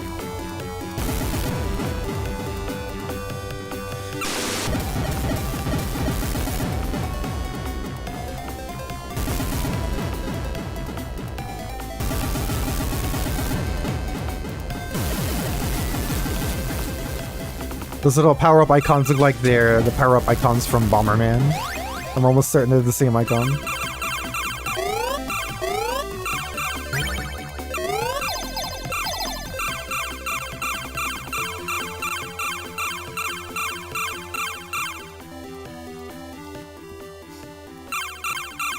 Alright, next up.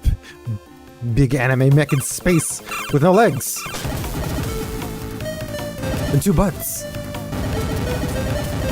You wild net guardian. Look out, danger, high pow energy. If you look carefully, sometimes these bosses will have like a little warning message on them. It's pretty good. It's really cool detail. I like it. There it is. High pow energy. This game's high pow energy. All day, every day.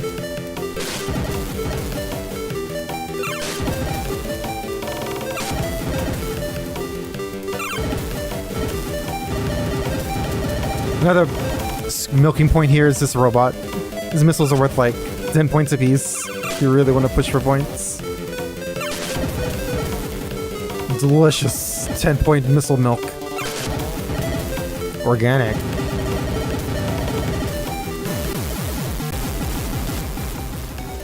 Ooh, question mark. What does it do? I gotta know. Look at that girl on the moon. She's got a bunny.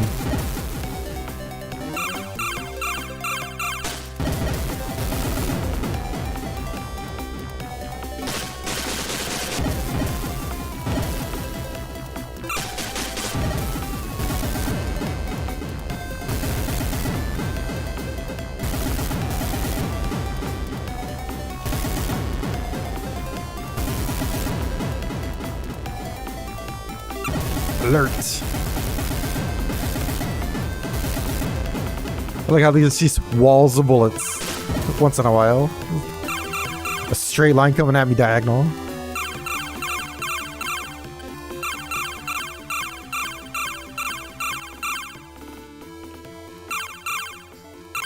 Another net guardian. Get her.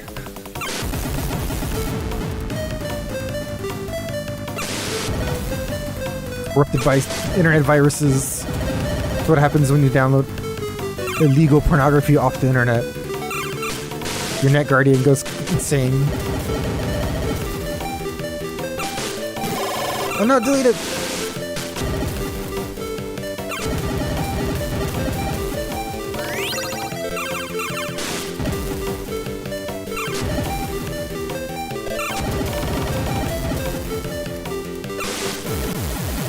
Yoink! Ah, I was gonna yoink those power-ups.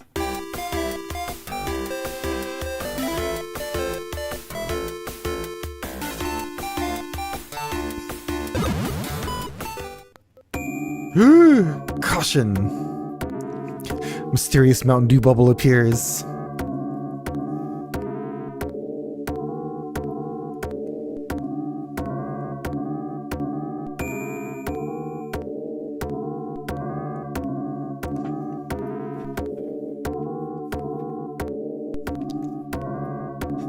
Dude, that CPU levels off the charts.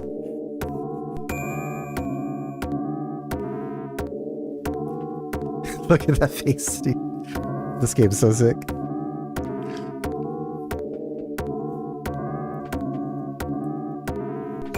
Ooh, we're going to the unknown space. See, look at these charts. A lot of enemy comes.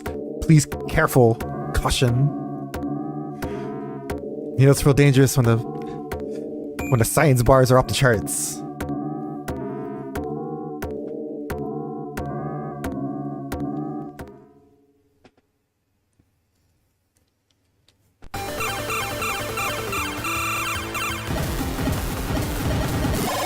Ooh, delete it. Hard wall. Look out.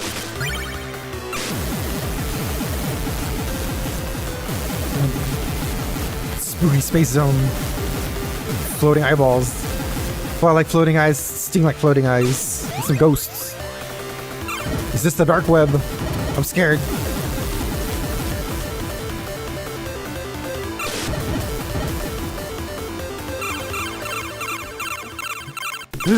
Anime ghosts, run!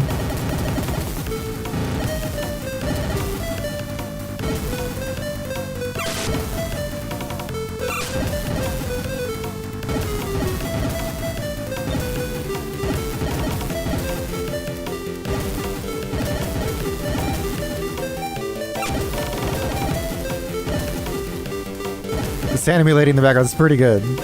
PC98 always has like really good drawings, illustrations. So much like talent on that console. Computer. Talented doujin artists.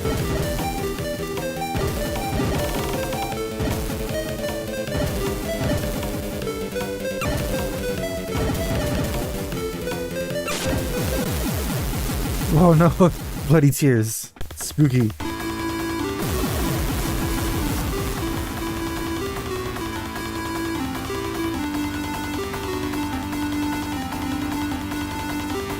The net is builded by amateur game makers. Can't read the rest. Anime's in front of it.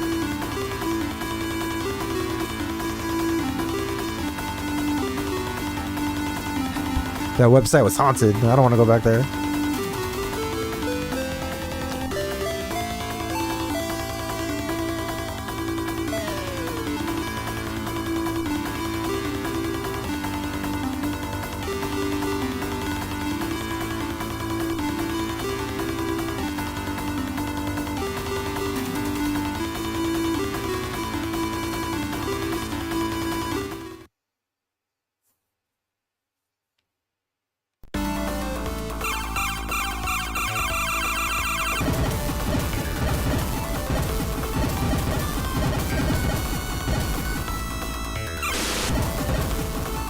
Now entering video game land. You look at all these characters, it's so good.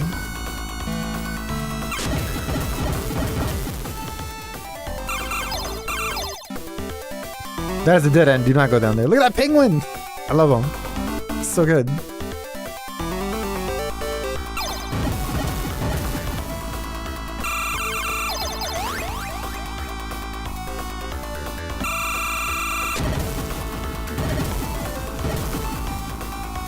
I'll push my way through that. This is a spooky spot.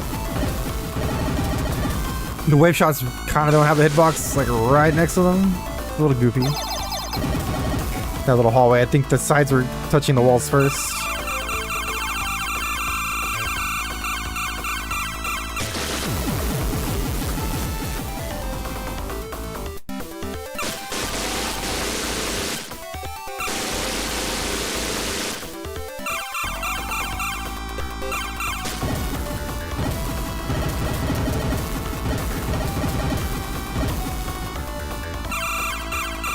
The little mambo fish is peeking in, just wants to say hello. Such good characters.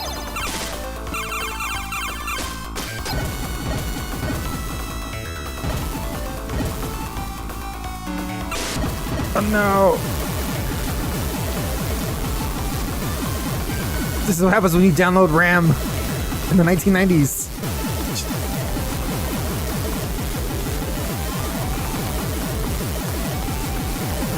Too much RAM. Deleted.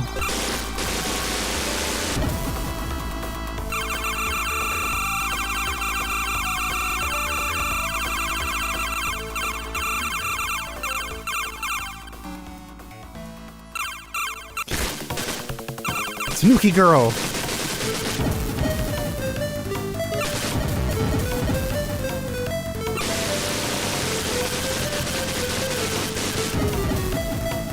I hope that's a tail back there.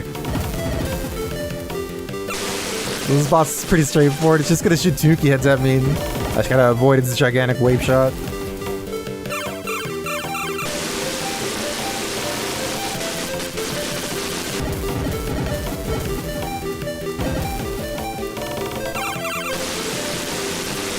Cute design. I like it.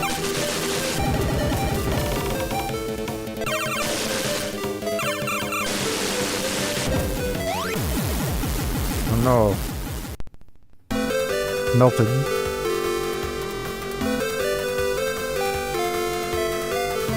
Farewell, tanukigirls.edu. Website forever deleted.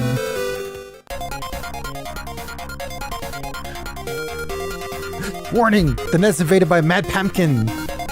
Use a secret weapon, Bertle Stoken. Now loading the enemy. These little messages are sick.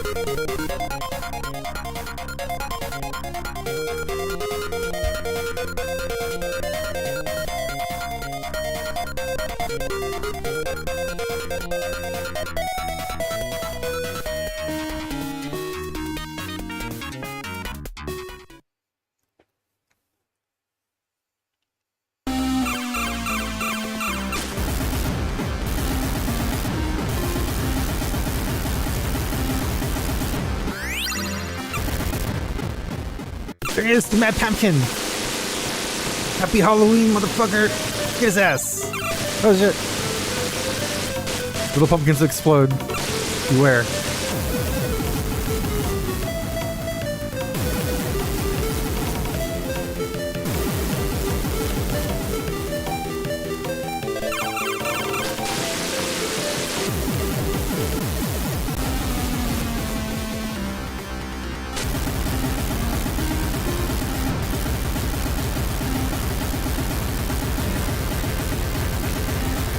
Little exploding hallway here. Deleted! No! Not again. The doctor said I need to stop getting deleted.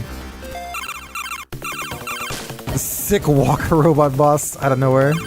Went from Halloween boss to just cyborg military mech boss. What a twist.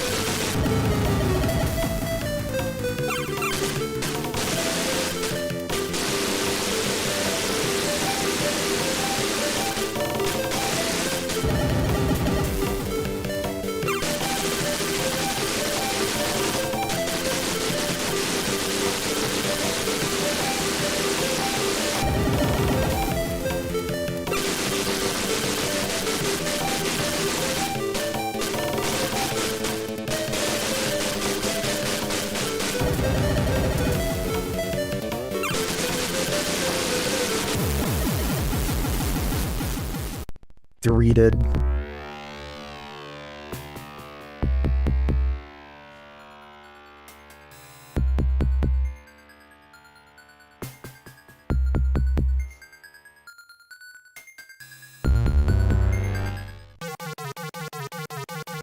We're the center of the internet!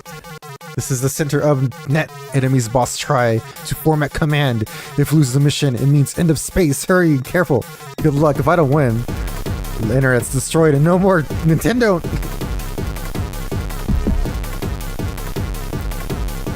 Hope you're on the edge of your seats, chat. We're going in. No more internet means no more fatdragonhats.com. Tragedy.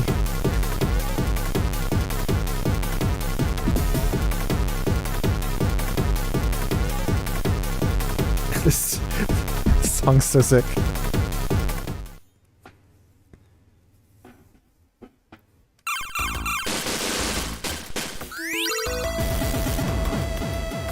That was Cyber Zone, dude. The evil guardian, get her!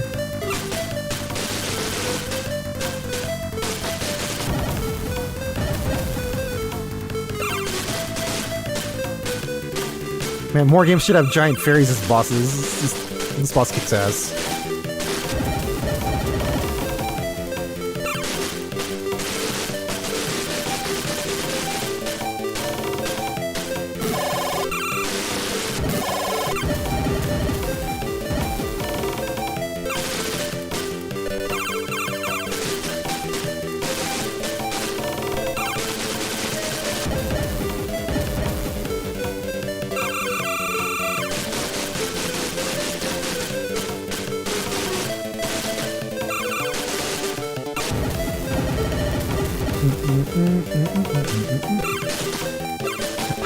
I really like this boss theme.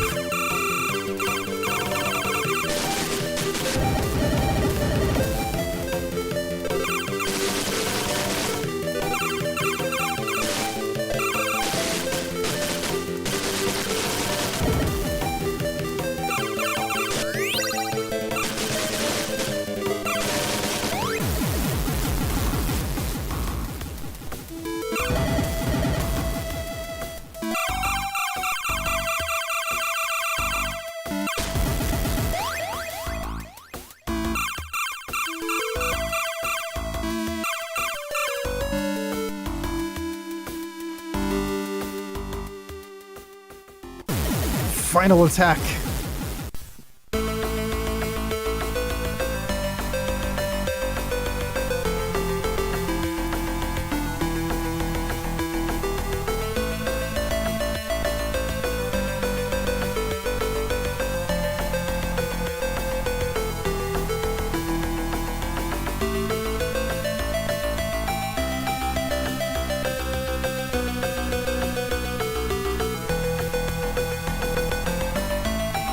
Check out the outline vision.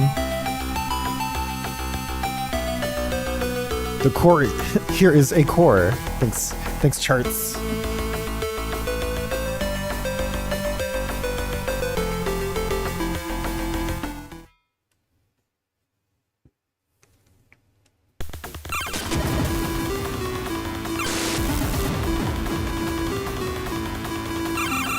Alright, this section's the gimmick is giant lasers. Also, those walls, I forgot about the walls, dude! My power-ups! I want those back, damn it.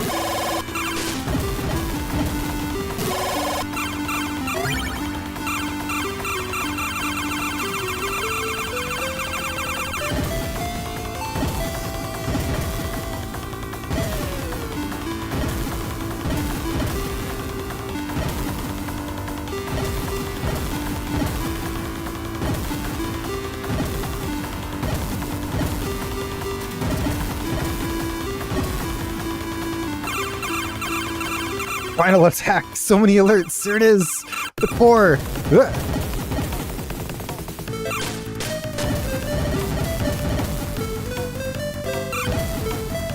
Gotta destroy the core, save the interwebs. You guys come for me. Run away.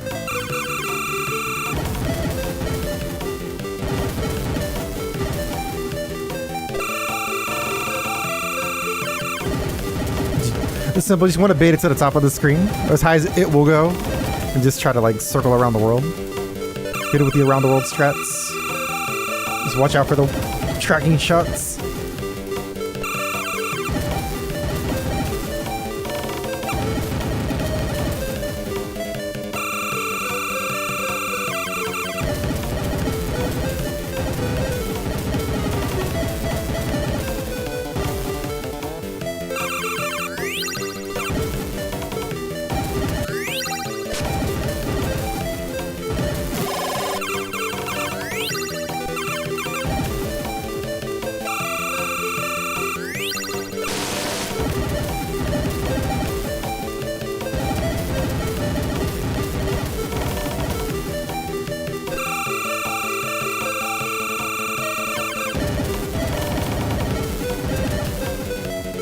Luckily, the tracking's not too sophisticated in this game, so it's kind of easy to get around them, for the most part.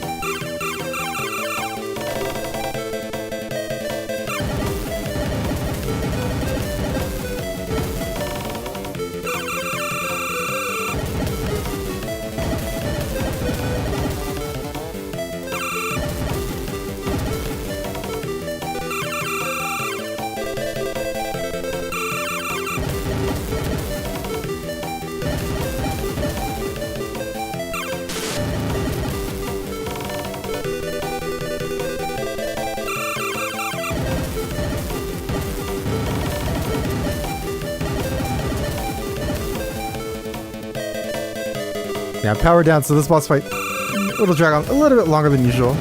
But I get to hear the song longer, so it's all good.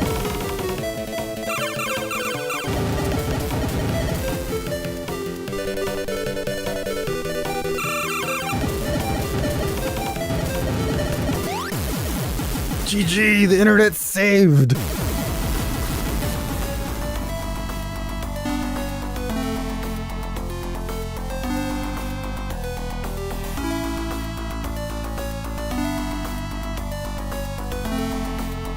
We did a chat. All the PC98 lewd archives are saved. And the marathon will continue.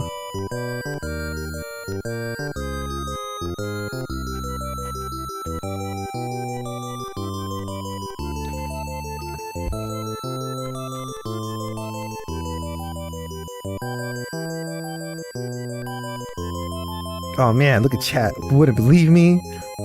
Ushi, Raccoon, Goaty. All your favorites, they're all here. And the rest.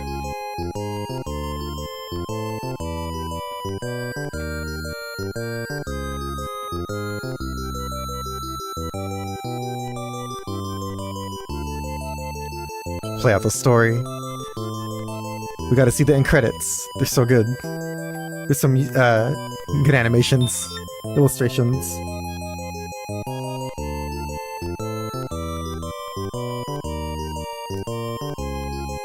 Oh no, she's falling. Save her.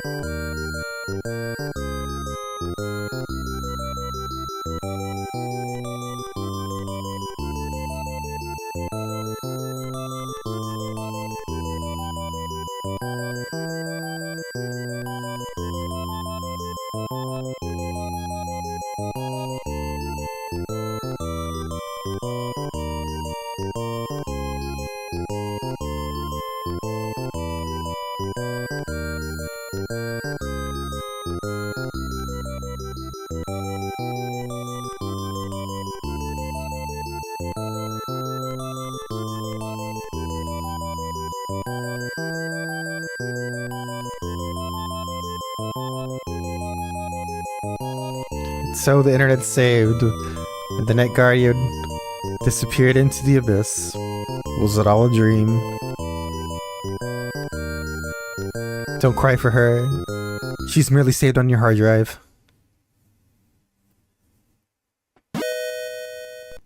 Moguraya Theater, a day work. Hell yeah. Dude, these illustrations are so good.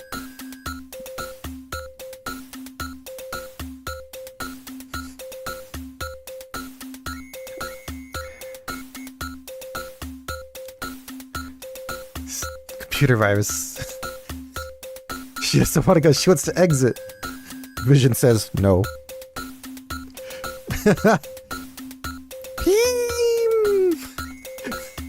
She really doesn't want to fight this virus.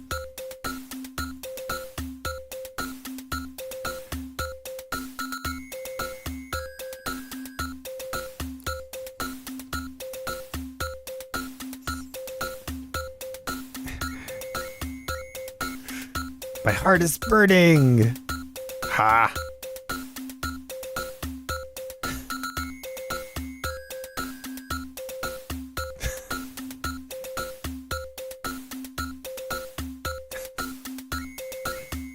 Damn, straight through him. What a game.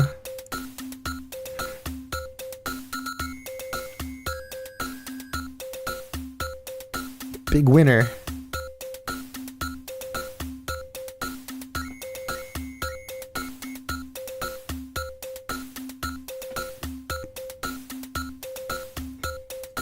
Teehee, wink, bye.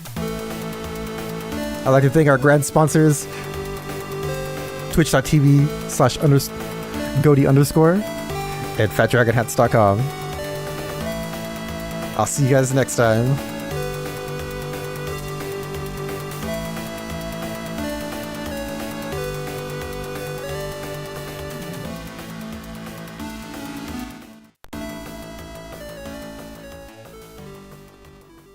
Oh wait, I forgot this original character. She's here too.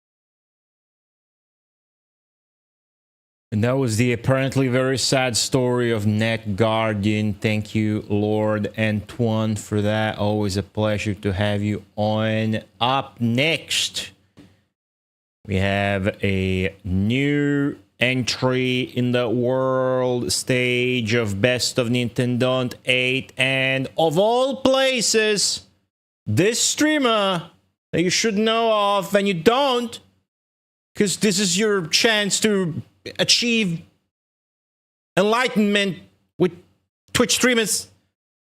Of all the places, this next streamer is from the land of Italy. Just like me, guys. So give him a warm welcome, for he is none other than Simulmondo expert, Lord the Genesis Temple.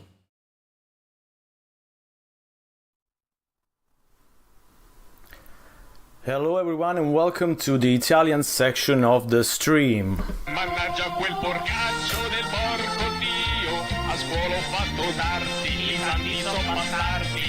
So of course what you can expect from the Italian section of the stream is swearing, blasphemy, and I don't know, pizza, I guess. A lot of pineapple on pizza for sure.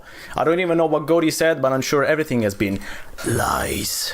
Anyway, let me put some little background because I can't put this fucking song for 30 minutes on end.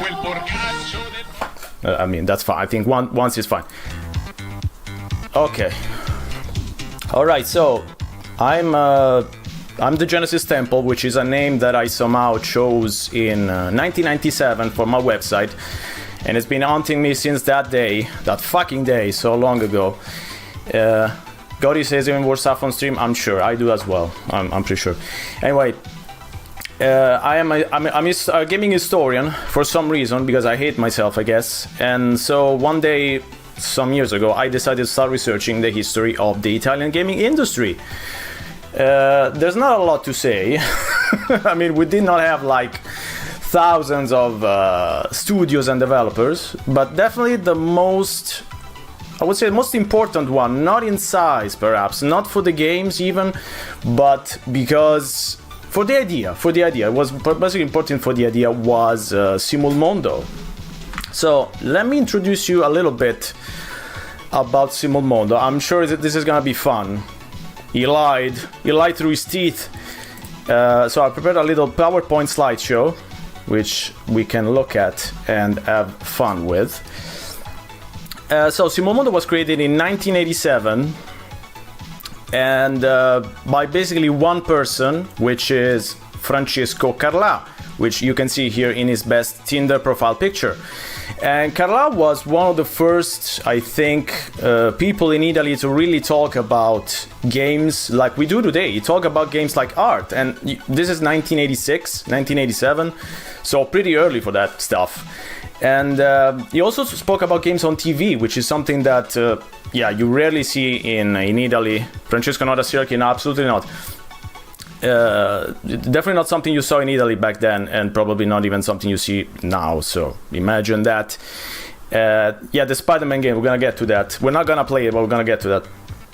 And so the way that Simulmondo started was when he met Ivan Venturi, which when they met, Ivan was like 15 years old, I think, something like that. He was very, very young, and he had never developed a game before. But for some reason, Carlà saw in this young kid the vision that he wanted to do. He wanted to create a studio because Italy had to have games that were as good as the ones from the United Kingdom, from America. We're gonna have our own games, goddammit. And so they decided to start and create this studio, which is, this is Ivan again back then, so you can see he was definitely very young. And this was basically Simulmondo when it was created originally. 3 guys, this is Carlà on the left, Venturi, and basically the other guy doing all the other stuff, and that's it. That was Simulmondo in 1987. And of course, what better game to start than a fucking game about bocce or bocce, I don't know, call it whatever you want. You know, that game that all the old people play in Italy when they reach a certain age. And Ivan wanted to make something completely different. He wanted to make a game about Christopher Columbus, which was gonna be a sort of an RPG. And this is still 1987, so quite long ago. Ci piacciono le bocce, that's right. But yeah, no. For Carlà said, the boss said, no, you're gonna make a game about bocce and you're gonna like it and we're gonna sell it like hotcakes. Spoiler alert, it did not sell like hotcakes because nobody cared about bocce. I don't see why they should care about bocce, but yeah, the 80s grandpa experience, exactly. But probably, I think they still play it today, I don't know. But yeah, so this was Simulmondo first game, and since then they started to expand, of course. So obviously they were going to go for the soccer game, the calcio. This was probably the first important game that Simulmondo released, at least the one that sold the most. It was developed by 3 young kids from Bologna. The youngest was like 13 years old, so imagine, so incredibly young. They didn't even have the legal age to sign a contract. Imagine that. Also, yes, comically large glasses. That's my signature. And but this was Simulmondo in full effect. So you can see that it finally started to expand to a full-on like studio. And they were the first studio of this kind in Italy. So we're talking, this was 1989, 1990. So it was actually the first time that some people could get into a place, a office, work for money. We're gonna get on the money later, but work for money and create games. So this was something never heard before in Italy. You had games from Italy, you had people making games from Italy, obviously, but there was no studios. There were no studios. This was the first one. Again, everybody's very young and vaguely happy. We're gonna get to that in a bit. These again, they were actually doing content with a bigger RPG about. I don't know. Maybe it could have made it fun. I don't know, but yeah, I doubt that. So this is when they started to expand, started doing promos with actual soccer players like Antonio Cabrini, which I don't know who remembers him. I barely remember him myself. But yeah, they were having to the sport games for a bit, because that was the thing, of course, about Italy. Italy, when you think about Italy, you think about sports. I don't know, think about sports, whatever, it's fine. So that's what they were doing. And of course, yeah, that's what the other big thing was, the games that they made with the comic book franchises. So mostly, of course, Italian stuff. So Dylan Dog, Tex, and there was also an original character called Simul Man, which was, of course, designed to be Francesco Carlà, of course. Also Spider-Man. There was also supposed to be a game about the X-Men, but that never came to be. What a shame. Tennis Manager. This was another really interesting one. I played 3D Soccer, was probably one of the few interesting ones, and this was on the Commodore 64. Imagine this was a game that you played from the point of view of a soccer player, which was quite advanced for the time. I mean, imagine they were making this on a computer that has 64K of RAM. Imagine that. I mean, it wasn't really good, but the idea was very interesting. Also, one little trivia about this game is that it's been... How many years has it been? Too long, like 35 years. And apparently still nobody has really cracked this game. At least not completely. I mean, you can play it, you can play the cracked version for like 30 minutes, but then the game starts to become more and more difficult, and then it starts to act up, and then it doesn't work anymore at one point. So apparently nobody has cracked it correctly because it was so incredibly hard to crack. But that's according to, that's what they say. So yeah, so that was a little thing about Simul Mondo. The underdog on a Spanish magazine. It looked good, but never tried. I mean, the games all look good, but the problem is playing it, which we'll get into in a bit. So we will get to probably the most obscure, I would say. I'm probably not wrong in saying that. The most obscure Italian game. This is again people from Simul Mondo. Yes, the most obscure game from Simul Mondo, which is Italian Night 1999. So I've done my research.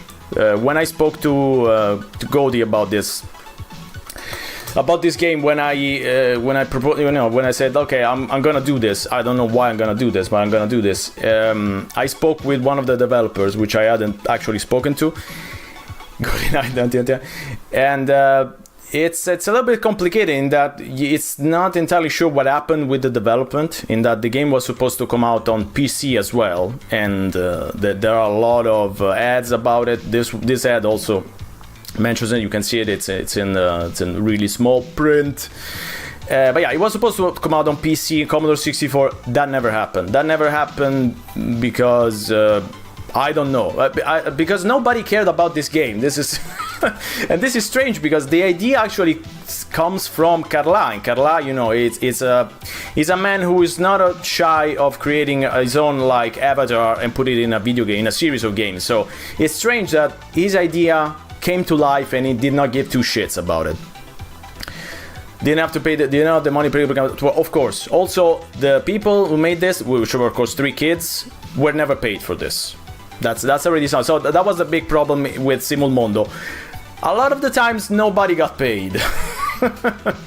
The people that work regularly in the studios for the most part were paid. Everybody else who made games outside, for the most part, the payment was okay, yes, I'm gonna see how the game does, blah, blah, blah. And so that never really came to fruition. So of course no royalties or anything like that.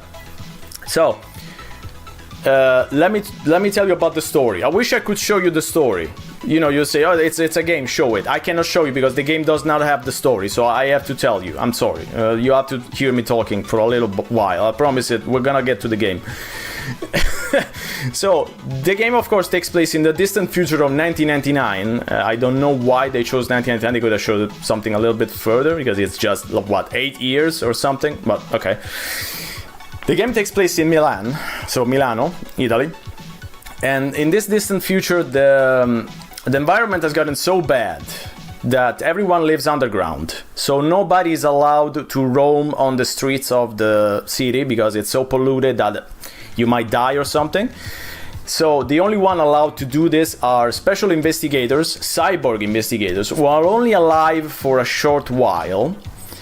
like 12 hours, and after 12 hours, they either solve the case or they will die. Now you may ask, what happens when they solve the case? I don't know.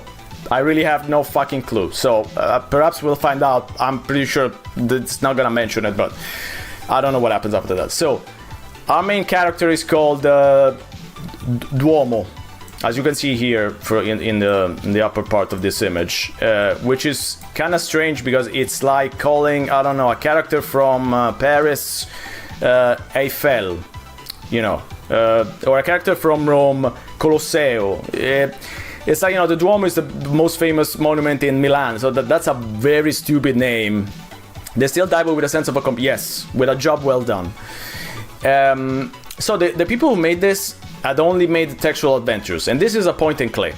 So I asked several times, how did you do this? What was the inspiration? I got basically no answers, so I don't know. Maybe they've forgotten about it, I don't know. But yeah, there are a lot of mysteries around this game, and the biggest mystery is, has anyone actually finished it? Because up until like when I played this on stream first 3 years ago, nobody had finished it. So I'm gonna try to finish it for the first time ever on stream today, but my try is the big word here. So I really don't know if it's gonna happen.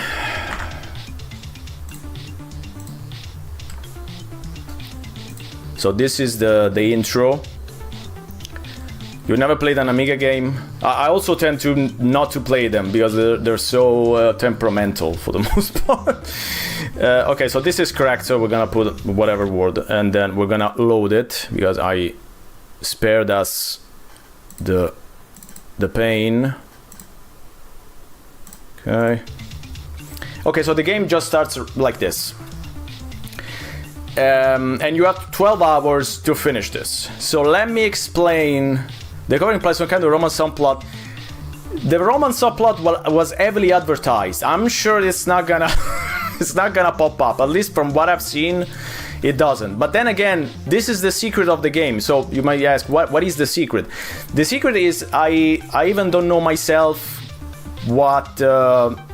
Yeah, there's a full walk. Yeah, but the full walkthrough, imagine, was published very recently. It wasn't available like when I first played this 3 years ago. What was it, 2 years and a half ago? Wow, I've been streaming for so long, my brain is fucking rotting.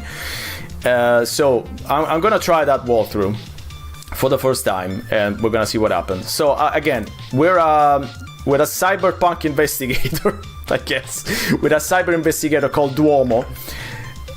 And we're trying to solve the murder of this guy called Victor Henry. And Victor Henry is a big car salesman or something. I mean, he doesn't sell cars. Sorry, he produces cars. So it's like Gianni Agnelli with the Fiat. I don't know. This is a reference for only the Italians, of course. Extremely powerful streaming. Yes, very, very powerful. So let me show you the interface. What were you saying about a secret? There's a lot of secrets. Look, we'll get to that. So the first secret is the interface. Like, how the fuck does this work? I mean, so this came out, just to give you a little bit of reference, this came out in early or late, I don't know, but yeah, definitely December 1991. So, Monkey Island was already out, if I'm not mistaken. There were a lot of Scum games already, for sure. Sierra games had already come out. And so, but this uses an interface that I've never seen in any other games. And it's so difficult that even watching myself playing, I didn't understand what the fuck I was doing. It was like, what am I doing? I'm even doubting myself. So this is what happened. So let me read the descriptions because again, it's really hard to remember anything. So the true Italian power, yes, it's always be confusing. So these first two icons that you see here, of course, it's up and down. This is just to browse through the inventory. So they were definitely, needed. This is to use objects, but we're gonna see how that works. The fourth one is to break things, and apparently it's never used in the game, or at least you don't need to use it to finish the game. So interesting that they put a whole icon that you don't really need to use here, a whole action, but okay, sure, whatever. The fifth icon is to basically to transfer an item, so basically to pick up an item. This is the pick up button, but the way this works, it's so weird that The Acorn Fist, yes. Yes. I was gonna make a reference to a Russian game, but whatever. So for 5, the 6th icon is the no, this is not the map. What's this? Just to see. Okay, this is the inventory. This is the map, and this is to save. So basically, we have up and down, use, break, transfer, inventory, and map. So there's no like examine or anything, because the way you examine shit is by interacting directly with them. So this is how it works. So there we go. I'm gonna translate it as we go, obviously. So there's a folder, there's a plastic folder on the desk, right? So it's already been examined. So it says it's in plastic. That's all you need to know. So like I say, oh, I'm gonna use it. It says operation in progress, and nothing happens. And that's how you use things. So to use it, you have to click on it, and maybe okay, now it's open. Okay, now I'm not gonna punch it, I'm gonna hurt myself. So now the folder is open. So you might say, how do you look inside the folder? Like, how do I see what's inside this folder? You don't. The way you do it is by clicking through this, and now it says folder, and then you see what's inside the folder. This is so weird that I've never seen this. Like, you have to cycle through inventories and find the folder inventory. It's so confusing every time. Okay, so basically we need just one item out of those 3. These say nothing. So newspapers say about the killing of this Victor Henry, which is apparently he died in a car accident. And it seems to be an accident, but is it really? Of course it's not. They were clearly on drugs. They were on something. They were probably too young and too poor to afford drugs, but yeah. Then you have like a file on the murder, which again doesn't really, it's not used for anything because it doesn't say anything. Okay, we got it, whatever, we don't care. But we need this one. Also, so it says all tool to open doors, right? Or so we need to get it. So to get it, you have to click on this, and then it says object transferred, and then we can cycle through our inventory and see that we definitely got it. So you might say, okay, this doesn't seem so bad. It's gonna get worse. It's gonna get worse, especially the conversation inventory interface, sorry, which we're gonna get into in a second. Possible game for aliens, immigrant aliens. So this is a high definition monitor. I don't think we need anything else here. Let's see what the walkthrough says. Yeah, that's it. Okay. So now I can show you the other horrifying idea that they had. So you might say, how many locations does this game have?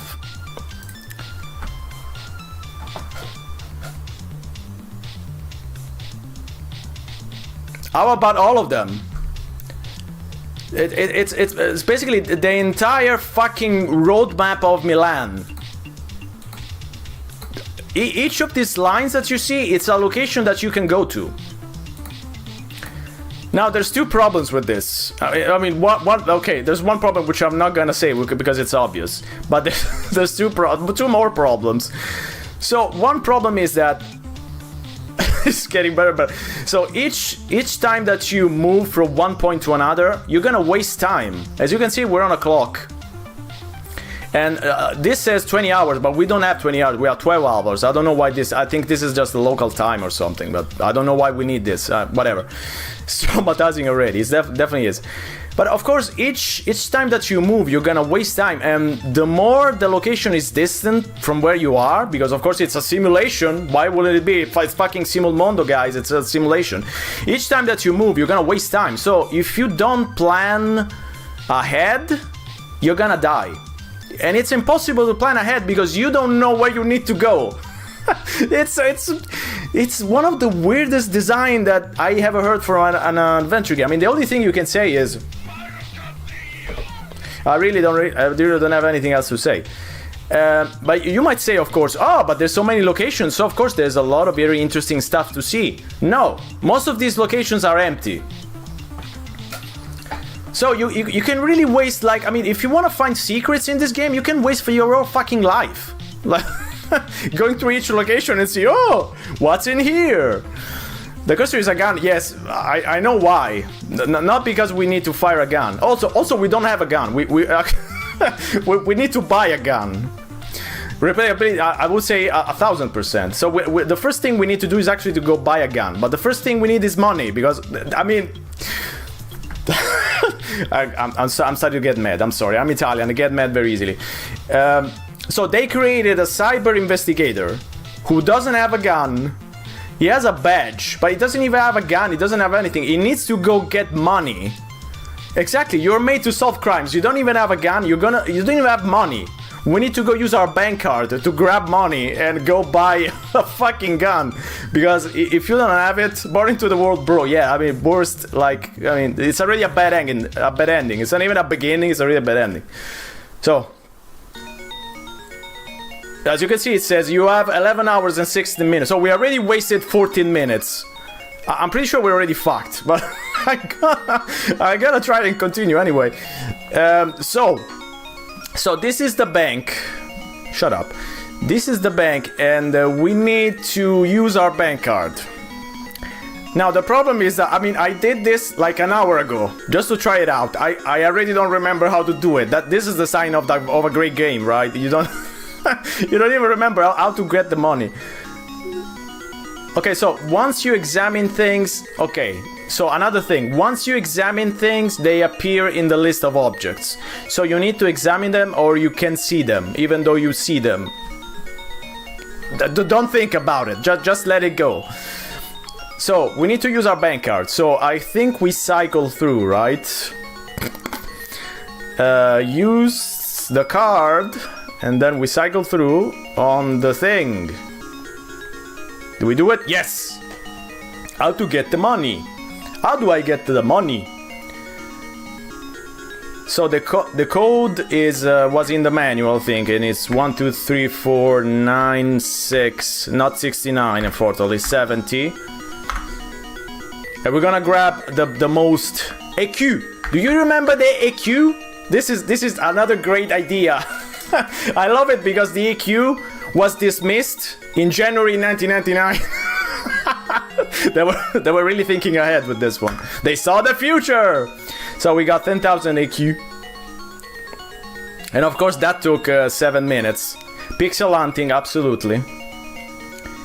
Okay, now that we have the money, that is not a very secure part. It's a password of the future. It's a future where nobody is stealing anything because there's nobody around.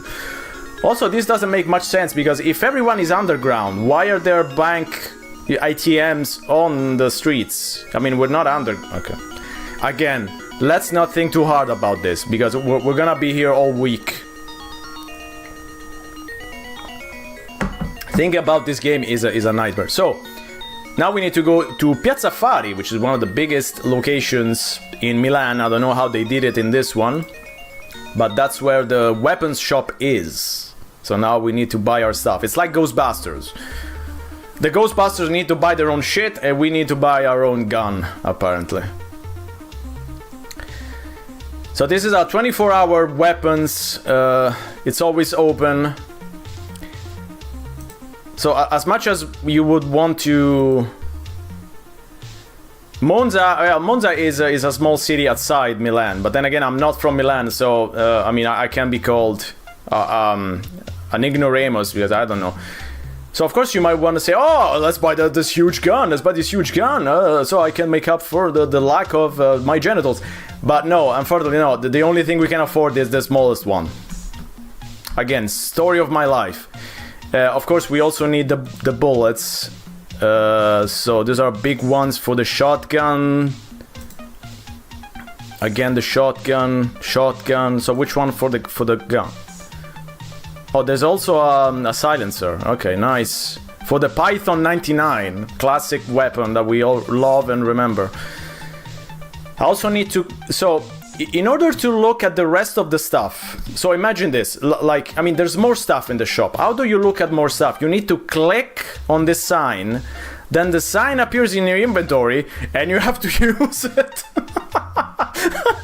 I don't know. I mean, I've played a fair share of bullshit adventure games, but this is one of the strangest. So we need the Parabellum. It will all make sense one day. So not the Python 19. Okay, so the Parabellum. So with the laser sight.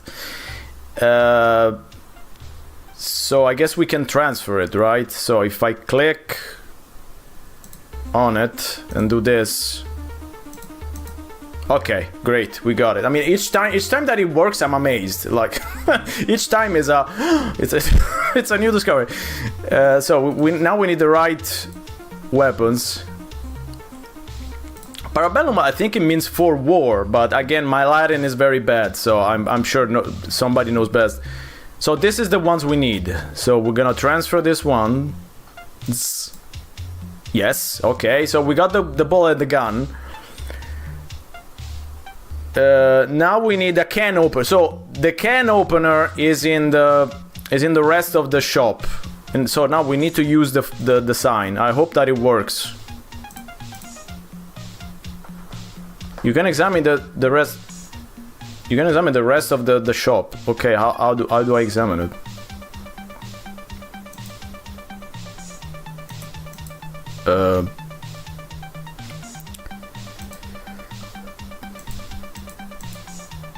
Nothing happens. Okay. I think we have it in our inventory. Yes. So look at this. So this is so this is the way you examine the rest of the shop. It just sign appears in your inventory and there's a bunch of stuff like grenade. What? There's a foot? There's a foot. Like a human foot? Who put it there? I guess somebody likes to play not with AQ, but you know, with actual human body parts. TNT, but yeah, we need only the can opener, of course. No, apparently I don't need the silencer. I think. I mean, I don't know. I'm just doing the bare minimum. I'm just doing the bare minimum. Again, another thing about this game, right, is that if you wanna understand the story, you have to play it and lose again and again and again. So then once you've seen enough of the story, by dying like 5 or 6 times, then you're ready to finish.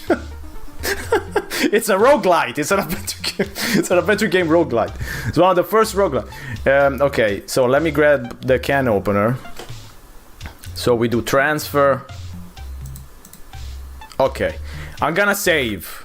So I need to save quite a bit. I'm gonna stop every now and then because this game is also full of bugs. So anything can happen.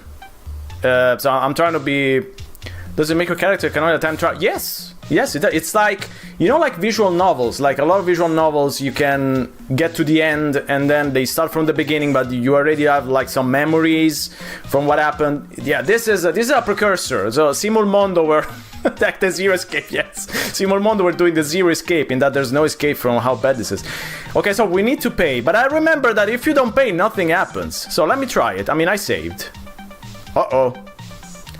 Please, customers, you have to pay before leaving by using the reader, which I don't see. Where is the reader? I haven't clicked on it. I'm sorry, I haven't clicked on the reader. Okay, now I see the reader. So I cannot leave. Okay, so you just cannot. Okay, you don't even die. That's disappointing. No, don't transfer things. No, you use. So this is another great thing, right? You can say, okay, so if I use the reader on the card. Oh, no, it works. Okay, it works. So how much we paid? I don't know. Your guess is as good as mine. Thank you, goodbye. Yeah, sure. Great. Okay. So now we can head back to the map. And now we're actually starting to get into the story. So now you can see the beautiful conversation interface. Oh god, the conversation interface made me so mad. Okay, so we're heading to Via Pirelli, which is from on the other side of the city, of course. You're gonna see our first character.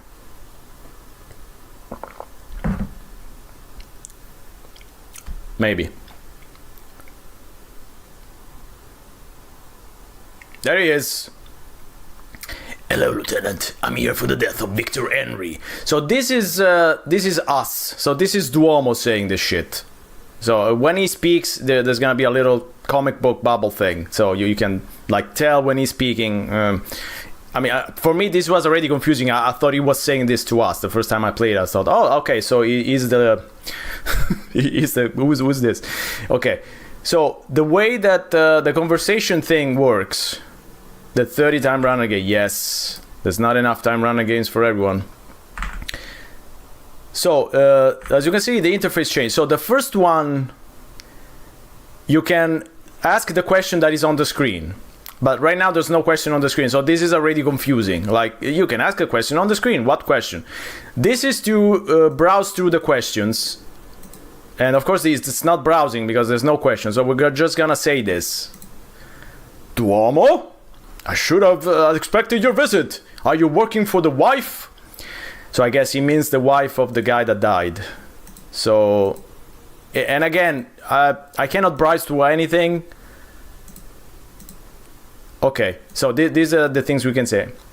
So we can say, yes, I don't have a lot of time. Obviously, he doesn't. There's a few things I need. So I think we're going to say this, right? What does the walkthrough say? I think so. The walkthrough doesn't say anything, so I'm sure it's fine. All right, ask what you want to know. Okay, what we're going to ask. Do you think it's a suicide? Where did the incident happen? I'm worried about my colleague, Orsi. He was investigating on this case and he disappeared. Do you know anything? I didn't even know that somebody else was investigating. Okay, so let's ask where the incident happened. 50 kilometers from the west exit of the tunnel of Sant'Ambrogio. Okay, thanks. What is the dynamic of the incident? We're investigating. Okay, thanks for nothing. So I don't care about. So let's investigate about Henry's wife. Let's get into the nitty gritty. Let's get into the romance. Well, I know she's very interested to getting the money from the insurance. Okay. Or she must have expired already. Definitely. Was she in good relationship with? Okay, we need the address. So. This game is all about addresses, so you need the addresses of everyone, of every place, because, and you might say, why do you need addresses when you have the map? Because you need to know where to go, and even if you go to a place and you would say, okay, even if I don't have the address, I'm gonna see the place anyway. No, you don't. So it's like, it's a trigger, so you need to ask to trigger the locations, which is again very stupid, but whatever. Okay, Konizunya number 4. Okay, which sounds like a very bad insult, but sure. Okay, where's the car? Corso Garibaldi. The code to get in is 156243. Okay, so this is also something we needed. And okay, do we need anything else? I think we do. Are there any witnesses? Yes, somebody says he saw a laser beam 1 second before the crash, but we don't trust him very much. Where is he now? In a clinic, but forget about it. Forget about it. The doctors don't allow anyone to talk with him. Okay. So does Henry have a sheet or something? Nothing. Okay. Was he meeting with dangerous people? I don't know. We never checked. So another problem. So where's the? Okay, so he's in the morgue. So the body's in the morgue, and there's also his other stuff. So I think we need to get there as well. Yes. So I'm trying to look because we need all these fucking triggers. So the morgue. Where's the car? The Victor Henry's wife. There's something else that I haven't unlocked. So he saw the body. He didn't sleep all night. My Italian's pretty good. Hey, mannaggia la madonna. Sorry. Do you think it's a suicide? Possible. Okay, we don't care. Do you think Henry ever tried to commit suicide? We don't care. Okay, let's ask. No, nothing of the sort. So another problem. Okay, says either the guy goes to the Rubania Club or Cordy Line. Those are some nice names. So this guy used to go to a lot of nightclubs. Ooh. Okay, Orsi is disappeared into thin air. I mean, he would have died already because it's been 12 hours. Can you help me find them? It's not possible. I can't answer anymore. Okay. Okay, I'm sorry. The conversation expired. Okay, I hope I got everything. Again, who knows? So the first location we need to go is out of breath. So the first location is Corso Garibaldi. Let's see if this actually unlocked. You still have 9 hours. 9 hours? Did I waste 2 hours? Jesus Christ. Okay, yes, we have the code. The code is 156243. And of course, that took 5 minutes. Duomo types like a old man. Like to type 6 number, it does 1. Okay. All right. So this is the car that crashed from the crash. So the engine, headlight, another headlight. So what else do we need? There's something inside that there's a... okay, there's something weird inside. It's like a little thingamajig or something. No, that's the seat. Looks like a Fiat, or rather a flat. Okay, there it is. I found the thingamajig. Okay, we need to grab it. Yes, okay, so that's all we need to do. It's a robot investigator made in Italy. It probably uses 10% of the budget to develop it. Yes, it's probably gonna run out of battery before the 12 hours. You know, knowing Italians. So we need to transfer that shit. I hate this. I keep forgetting about this. It's so weird. Like, you don't pick up objects, you transfer them. Bah. Who are your parents, young man? Okay, so the thingamajig. Okay, I got the thingamajig. That's all I needed. I think I'm gonna save. Let's say save thingamajig. Magic. I don't know what the fuck I wrote. Who cares? Okay, map.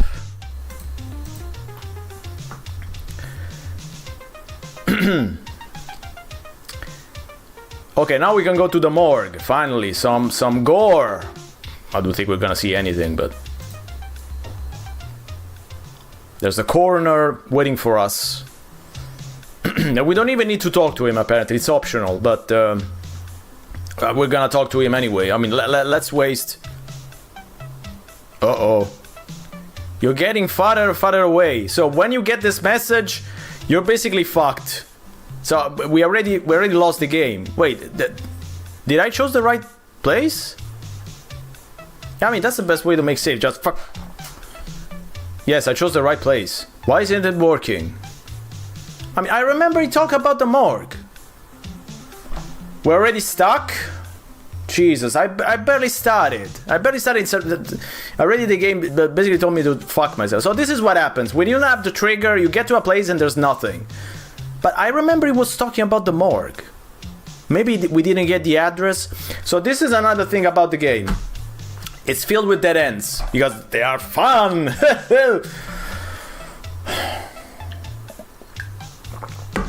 So if you ask something that you're not supposed to ask, you can lose the opportunity to ask something that you need.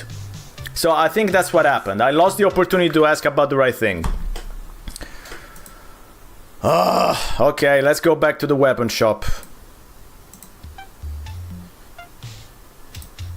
Okay, I need to pay, I think, and then we can leave. Carpe diem game design. I would say bullshit game design, but that's what makes it unique. I mean, have you ever seen anything like this? I haven't, and I hope I don't see it ever again. So we need to use the money on the... No, not on the sign, on the reader. Okay, great. So we need to go back to Lieutenant Black, of course. Of course he's called Black. What else could he be called, right?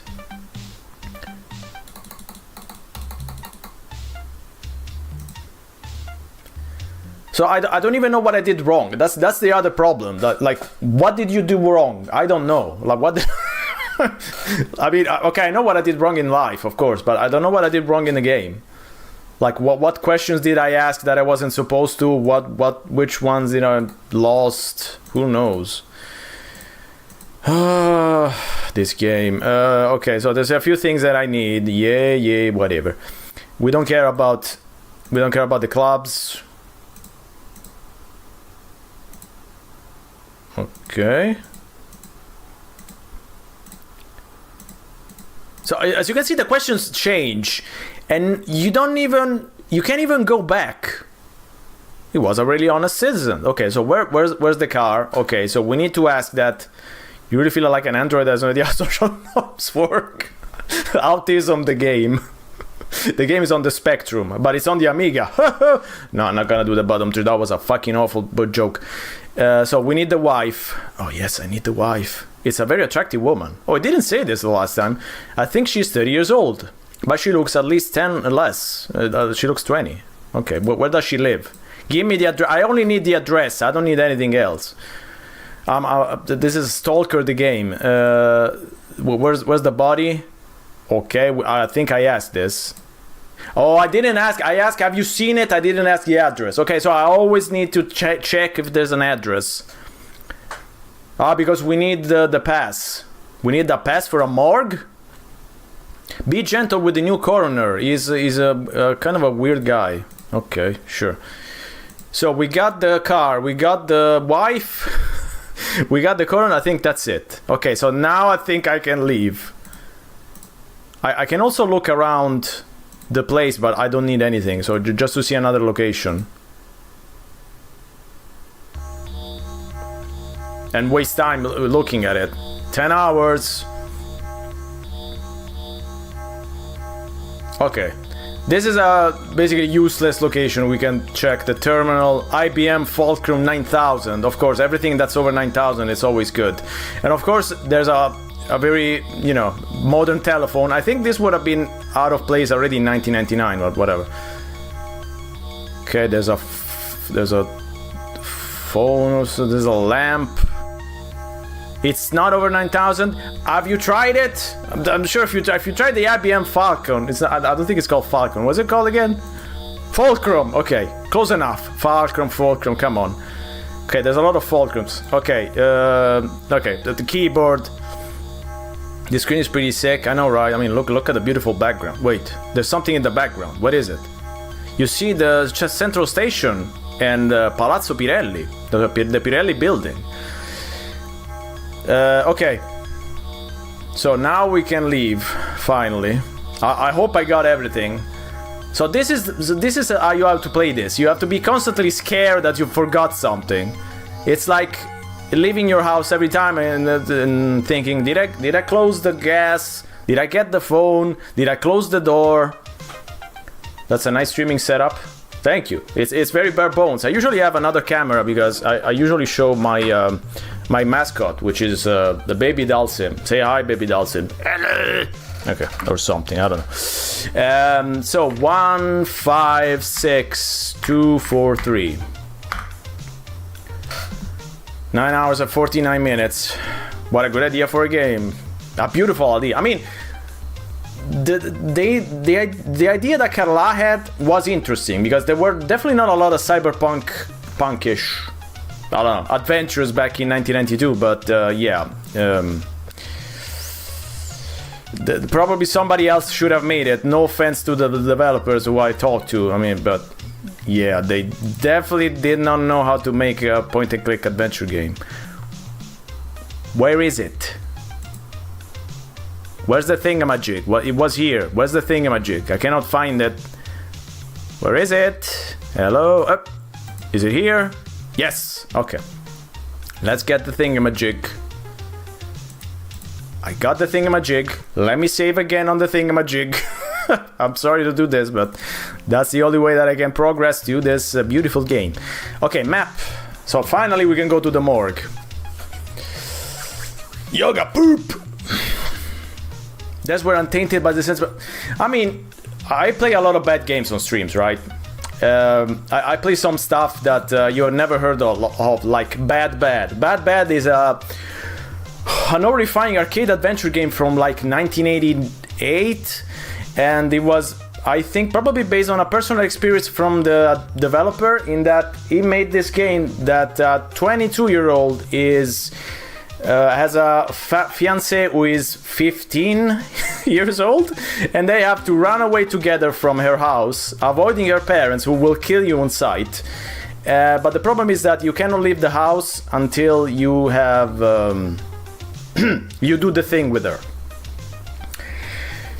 That is Bad Bad, and it's as bad as the name might suggest. It's an incredible thing that it speaks of a very personal experience of whoever made it, and that's the worst thing that I can say about it. Woof! Like, you need a shower after it.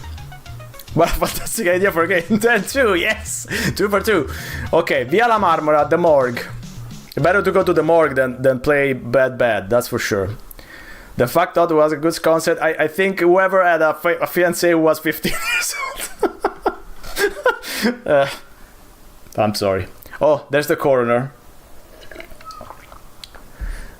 I mean, so this is the new guy.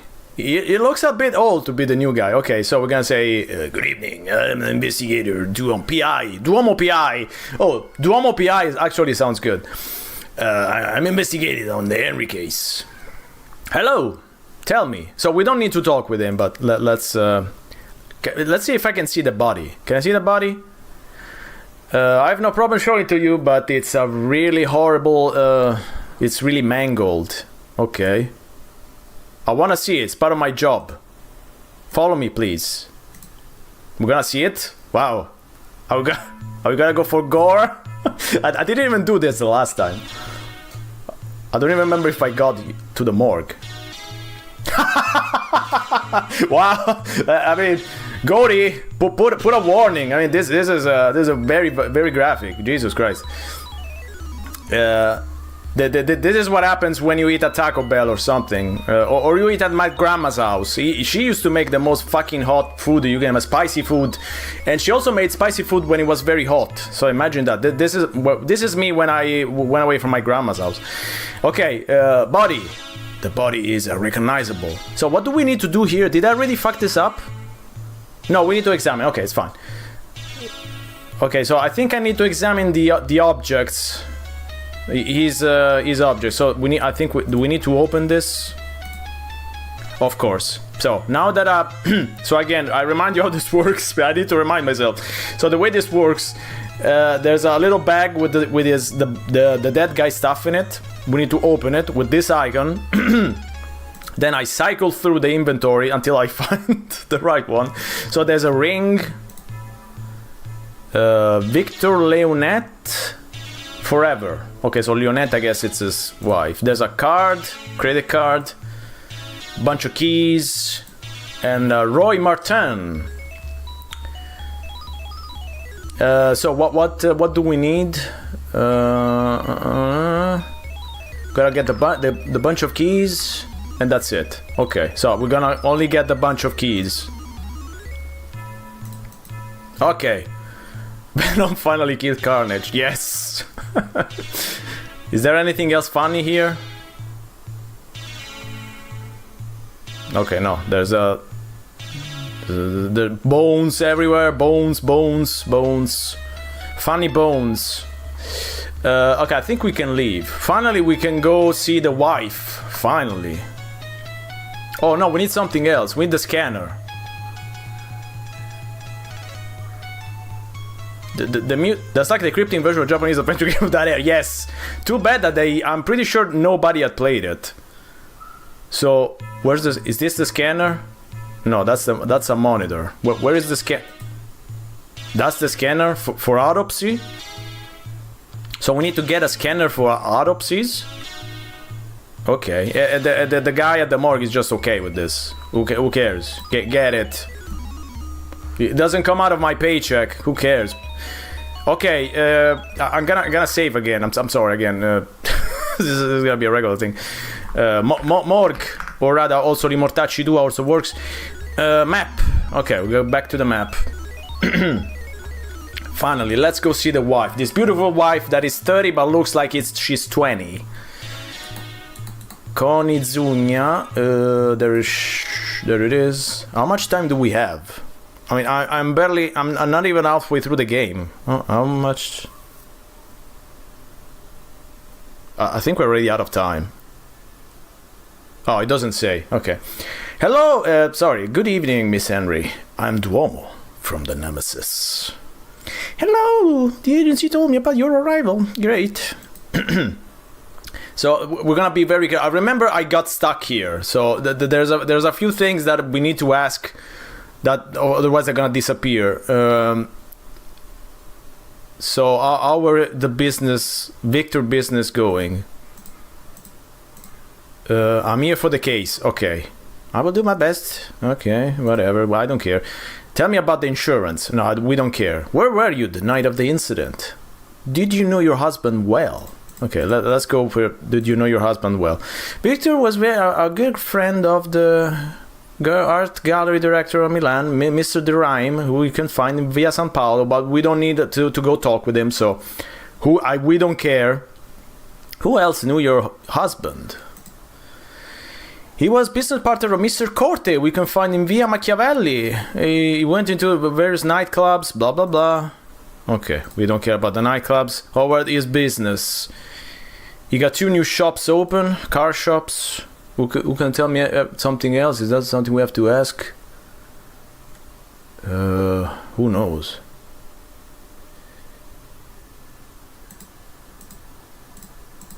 Who can tell me something else? In his office, you might find something. The office is in Via 20 Settembre, blah, blah, blah. You can also look in our apartment. Morena Baccarina. I don't know who that is. Did your husband have enemies? Okay, let's get to the nitty-gritty. You never talk about his business. Do you have some any suspect in mind? I don't think it was not an incident. How were you doing with your husband? He had a really bad. He behaved really badly. But fortunately, I see him very rarely. If you ask the wrong question, soft. Yes, actually, I think I already soft lock, to be honest, because I'm not saying what I need. Because we need to ask her if the husband had just one car, and I don't see that anyway. What kind of a guy was your husband? He was very boring. She loves him, huh? The only thing he liked was making money. All right, he was a crip bro. Yeah. Oh, okay, there it is. Did your husband have one car? Only one car? What else? No, I don't care about Mr. Corted. No. Ask about the car. He also had another car, but he never used it. Where is Alfa Romeo? Wow, Alfa Romeo.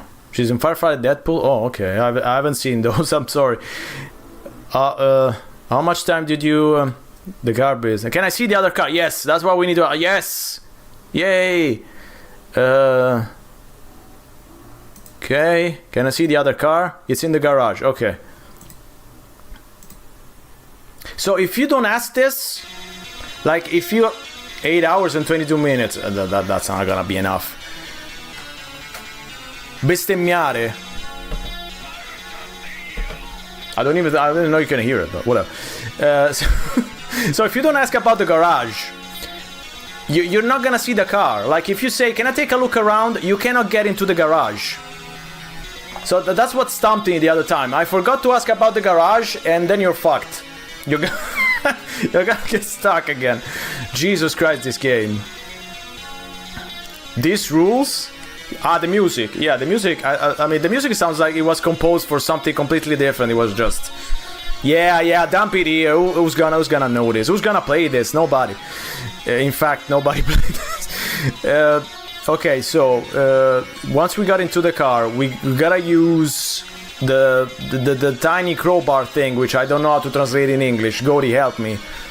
To open this shit. So this thing here. So we need to use. And then this. Yes, we opened it. Okay. Not the glove. Yeah, no, not the glove compartment. The thing I used to open it. This thing. I don't remember the name or whatever. But lockpick. Yeah, lockpick is fine. Lockpick. Yeah. Yes. Okay, so inside the glove compartment there's glasses. No, I got the glasses. Okay, whatever. The open icon is absolutely intuitive. Top job. Yeah, because it's not an open icon. It's a use icon. It looks like it looks like a part of the body, which I'm not gonna mention. Yeah. Okay, so the plan. So we need to get the. So the one thing we need to get is the little paper umbrella. You remember the ones that you put into the drinks? Yeah, that's the only thing we need. Apparently, and but we need to use the scanner on it. So this is one of the puzzles. So you need to use the scanner that you find in the morgue. That is used in autopsies. You gotta use it on the paper umbrella. This is one of the puzzles. This is like the stupidest shit. I mean, I've played a lot of, adventure games that most of them like to do this stuff, but this is next level. Like, use the morgue scanner on the paper umbrella. I mean, Jesus Christ, that's what you want to do with your life. I keep. Okay, so operate on the umbrella. The scanner revealed the address where this thing was printed. Piazza Aquileia 11. So that's what we know. You don't even use to find the DNA. You need to use it to find the address, of course. I mean, this game just works with addresses. It's Google Map the game. It's not even GeoGuessr because you're not guessing anything unless you're guessing what to do. So now we need to go where this was printed. Is the plot of the game the same each time? No, it's the same each time, yes. It's not randomized. It would have been even... I mean, randomized, this would have been unplayable. Like, if the locations were randomized, you're fucked. It's like, it becomes completely unplayable. I mean, it's already borderline unplayable, so... if this was like, full roguelite, that each time it reset, no, you're fucked. You have better luck, like, I don't know. To try to play Dark Souls with your feet when you have no feet, I don't know. You can only do a certain amount of things each time. Yes, because you have no time. That's the thing. The time is very limited. So we are here at the printing shop. So we need to open a container. Now, where is this container? Good luck. I have no clue. So let's pixelant.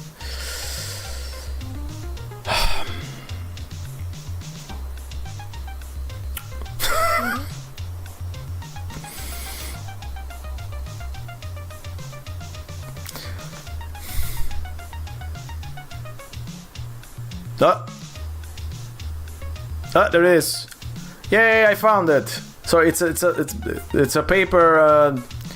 It's like for recycling paper or something. Okay, so we need to open it, I guess. Okay. Give a look. Yes, I'm gonna give a look. There's three cards. What are those? Pal. What kind of name is that? Pal. What are you gonna call? Pal or NATSC? Pal Bjordal, Van Donato, via Osanan Van Donato. Do not look Van Donato in the mouth. And there's a nightclub embassy card. Okay, so do we need to get them or just? No, we need to get them. Okay, so we need to get the one from Val Donato. The only time will advance with event. No, it does. Time is ticking as we're playing. Only you can see it. Let's use 25% of the screen. That's already too much. Okay, so we need to transfer this. Great. Oh, at least the inventory is unlimited, or at least I hope it is. That's already something. Also, let me remove the glasses, which I don't need. Okay, nice. I also like that you have things with the same name, which is always great because we have two cards. One is the ID card of Duomo, and the other is what we just picked up. So which one is which? Good luck. You have to click each time to find out. Okay, we're done here. So let's go to Corte. I think I got his address right. Ugh, let me save. Good God. Go to Corte, go to court.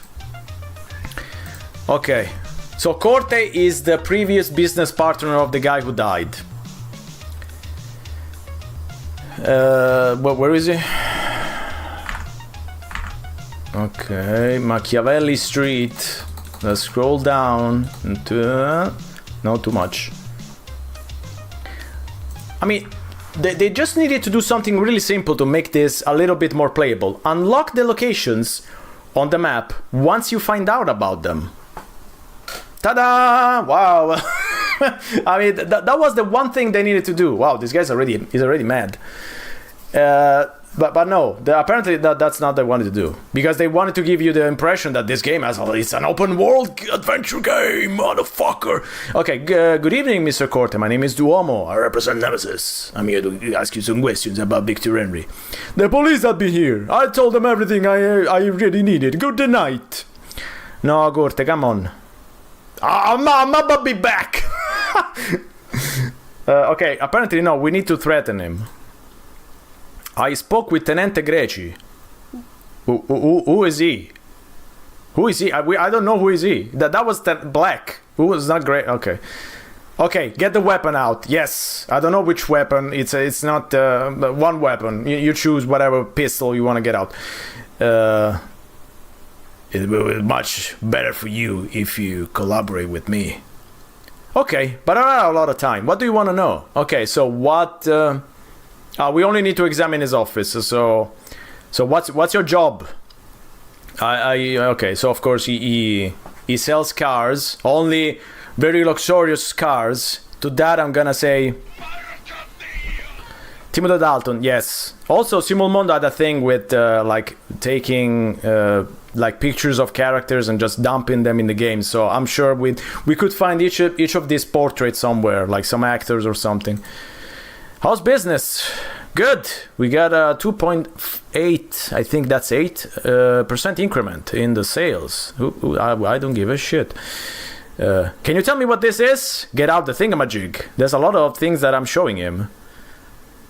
It's a remote. Okay. I found them on Henry's car. It's a very advanced mechanism. It's very expensive. Okay. What do you think about the incident? It could be an accident, but I don't know. What do you think about suicide? No, Henry would never do that. Okay, I know you fought with Henry in the past.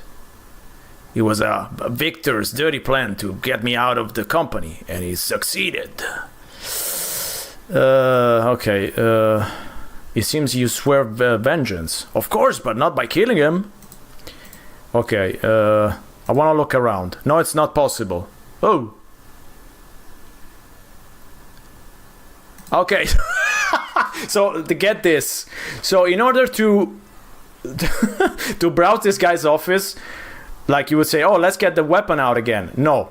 You need to ask questions until he gets tired. Once he gets tired, we can take a look at the office. Jesus Christ, this game. So the solution here is bore him to death. That's the solution to the puzzle. I'm not even gonna translate it. Who cares? So okay, so the wife has a lover. I know that the husband has a lover. Leonita Olomar. She works at the embassy. Okay. Henry business. Okay, he was in trouble, but now he works. Explain a little bit better. He got very rich. Blah blah blah. Where were you the night of the incident? I was at a meeting. Do you have witnesses? My secretary, Miss Cherky. Henry was my public enemy number 1. What? That's not something you want to say to a cop, I think. I knew him very well. Yes, we already said that. I can't answer anymore. Okay, so he got tired. Great, now we can take a look at the office.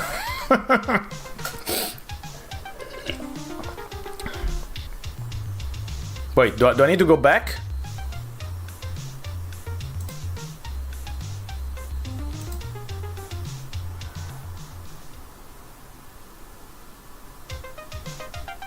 You got 7 hours and 23 minutes.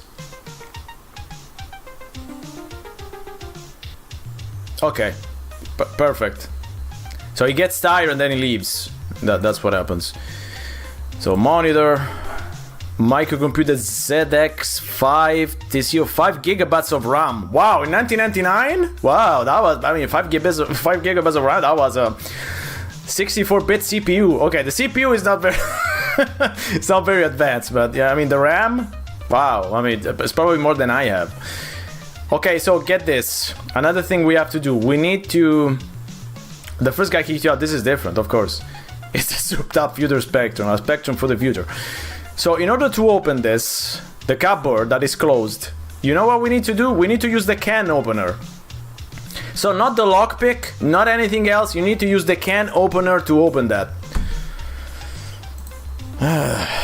Okay. So can opener. So this is a normal can opener like you got in your house, perhaps. And you use it on this one. There we go. And now it's open. And of course, in order to open it, we need to use it. Nothing up. Okay, so it's already open. No, it's not.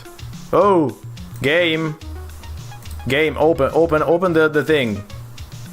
Nothing happens.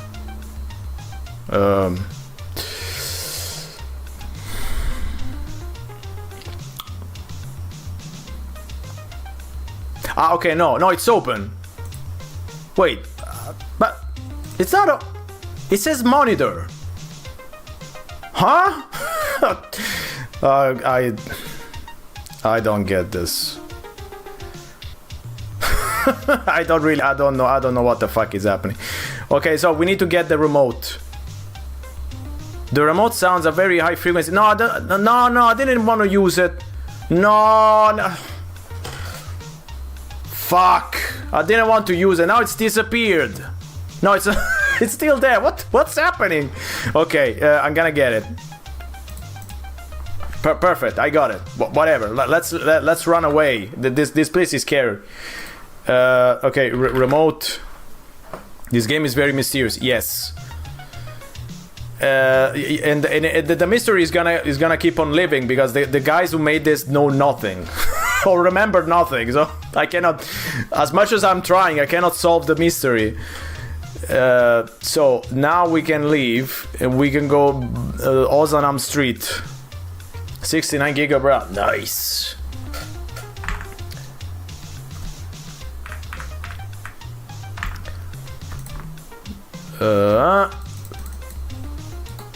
So Ozanam Street. There we go.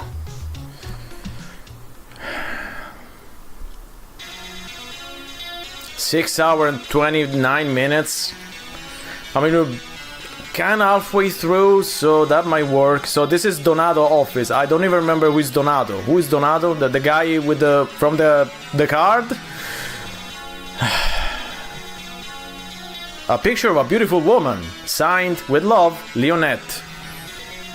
The Chicho Gamer hamburger? What? It's not in Sweden, unfortunately. Otherwise, I would have tried. A very safe. Ho-ho. So we just need to listen to a message on the answering machine, which of course I cannot find. Where's the answering machine? Is that the answering machine? Of course. So the answering machine is on a tower PC. Of course. That's so let's use the answering machine. You hear a voice that says, we're gonna see us in California at the usual hour. Bring what you need, be careful. In California? In Tuscany? There's a place called La California near Pisa, I think, or Livorno, whatever. So, is that what it is? No, there's California Street. Okay, so we're gonna go with California Street. Okay, let's go to California Street. California, Italy.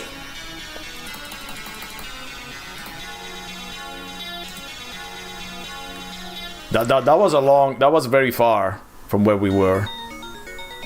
5 hours and 10. So we wasted 1 hour to get to California. I mean, 1 hour to get to California from Milan. That's pretty good though. Okay, we're already in a room in the hotel. Again, the graphics are pretty okay. And the graphics are definitely not the problem here. It's everything else. So there's a radio. There's a telephone. There's a lamp. There's something which I cannot see. There's a... Oh god, what did I do? Uh-oh. I think there's somebody after me.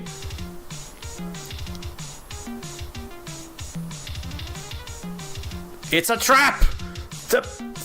What?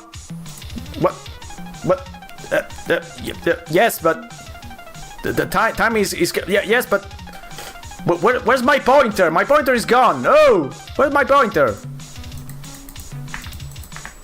Who are you shooting? I'm not shooting. I'm just. There's nobody to arrest. I don't want to arrest anybody. I want to run away.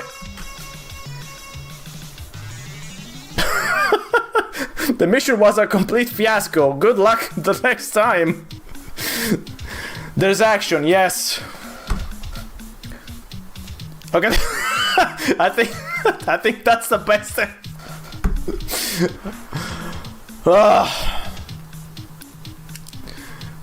I don't even know how long I've been streaming, but I mean, let me know, Goldie, if I'm over scheduled. But otherwise, I'm gonna try again. The beautiful thing about this game makes you lose track of time. Okay, let's try to go back. What was the last save? The remote. Okay. All right. Okay, so I got the remote, so I can leave this place. It's a good wrap up. Okay. All right. I got a wrap up, especially because I am fed up of this game. So I didn't solve the mystery of Italian Night 1999, but I've never had any hopes that I was going to, because I don't know how to control the action sequences, but I'm pretty sure I was out of time already. So maybe I'm gonna try to play this in the future. Definitely not at the next Nintendon't. Yeah, so this was this is interesting because it's so strange, it's so weird, it's so like very, I don't know, unfriendly. It's so strange because the other Simul Mondo games are kind of average, mediocre, even bad. This one is that kind of bad that is just very, very hard to describe. Like, I mean, I've been like ranting for an hour, and what did you get? I mean, now describe this game to someone else. Good luck. It's a metaphor of the mental state of Francesco Rolla, yes, and also of Italy as as a country in 1992. Okay, I'm gonna give the floor back to Goldie for some more obscure gaming, but thank you very much. If you wanna follow for more back games. I'm gonna go back to streaming anyway in a bit. Ciao!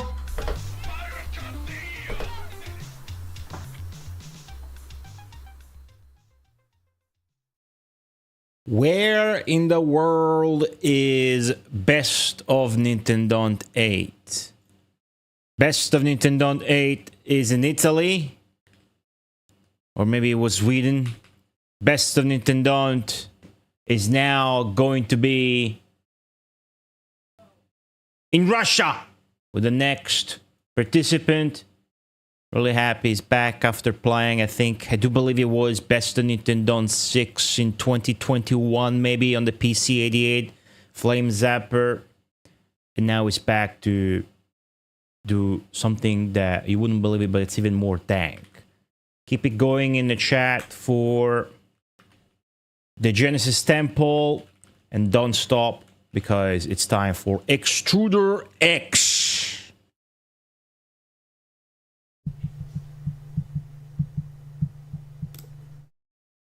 Hello, what's up guys?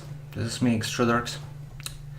Some of you might have seen me like a while ago on the internet, just doing some streams, some projects, but today it's going to be a bit of unusual content for me, because usually I streamed like arcade games. These ones, they can also be called arcade in a sense, like some of them do contain score, but most of them are the puzzle games, and so there's a bit of a backstory to this blog. So when I was around like 7 years old in 2003, I had a PC already. The PC was like the only thing I really requested from anyone and like parents, and so I've had my PC. Like the PC wasn't the worst, and since like 5 years old, like I used it, but you can't really use the PC like back then. Like we had no internet access like until a while, and so we had to buy software for it on CDs. And considering what I am, like they weren't always licensed CDs, so we had these pirated CDs, and they had like bunches of software. And so because there was like literally no other way to access this software, and so I want to dedicate my blog to this, because most of these games, they, as I see it, they do not have a publisher. They are fairly obscure. Maybe some of them aren't really documented even, but they have passion in them. They have effort. They were made by people who wanted just to make a little bit of money and like not particularly capitalize on everything. It's pretty exciting, and so I'm going to show you around 12 shareware games. And like the shareware model, it means that you get the game, you download it, like mostly from online, but again, I didn't have the internet back then. And when you like it, you register it. So you call them on the phone or write them a mail or something, and then you get the key which you would use to register the game, and then you would unlock the rest of it. So without further ado, let's start with probably let's treat it backwards. Okay, let's try the first one, Space Pyramid. You can already see the excitement of early Zeros, the romance, and look. So yeah, I'm going to cover the games that are like not particularly well known. So most of these are puzzle games. The puzzle games that have score on them, like you can get score and compare your results with the other players. Sorry. Fix the music. Okay, yeah. So you can see this. So I want to just credit every author in this. So before we play, license name single for using on a single computer. So if you're interested, you could probably see like some of those sites might not be active, but like on archive.org or like the mails are active. But so anyway, all of these guys deserve credit. So anyway, so the Space Pyramids. Yes. How to build a pyramid of 5 blocks. So this is basically Hanoi Towers. We have four bases. You can click on the middle. The middle is the spawn area, and then you place the block. You cannot put it back into the spawn area, of course, and you can put them in an order.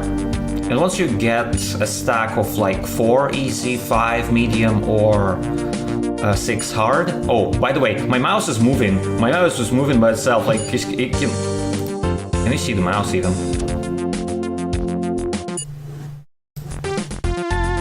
Wait. Can you see the mouse? Uh-oh. Well, I guess you can infer just what the that was kind of surprising, but anyway, like, so I think you can see that, like, I'm picking tiles, like sometimes from the middle, sometimes from the side of it. So and I'm trying to complete towers and they disappear.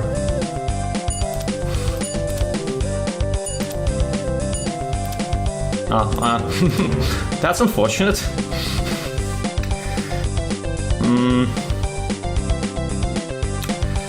Give me a second. We're about to go boom. Like, need to see the properties capture. Like, you can see it here. It's supposed to be the like capturing the cursor. Okay.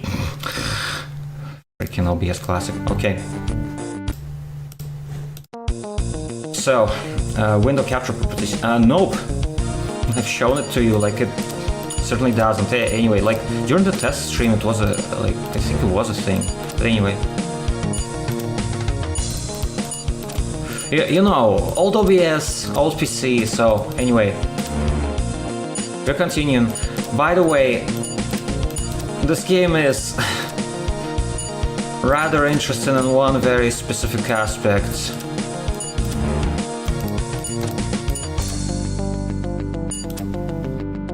And that is the RNG in it is absolutely vicious. The fact that you see me get score is actually and clear the towers is actually quite amazing, because whenever the game wants to screw you over, it will. Just because it feels like it. Because it's not like Tetris where you could just have like protection, the memory randomizer where it remembers the last move, so it could always, like you see, okay, yeah, give me 2. So it's game over, I can no longer clear the top. Oh, well, actually not. If I get 1, I could clear those, but we'll see. Yes, we have 1. Nice. Okay, we live. Not anymore. Yeah, so... And the game ends where all 4 bases, they get 1.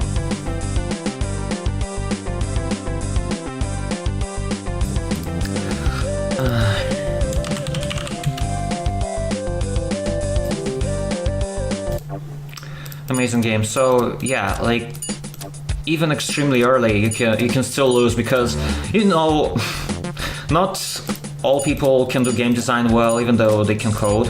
So yeah, see already, impossible. Like impossible to get more than 25 points. Like you see with those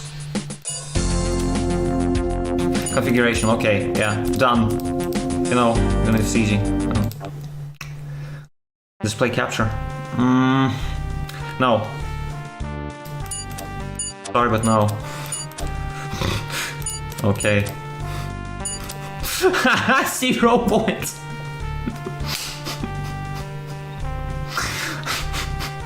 The game wants you dead. Okay, I also wanted dead. Sorry. Boom. Okay, next game. So gonna later on I will use window capture on like the games that capture it in the full. Whoops. Okay. I made the shortcut onto the wrong place. Okay, what do we pick next? Okay, yeah, the match 6 game. Okay, yeah, sure, we'll do it. So,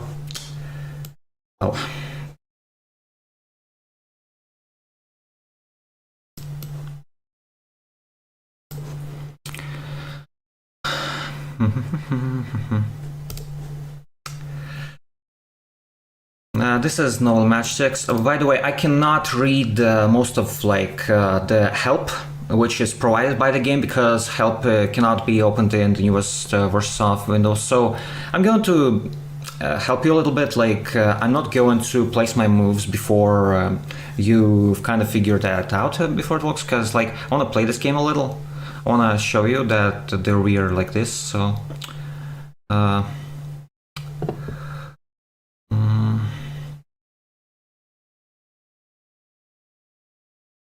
Game capture does not work on these, because there is no DirectX. Like, it wasn't a thing for these games. People just didn't use it. So anyway, let's proceed with the puzzle. 10 matches to form 3 squares.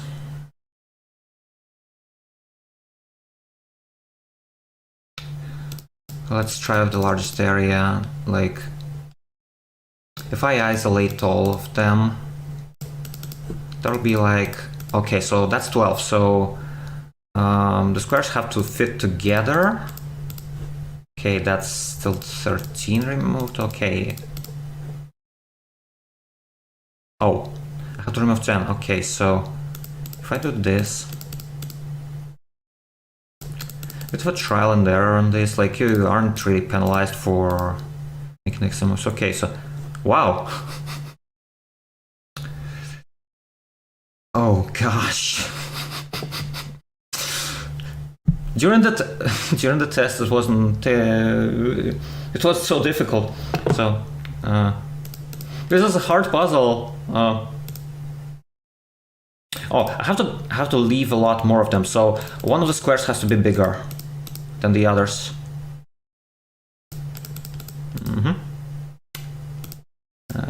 1, 2, 3. That's 3 squares, right? Like, I see... Yeah, you can see the matches flashing as I'm passing over them. So, like, 1 square, 2 square, 3 squares. I've removed 10. Dang. Okay, this doesn't count as... Okay, so... Dang, this is a difficult one. Solved every other one on the test. Like, on the test stream. Like, let's make... have an idea. Like, if it combines like this... Oh, I have to remove more of them, so like... Okay, this doesn't apply. Maybe I would use the larger square as a base. Okay, so that's 12. 10. Now, that's too expensive. Okay, it's impossible to do with the largest square apparently, so we have to build it with the, like, make it this, cause like the base it's like square. I mean, shouldn't be important to what side on it's on, so like it's symmetrical. So let's build another. So I need to apparently stack the larger one on top of this. Okay, that doesn't work already. And stacking it like this. I'm just thinking this is an interesting puzzle because most of them are rather trivial. Again, during the playtesting. Okay, so what? I've already passed the time that was supposed to for this game, but like I can't solve it.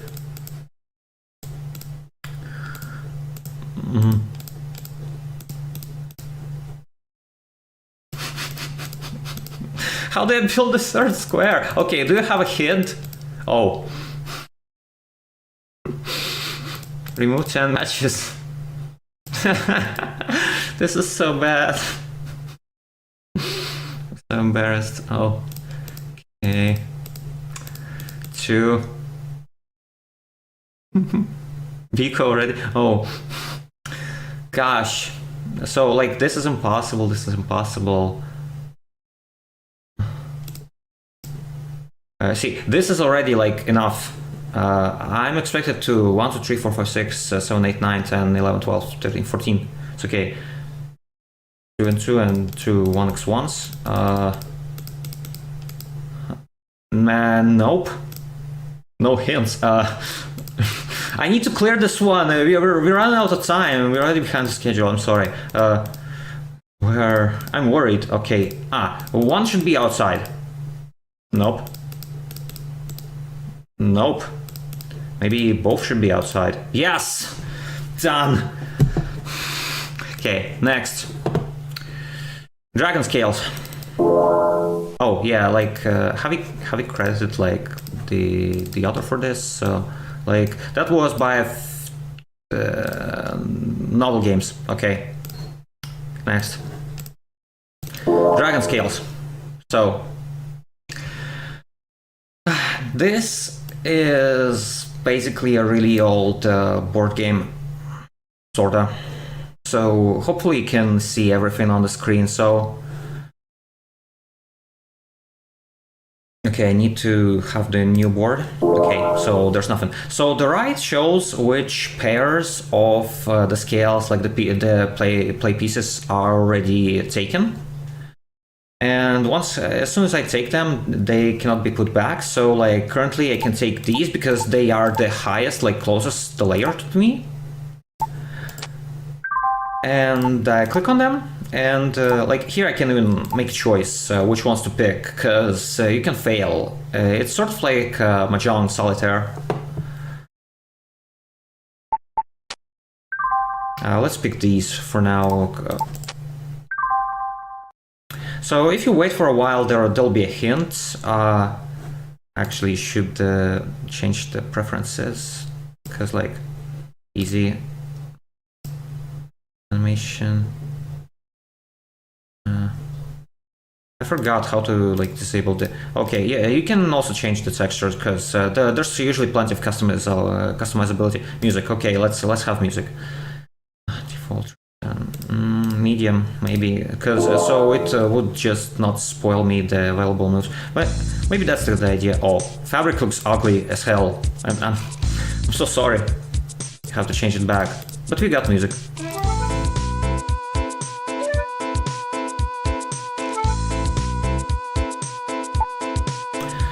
So, have to kind of think ahead. Okay, the music got cringe immediately. If you click on these, like on this triangle, you can see all valid moves on here if you have trouble with vision, so nice little accessibility features. But this board looks hard. Okay, I'll clear these, there doesn't really seem an option to be. Here.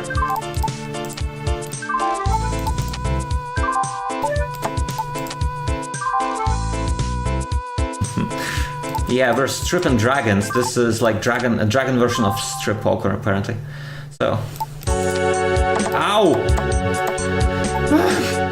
One of these things... One of the things with those games is that the audio level does not balance because they have no freaking clue about it. Please learn game design. Spend your money on it. Are they wet? Oh. Ow.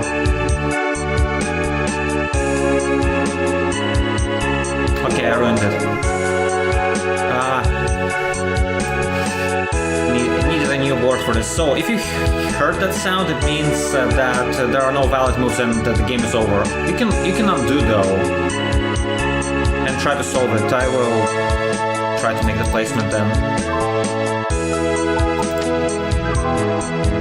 This is bad. I think. All right, it should be like this. Okay.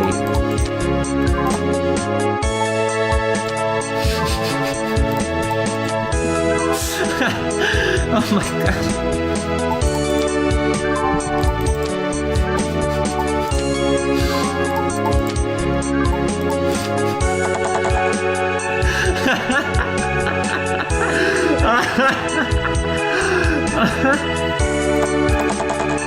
I ruined it again.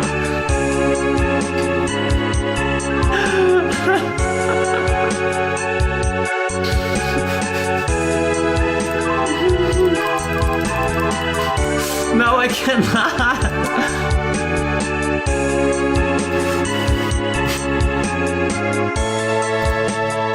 Fuck you. I will read my...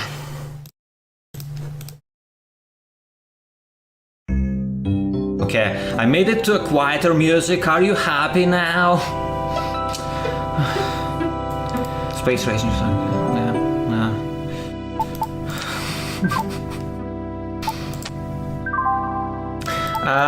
Yes, you can get it to it, but you have undo key. You can fold it back. But the game, in theory, should not give you an unwinnable setup. Like, all of this should be...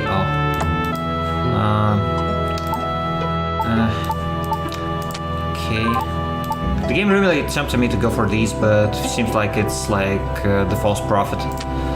Oh, I ruined it again. Wait, what? It's impossible? Ah, okay, I unlocked these.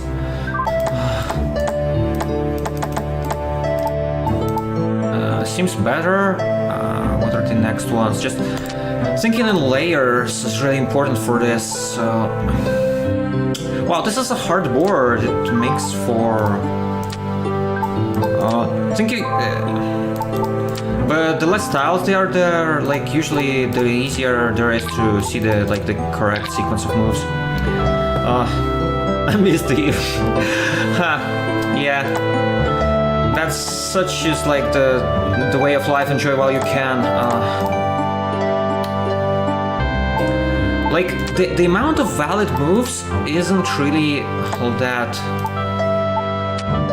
high, but considering you have to plan the whole game in advance.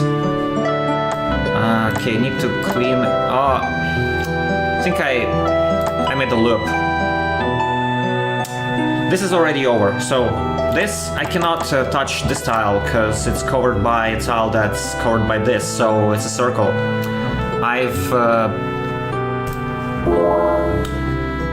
Okay, let's make it easy mode. Just, I want to solve it and move to the next one. It's up.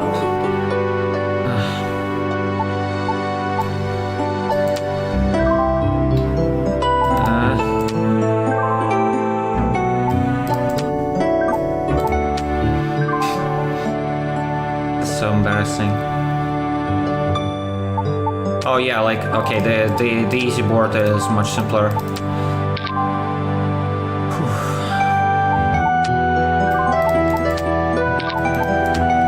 I hope you really like MIDI, because there's going to be a lot of it. Like general MIDI. Ow.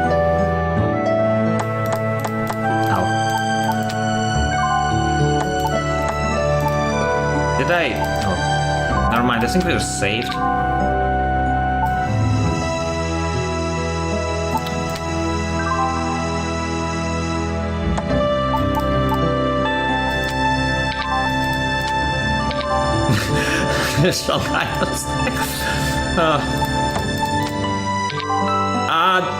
Oh, this is over. Dang. I want to solve one board, please. Yeah, like I see it's already like stacked on each other. So yeah, we have like on that CD that has those games. There was also like Mahjong Solitaire, but I'm not going to showcase it. It's very similar to the Windows one, just different tilings. Oh, I'm good. I don't really want to cheat with the undo, so... Oh, these are stacked. I need to uncover this as fast as possible.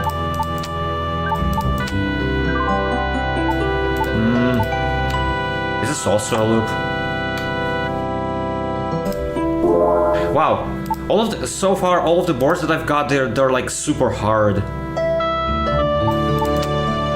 Like, with my amount. Oh yeah, I also like, you know, various artists. Various artists is my favorite when it comes to old music.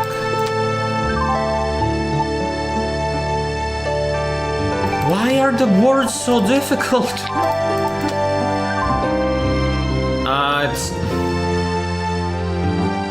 This should be above this? Okay, I think we probably... If we... Or this... Oh, we might win! We might win, actually. Okay, color.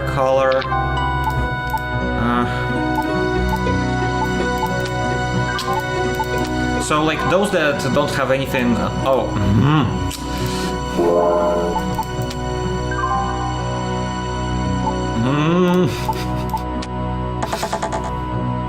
I lost the game in a single move! 2 moves and I already lost. Okay. I guess we are on this game so long because like we are to appreciate the hot change. Okay, mutually accept. I am solving this board and then we're done because like it's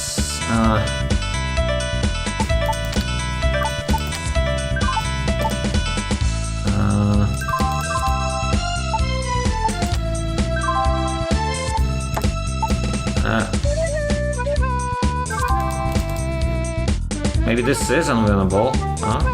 Oh, okay. I think I see. Oh! Okay, I figured it out. Nice.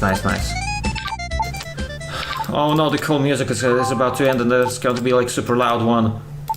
I must close the game before the super loud music is there. Seems decent. Okay. Breathe in. This is like a panic attack simulator. Okay. Think we are good? Okay, like no difference here. Oh, okay, so uncover these. This should be fine. Dang, that was bad. They obviously a mistake. Okay, uncover this first. Yeah, like, sorry, I'm just a bit pressed on time because I want to show everything. Even though this game is cool. Okay. We're about to solve it. Yes, we're free. We're free from the dragon. FatDragonHeads.com.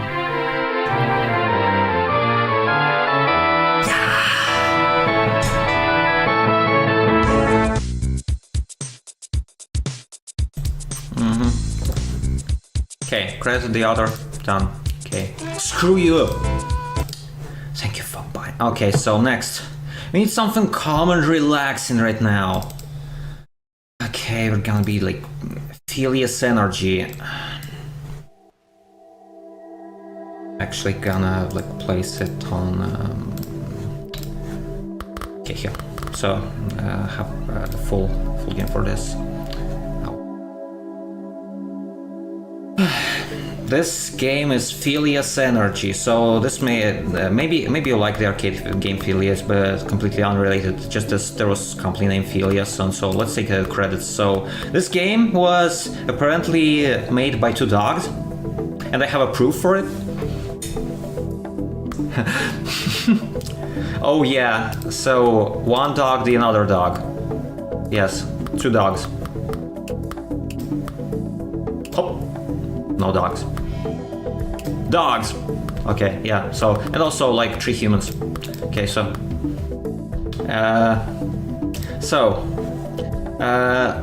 Considering this is shareware, like, only 6 levels are available and you have to pay in order to unlock the rest of them, so, like, there is a bunch of levels, like, there's Aqua World, Factory, Dungeon, and a place I know nothing about, so. But I haven't bought the game, so we have no idea how to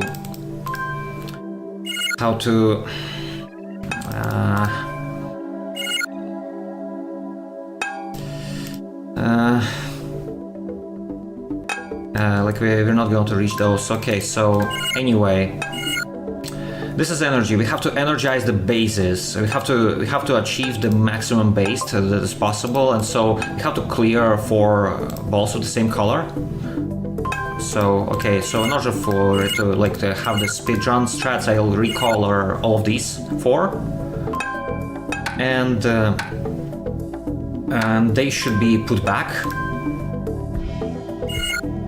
onto this. So that way I'll complete this base. Nice chill, relaxing music now. By the way, yeah, this means declined if the same ball hits from the spawner, like exclusively from the spawner. If it hits the front base 4 times, you lose, and it counts only for 1 ball. Like it hits here, it's 1 by 4. You can let them hit the side bases though, like completely without penalty. I don't know if it's a bug, but.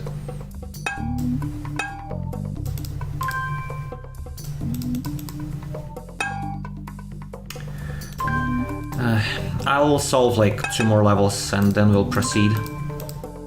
Because this is a hard game, I don't wanna put too much attention on it.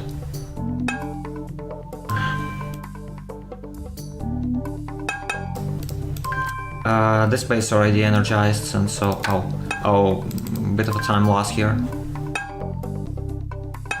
Completely impossible later. Well, I mean, you have to juggle. This is basically like ball juggling. You lose if you get the front ball to knock too much times, but too many. But okay, let's put it like this. Oh, I need to charge this base, and then I'll gonna use blue. Okay, there's gonna be like 4 blues on this, so rotate on this.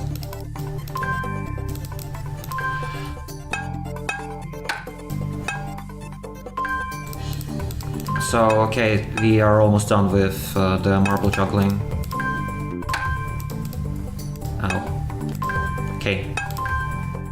Playing it. Oh, so yeah, they can pass through each other, like, no big deal. Next level. This is gonna take a while.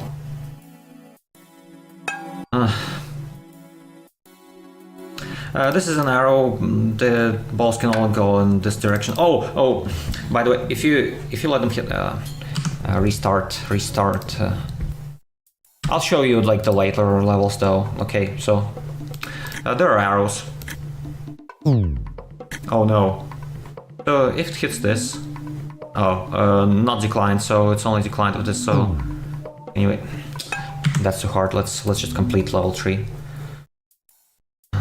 Too much bases, too many.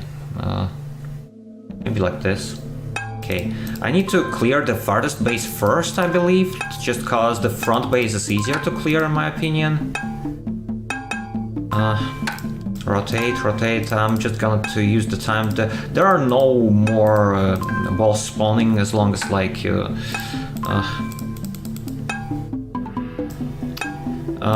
okay, I can clear the first one with red, amazing. Nice. Bit of a time save. Then place it... rotate. Okay, so as you see, every time the balls they hit back, they...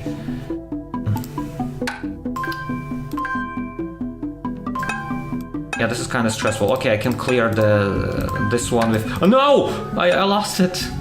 It's gonna be recolored now. And it's also the wrong color too.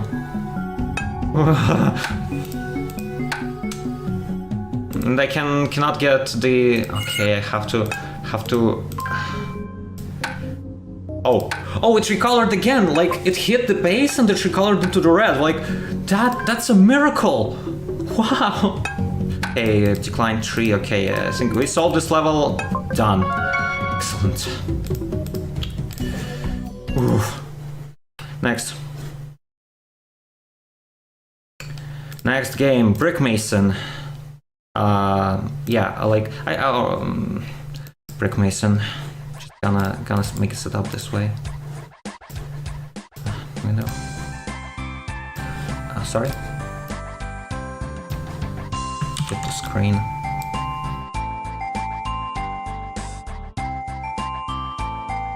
Yo. Okay, so this is Brick Mason. We're laying bricks.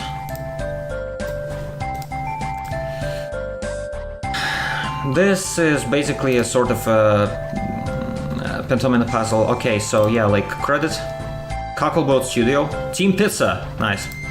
So let's play. So in Brick Mason you can place the blocks into holes with mouse. They snap in nicely, so not completely jank.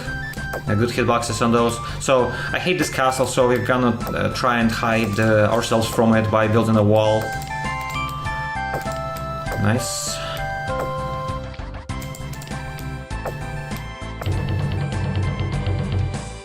Yeah.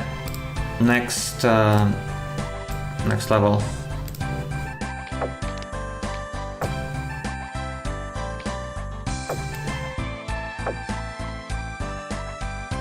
I want to change the blocks every time I solve something. Oh, I think we can. Yes, nice. Next.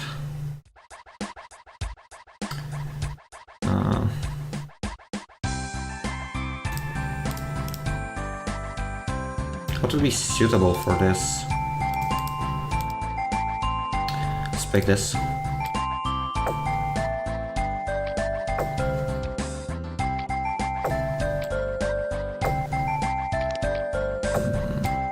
Nice. I'm actually spending quite. Okay, let's make it like this. So bit harder levels. Solve these ones really fast, so I can get some time in order to showing this. Oh, simpler than I thought. Okay, next.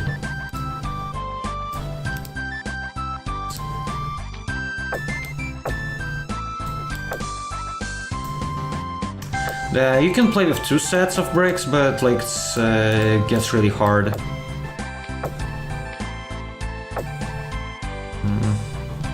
Okay, the staircase goes into the corner if this is like this. Oh, probably more economic to do this. So I have 2 options. Oh, okay. Never mind, the staircase goes to the right.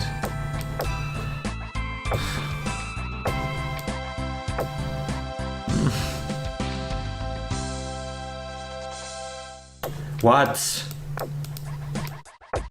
Maybe staircase is supposed to be like up here, but I have no like straight spaces for this. Okay, I think we ruined this one. So anyway, solid wall 2 sets. Let's make that like this. Should be the simplest one. So change the tiles. That's a heck of an ugly tile. Okay, let's break the even worse. These have a bit of clarity at least.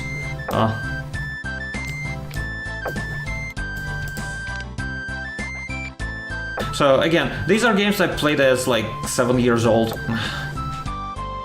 Gosh, okay. Yeah, I mean, these are impossible. Okay, let's... this seems to have like more of the like horizontal parity.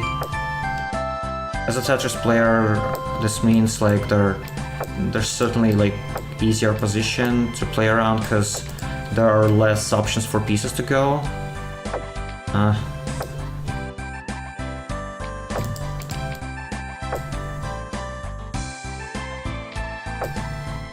So yeah, I'm grateful for all of those people who made those games, even though I wasn't able to pay for them. Anyway, I fit everything except one, so that's unfortunate. Anyway, yeah, as I mentioned, it's okay. I wanna pick a board that's like really okay, like this. Probably good. Really in bricks. We're gonna speed up later.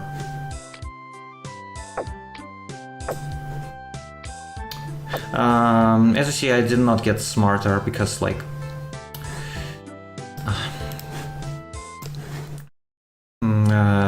this game gets impossible to solve later on. So next game would be Block Kinder. Okay, so gonna pick. The game swaps are a bit ugly, unfortunately.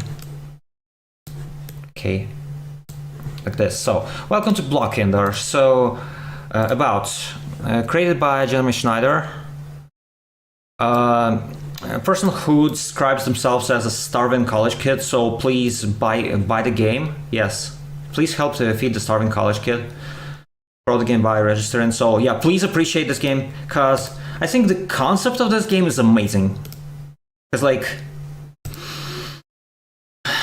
this game is a perfect fit if you have ever wanted panel de pawn to be wrapped around your penis. That's what it is.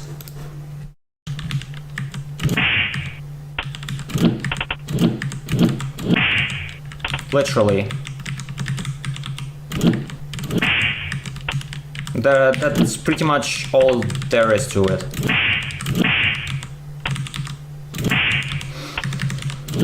Another exciting, interesting game.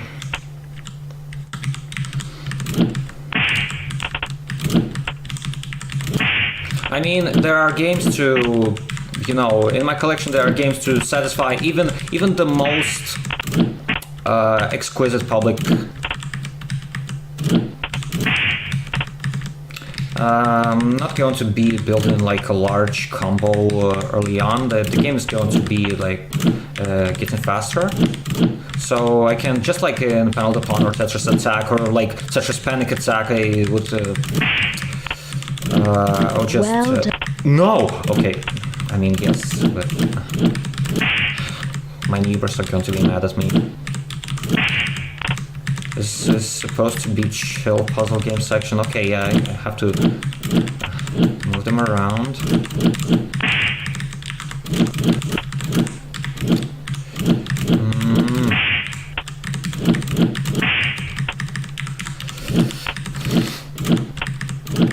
So like, if the rise and rows they reach the top of the screen, you lose. So I'm trying to make like my best effort. Oh, nice.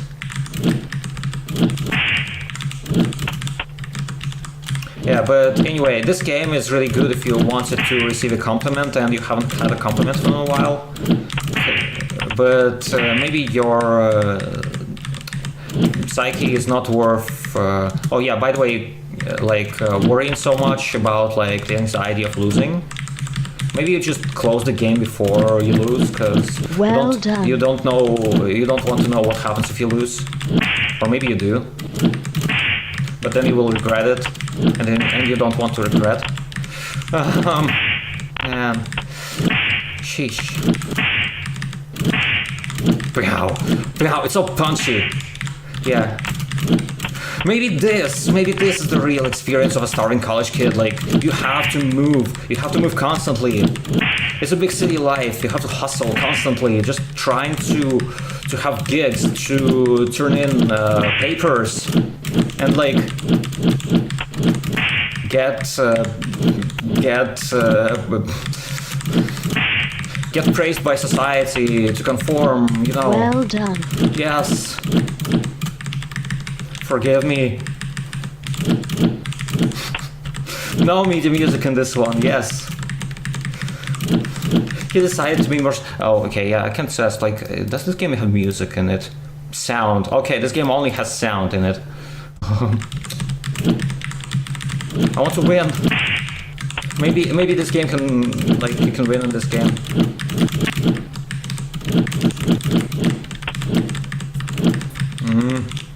Okay, I can... Oh, I can make a penta... Oh, no, okay, I thought I would be able to make a penta move, okay, whatsoever.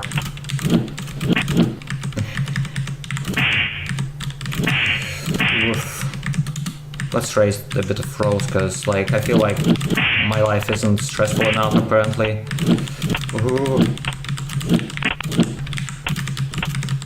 I don't believe there are chain bonuses, like in Penalty Pond, though. Like, I'm not even going to try to make a chain. Okay, yeah, these I need to push them.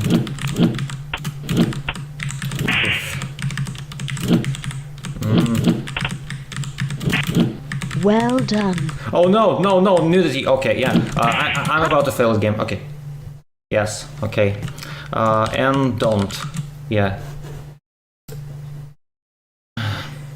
Macaw. Okay, sorry. So, if you lose, you have this nice sound sample. Ah, crap! Next game.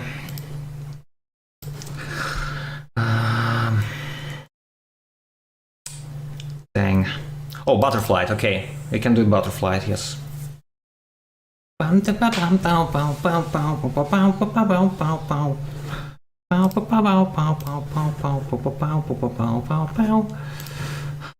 so sorry. Help! Okay, you are the Lord of the Butterflies, whatever. So, okay, need to fix the game capture. Okay, so... whatever, okay, we're a bit out of time, so... Why do you have to register this game? Because... Oh, because I don't want the snack screen to disturb me any... Okay, oh... Dang it, the game is too large! The game is too large. I'm sorry, okay. Oh, it should be fitting up the screen, okay. Okay, the game's not big enough now. Okay. So, Butterfly. So this is like Bejeweled, but with butterflies. Okay, we can... Okay, so... the goal of the game is to make the maximum amount of these butterflies to like the ones you cannot swap them, by the way, like the ones that are colored on the in the left box. So you have to fill the entire screen with them. By the way, I cannot play faster. Like the speed of this game is maximum. It goes even slower if I try to. Okay, I have to just make my valid moves as fast as possible and hope that there will be chains, because like that way I will have to think about my next move lesson, so I could probably even beat like a single level of this. There are like different combinations of moves. Okay, as you see, like the butterflies. By the way, yeah, like read the backstory like in the VOD if you want to, if you are really curious. Okay, next.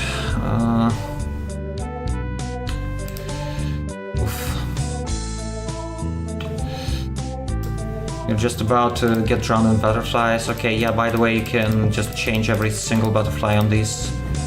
Like... Oh... a bit more of a, like,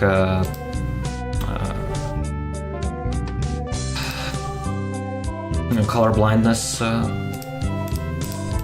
help to this. Okay, yeah, there seems to be like seven of them already, and like there are a bunch of valid moves. I want to complete this.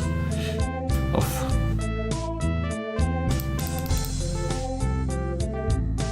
5.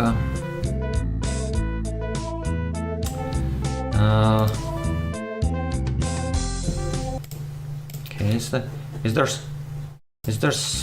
anything? Do they have to be in the diagonal? No, they can be like straight up, like this. I exchange those and they disappear. Like any line in the hexagonal will work. It's just that the butterflies that I have to maintain on the screen, that I cannot move them, and they do not clear themselves. So they are kind of like garbage tiles that fill the screen more and more. But okay, so my task is to make enough lines so that it would free the space for the score butterfly. Okay, yeah, I've completed the mission. That's pretty much how the game goes. Shareware aesthetics. So, by the way, yeah, so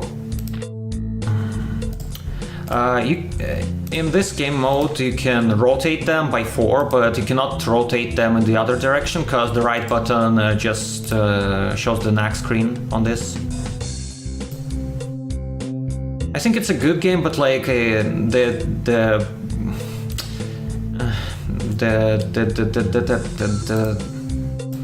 it's too slow. I would appreciate if you could make moves faster. So that's a consideration for a future version, dear developer. Okay. Okay, yeah, so that's it for this game. Next up is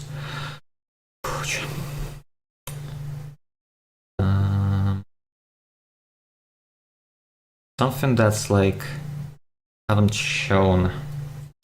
Okay, I can show the actual like puzzle game. So like puzzle, the jigsaw in Russian is actually called puzzle. So we have jigsaw games on the CD too. So this is a live jigsaw. This is a game in which you could have an AVI file, not a GIF. I don't think it consumes GIFs. It's you can have an AVI file or like a basic picture, and then you can make a puzzle out of it. So anyway, like let's have this. Let's preview this image. Oh yeah, sometimes yeah, like this. This is like a unique file format. So this was made by Yavsoft, and like this is a Yav file, and so this has jigsaw with a rooster. Okay, we gotta solve this. I think the idea is extremely cool. I haven't seen it in any other software. That's too hard. Okay, so let's have like an AVI file. Okay, so maybe it's like okay, 16 pieces is actually smallest. Could disable or okay. Let's just have 16 pieces. Okay, this seems decent. At least it's like nice on the eyes. It's just. Have to use our logical reasoning in order to determine just okay, so the corner tiles, they go into the corners. So I just find it really cool that you can have any AVI file into this choice picture. Okay, yeah, a lot of those games were made by Russian speakers, so don't be too harsh on them.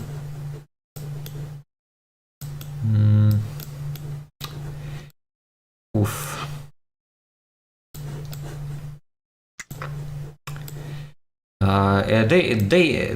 They snap together nicely. I do not have to release the key, they just snap automatically. I think it's really good, like quality of life thingy. Okay. Okay,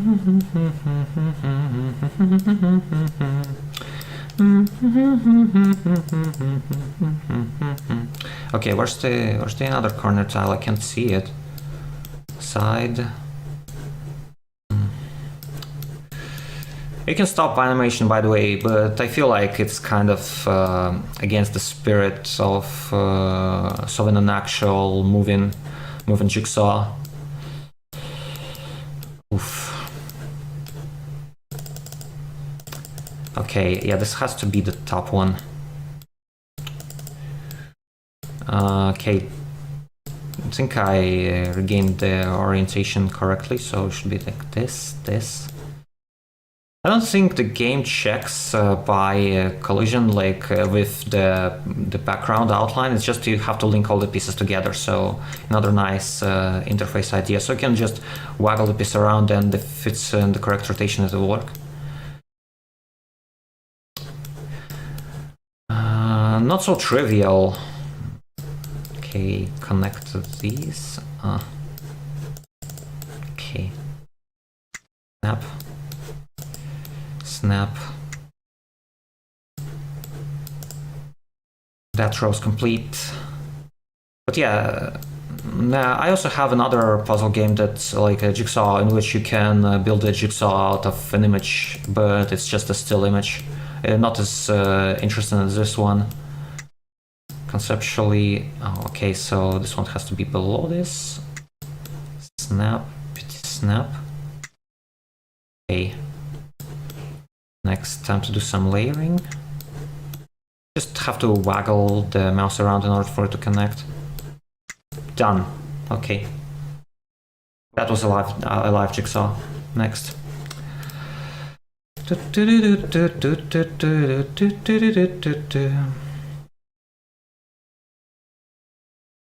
Okay, I really wanna feature the game Odo. I think it's a really cool game. Simple and nice. Okay, just wait a bit, I'll hook it up for the capture. So no other game in this marathon had this much like setup and game swap, so I apologize. Oh, no, do not open suspicious software on my desktop. Okay, yes, it's just a graphics editor, by the way, so just like Deluxe Paint on Amiga. So Odo, the game is extremely straightforward, you should understand the concept by just me playing through it.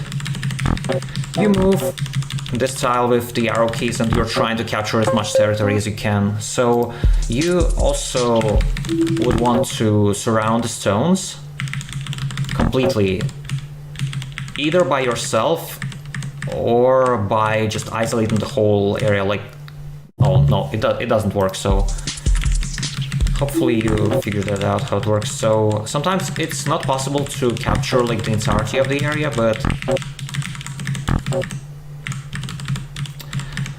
you can also capture territory by just wrapping around it, and it will close behind like this. Next. Wanna reach the stones first. Trying to determine which ones are like easier to capture. So stones are usually just a problem for just territory capturing, because like they prevent you from isolating the ground.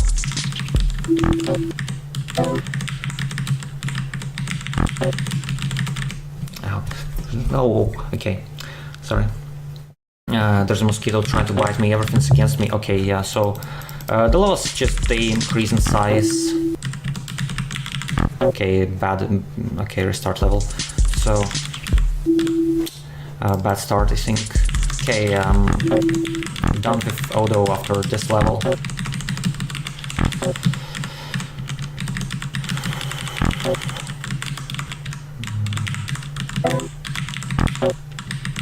I'm gonna skip some of the games, it's my personal decision.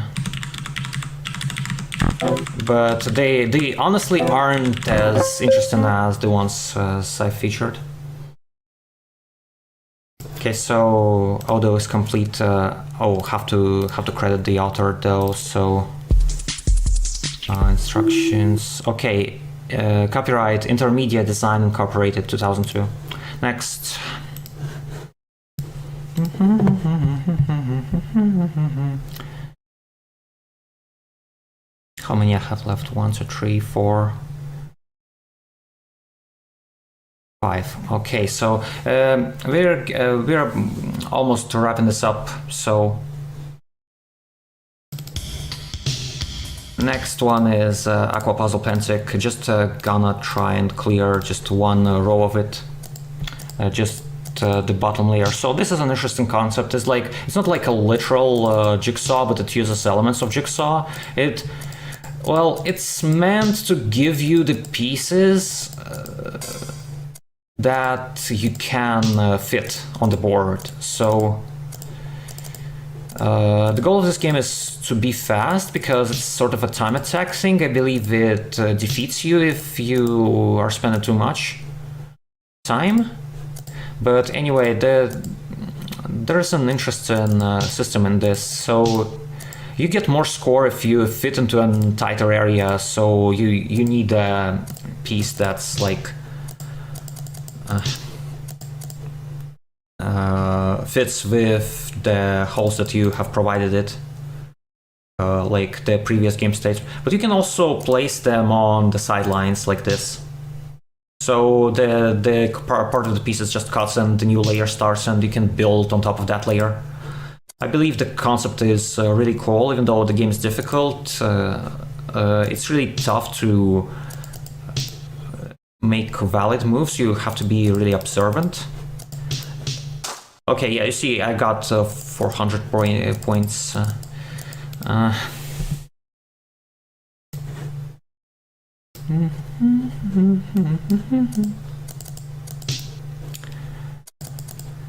If you haven't made a move for long enough, then a mouse will show up and on the square that is a valid move for you. You cannot stack on top like this. So you cannot stack on top before you've connected this side of the screen on it. So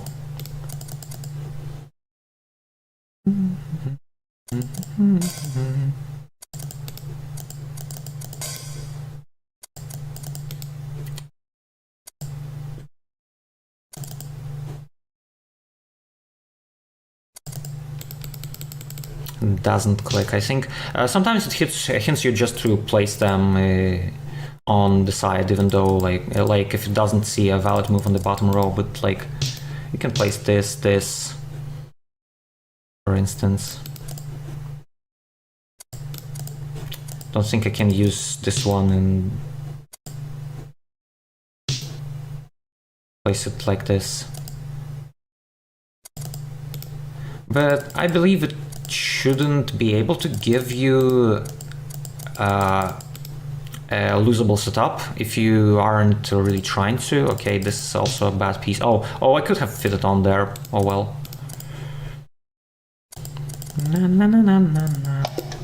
Yeah, you see, I've got 100, and so can't really.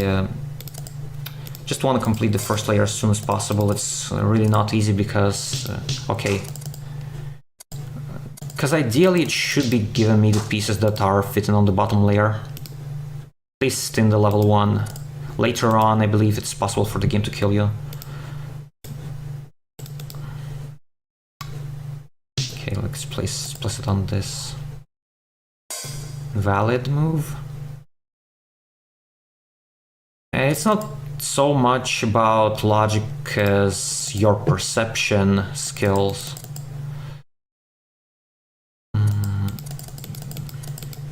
Oh, thank you, mouse.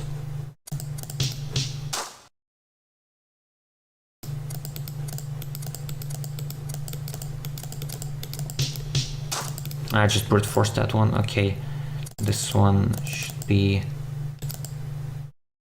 on the sides, 2 small ones on the sides. I think it doesn't go on the bottom layer at all. Yeah.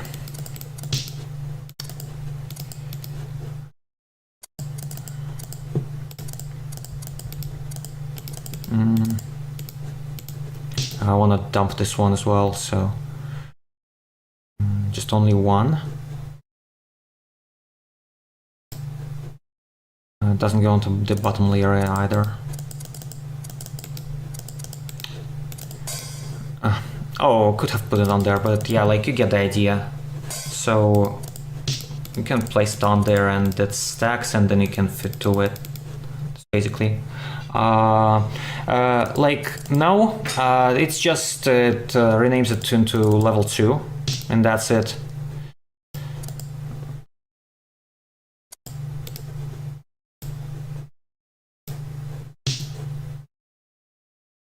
Three small ones.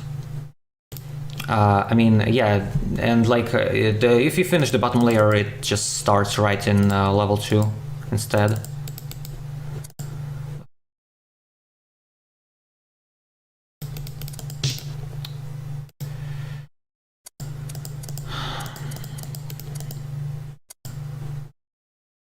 Guess we aren't completing the level 1 apparently.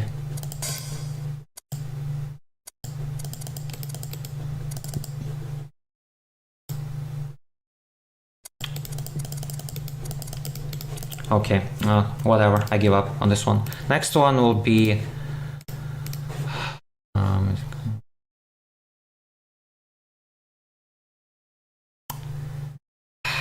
I'll show 2 more games. So the first one would be Babylon 2, like 2.5. So this is sort of...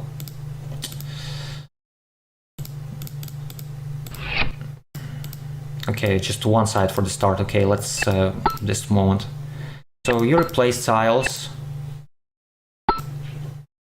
Yeah, by the way, I have to give the credit to this person. Ow, closed it. So, replace tiles, swap them between each other. But it's not just a regular puzzle game where you have to just complete all of the pieces. You lost a set, okay. Next time.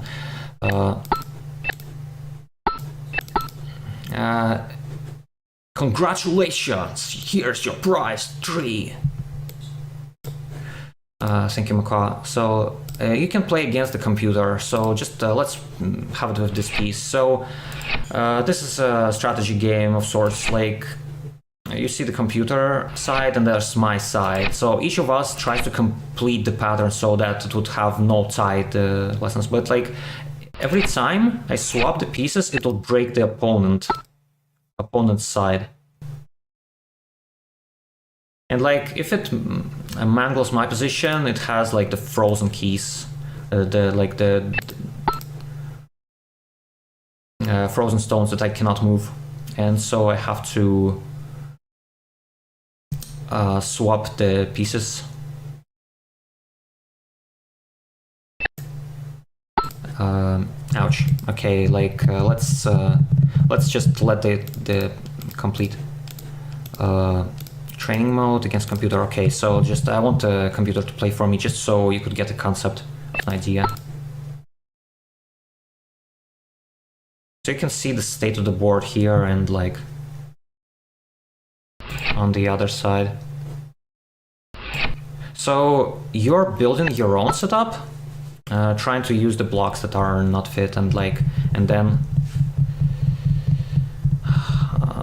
the AI wants to, dang it, tries to break your own position by doing so, and like the more and more stones get frozen. So I think the game's really difficult. I should get the general idea by now. I think it's gonna take a really long time for me to just complete it. Next up is Amazing Kai. This is a sort of a mix between like penultimate game. The last one would be Cube is Gold. This is a sort of a weird hybrid between Sokoban and Boulder Dash. Apparently this isn't like the oldest version of the game. Oh, by the way, yeah, I'm sorry for your ears, I'm not really sorry. So somebody was missing it, so I have to collect all of the diamonds using the piece. And yeah, you see, like, yeah, the consequences. I haven't destroyed white transparent block by eating it, so I cannot move the piece down or to collect these two. So original Kai. Oh, nice. Yeah, shareware. Sharing is sharing. So okay, unlock these. I'm glad that someone actually knew about Kai, so can also like make it classic tiles on this.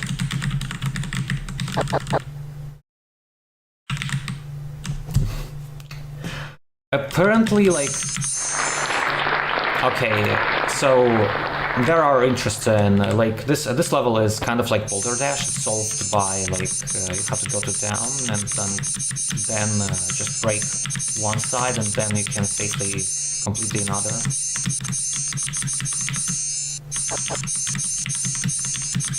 Finally, a game that you recognize.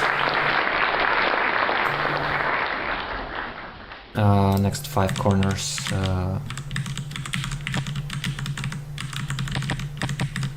Let's try to start from the right side, move it like this. So if there are 2 blocks, like the 2 pushing blocks, they would just push me completely and I would be stuck. Ow, I think I already ruined this position. Okay, next. Push it aside. Move it like this. So yeah, the pusher blocks, they really add a new dimension to the game. Move it around. There should be enough space for me to deplace those. Okay, so I think I'm should be probably okay. I'm maybe salvaged. Oh, okay, I'm salvaged. Never mind, I cannot enter the position anymore. So yep, ruined it. Next, there are also like a bit levels on quick reaction, like sprint, very easy levels. So you just click on them on the 4, and like the idea is that it would get blocked by two circles of tiles if you aren't fast enough. So like sprint 2, it just has faster spawners than usually. Okay, we've done it. So also, yeah, the races level is interesting because like you have to dodge the tiles. I think it was going to be the first one probably. So ouch. No, the last one actually. So if you ruin the traffic, it will congest the area in this. So a rather creative level. Let's just eat these, then run around. So if you use mouse, it's just kinda speeds up the game.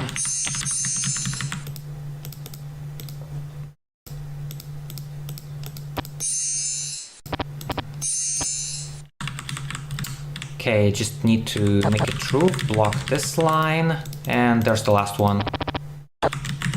Done. Okay. So, in the last game, Cube is gold.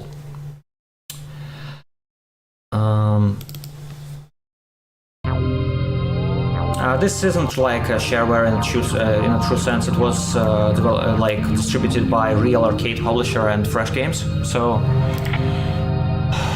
really nice music, really, okay, I wanna, and really good tiles. Need to, like, was there a tutorial? Like the, ouch, shit, in-game tutorial.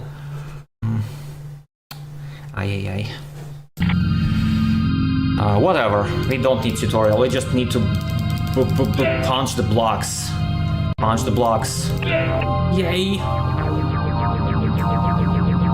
So we have to complete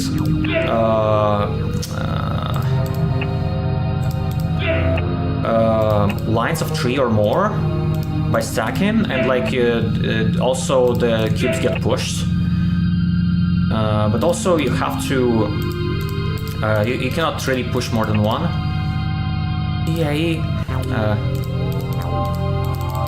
Sometimes the mouse doesn't work. Anyway, yeah, like you can just collect them by 3, and so if you do not clear the star cubes by the end of the level, there will be a penalty, a large score penalty, so you have to complete the star cubes. Like, you can finish the level by just completing the cubes to go criteria.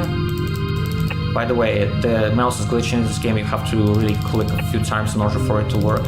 Sometimes it just doesn't register. Yay.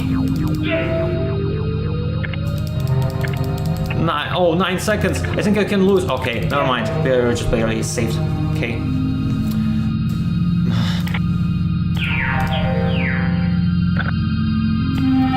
There are also different skins for the levels. Game menu. Resume game. Well, can I please? I want to. Where's the main menu? Settings. Okay, so Chinese. There is a Chinese level also as well. So Game Pack 2. So there's arcade where you have to just be fast, and there is. Also, there are wedge cubes which are stacking below the one that you're hitting. The osmosis cubes that recolor the cubes into different color. A bunch of fancy stuff. So, ideally you want to get a cubist. So when you manage to complete a combo by clearing the bottom pieces, and then there will be the top pieces just falling down.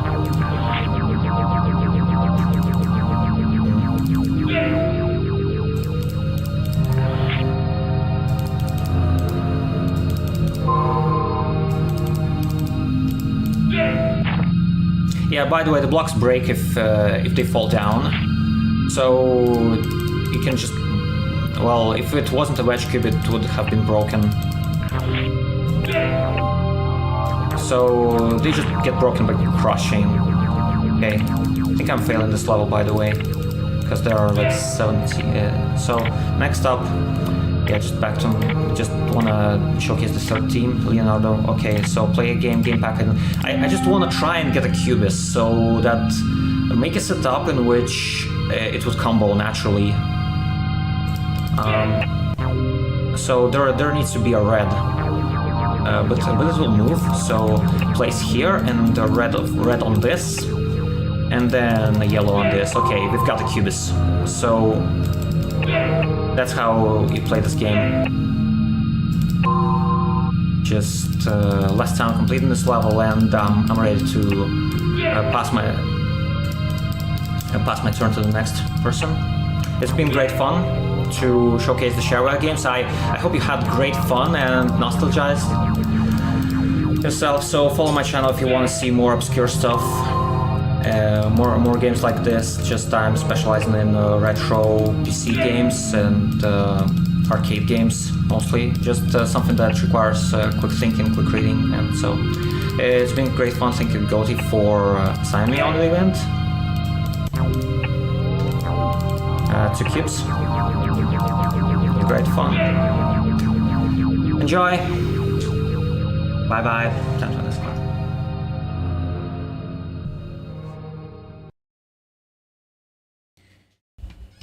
Keep it going in the chat for Lord Extruder X. Next up, we are going into a land where Best of Nintendon't has never been before. I had to download a new flag into my Photoshop template.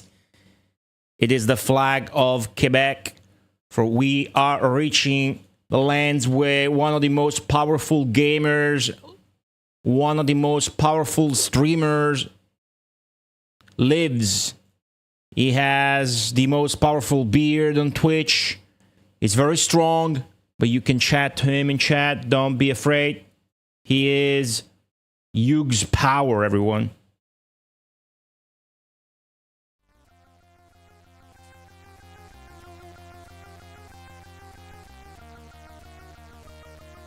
Hello everyone, thank you for having me on this edition of Best of Nintendon't.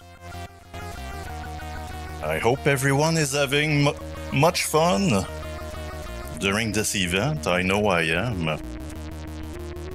and I'm about to showcase a masterpiece on the Commodore 64, a game mostly made by a single person, a wizard from Italy named Paolo Galimberti.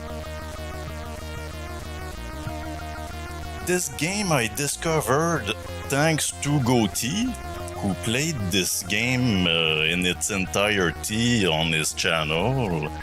And as soon as I saw the game, I knew that not only I would play this, but it would be the first speedrun I do. But today we're not speedrunning it. I'm not going to skip anything. We're going to see the game in its entirety. And basically this game is a sword and sorcery game, a barbarian adventure where an evil demon snake from the darkness came to our land and invaded with its army of demons, and we have to stop it. So we have to find the sacred amulet to be able to fight the demon snake. This game is very unforgiving. I'm hoping to do a satisfying run from beginning to end without too much issues, but we only have one life and there is also a timer. So even if I'm not doing any special speedrunning strats, we're gonna have to go fast. It is a timed game.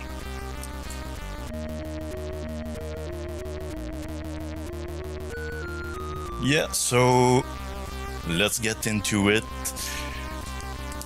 First thing I'm gonna talk about is the weapon. We start with a knife that we're throwing.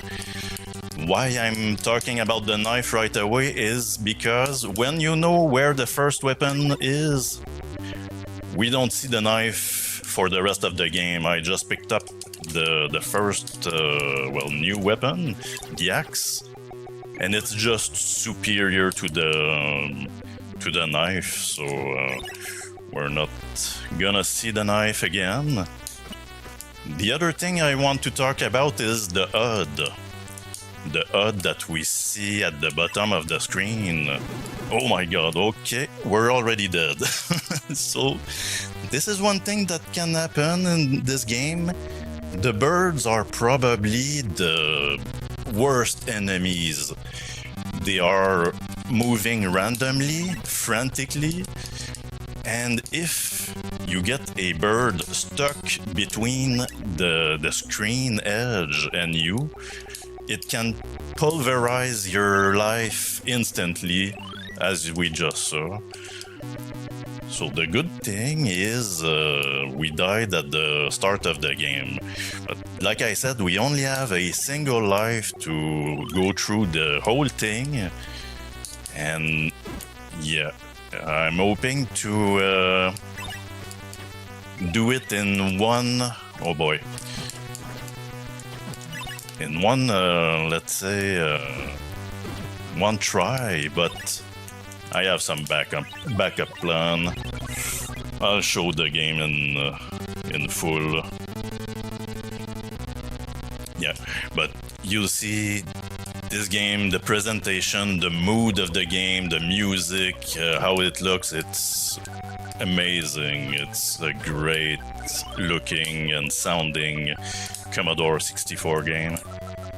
So yes, I was about to talk about the HUD when I died. So the HUD, like I said, we have a timer, but it's not a boring timer with numbers. No. It's in this game, everything is a spectacle. So the timer is represented by the eclipse, because not only we're fighting the forces of evil, but we also fighting against the eclipse. And the eclipse is at the bottom of the screen.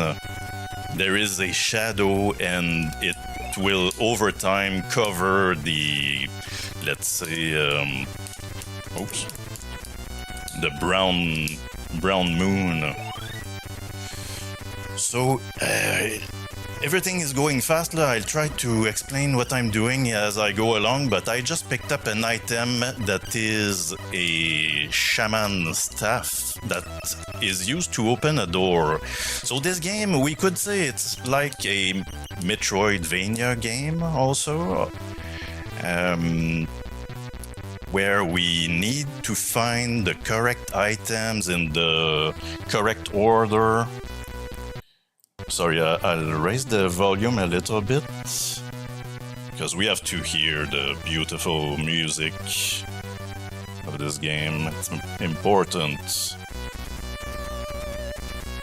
So yeah, it's like a Metroidvania in the sense that we need some items to progress, and there's lots of key everywhere, and since we're on a timer and we have a limited inventory space, well, this must be learned, like the optimal way to manage the inventory and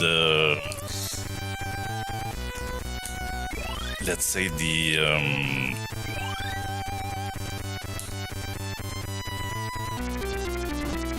pattern that you take to pick up the objects and go to the right place and open a door and everything. So as you saw, I opened the door where there was a bunch of skulls with the shaman stick, and I left that item up there to pick up the horn. And the horn is another item that opens a door that we're about to see in a few minutes.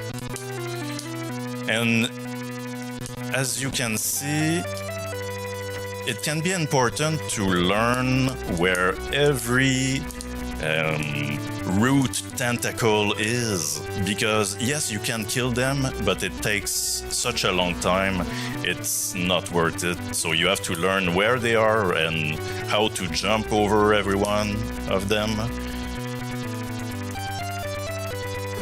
Ow. So now I'm gonna use that potion because I lost a bit of life.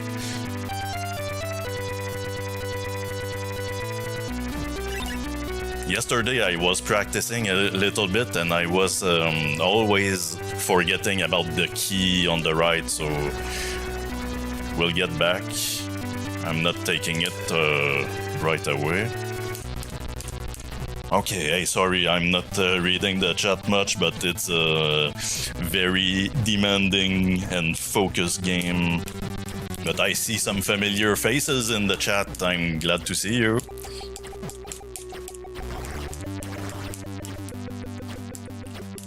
Yeah, Solara. Yeah, Moon Shadow is a classic on my channel. Like I said, I speedrun. Okay, the next screen is one of the worst.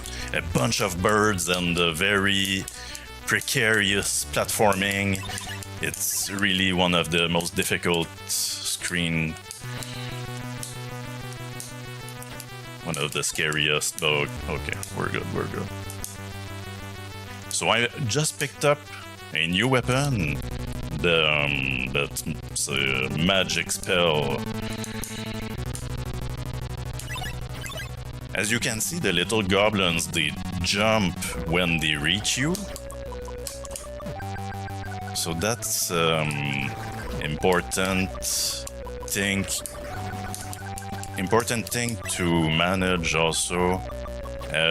As you can see, I picked up a new weapon, but I'm still using the axe. The axe is still relevant all throughout the game, unlike the dagger that we started with. because of the arc of the axe. So let's pick the potion here. So far so good, it's a good start.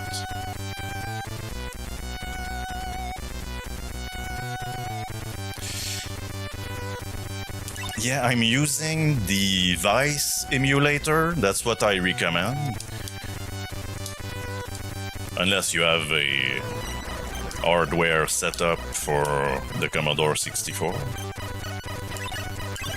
And like I said, I'm speedrunning this game, but I'm the only one so far, so if anyone is interested to join me on the adventure of speedrunning Moonshadow, let me know. You can write to me and I'll share my strats with you.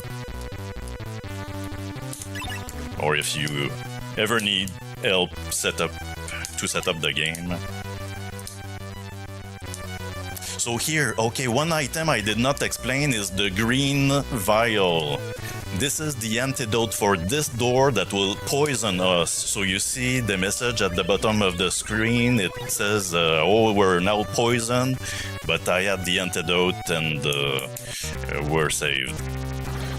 So I was almost doing a glitch skip that I usually do for the speedrun because I'm just used to doing it. Oh. We're not. We're going fast, but we're not skipping.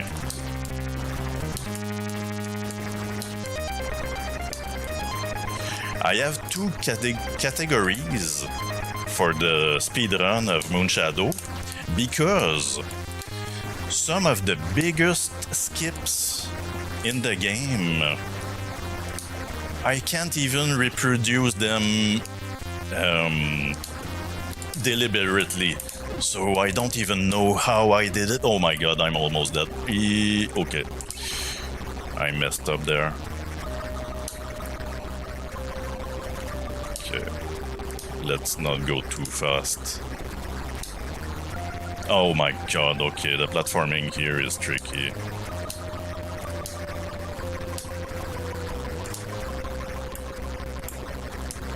Okay, let's do this, okay. Whew.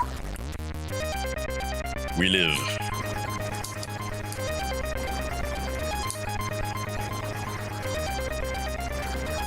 Yeah, I'll show you a little glitch. I said I won't skip anything, but we won't skip any content, but I'll show you a little glitch here.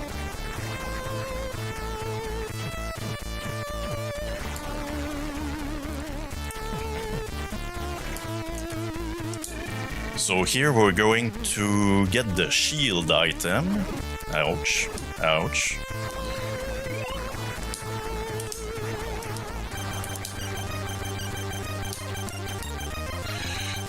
The music in this game is so good. No, I messed up.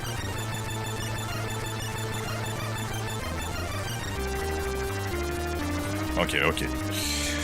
Here, it will give you an idea of what the glitches look like. So I did a little skip here by going into the wall and climbing it like that. There is a bigger skip to do like that just after the poison door. And there is also two big skips that where we go through the floor and skip a big section of the game. But those are the glitches that I can't really reproduce. Even if I tried with save state and everything, it's just some space jank.